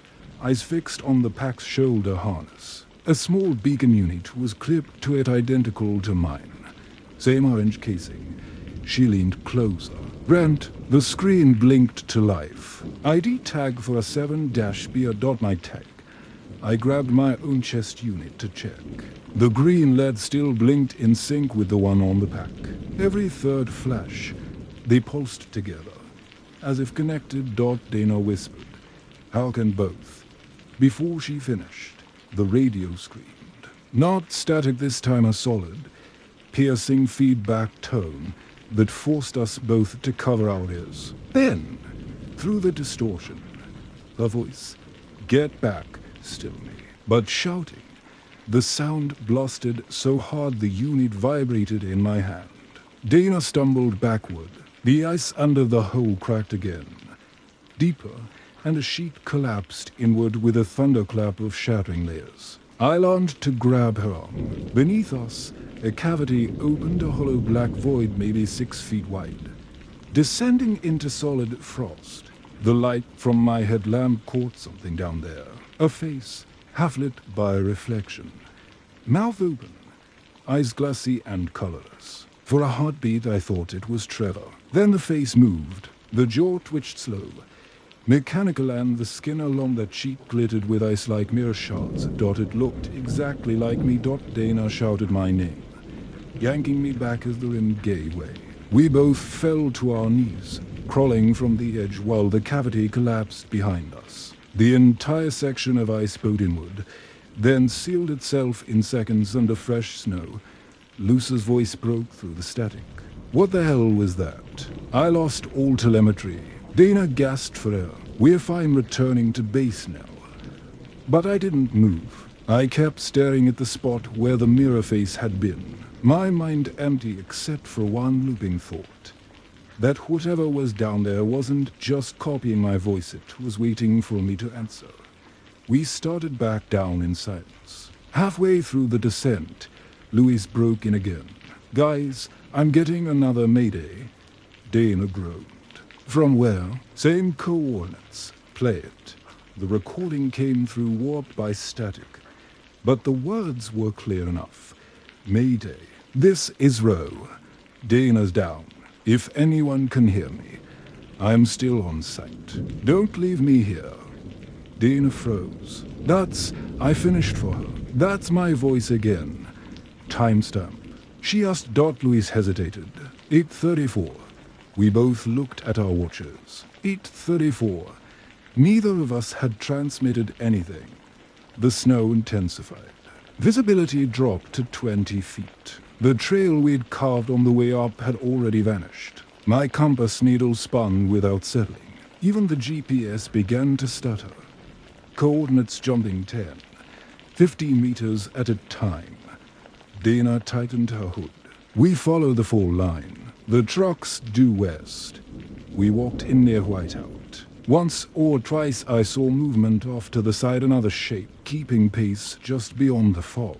The first time, I thought it was drifted snow. The second, I realized it moved only when I did, matching stride for stride. "Brent," Dana said quietly, "I'm seeing something uphill." "Yeah," I said. "Me too." It wasn't far, maybe 30 yards away, a faint silhouette framed by blowing snow. It was standing still, turned toward us. I raised my light. For a moment the beam reflected off goggles, a headlamp, the faint orange of a rescue jacket. "Mine." Dana whispered. "We're leaving." We moved faster, half sliding down the slope. The figure didn't follow, but the radio buzzed once more. "Copy that." My voice again, lower this time, like coming from the bottom of a canyon. When we reached the tree line, the storm began to break. Louis was waiting at the truck, face white as the snow. "I was tracking both signals until 30 seconds ago," he said. "Then one cut out." "Which one?" Dana asked. He looked at me. "Yours." I pulled open my jacket. The beacon still blinked green. "It's live." Not according to the repeater.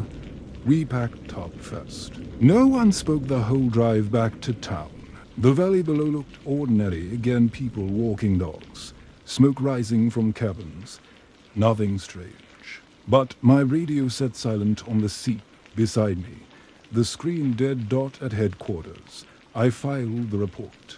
Dana made sure it stayed clinical, no mention of doubles, voices, or millrace. Officially, the operation ended with subject unlocated due to unsafe weather conditions. The audio files, though those couldn't be written off. The analysts said each mayday contained subtle differences, as if the voice was recorded in slightly altered conditions, pressure, tone, timing. But all metadata showed the same device ID, mine. They asked me if I'd maybe recorded a training call or left my mic open by mistake. I told them no. That night, I went home, locked the radio in a drawer, and sat on the porch until after midnight. Snow fell again, light and silent. I tried not to think about the reflection under the ice, the way its lips moved half a beat after mine at 12:17 a.m. My phone buzzed. A text notification from an unknown number. No message, just GPS coordinates. 40 for 847 N. 100 for Team 5522 W. The same. Always the same. I turned off the phone and went inside. But before I could sleep, I heard a faint voice coming through the handheld I'd locked away. Not loud, just a whisper under the static. Signal confirmed. Preparing for extraction. The timestamp flickered on the screen. Even though it was powered down. 9:12 p.m. the same time as every call before, and somewhere deep inside, I realized that maybe we never cleared that coordinate at all. Maybe something else had cleared me. When morning came, I found fresh snow on the porch. Just one set of footprints leading up to the door mine. I assumed until I noticed there were two identical trails side by side, each print aligned perfectly, heel to toe. I followed them down the steps until they vanished at the road, both ending in the same patch of untouched snow. I still volunteer, but I don't go back to the sortants. The unit keeps the old radios in storage now, tagged for calibration issues. Mine sits in a sealed case, batteries removed. Sometimes I'll take it out and look at the serial number etched into the back.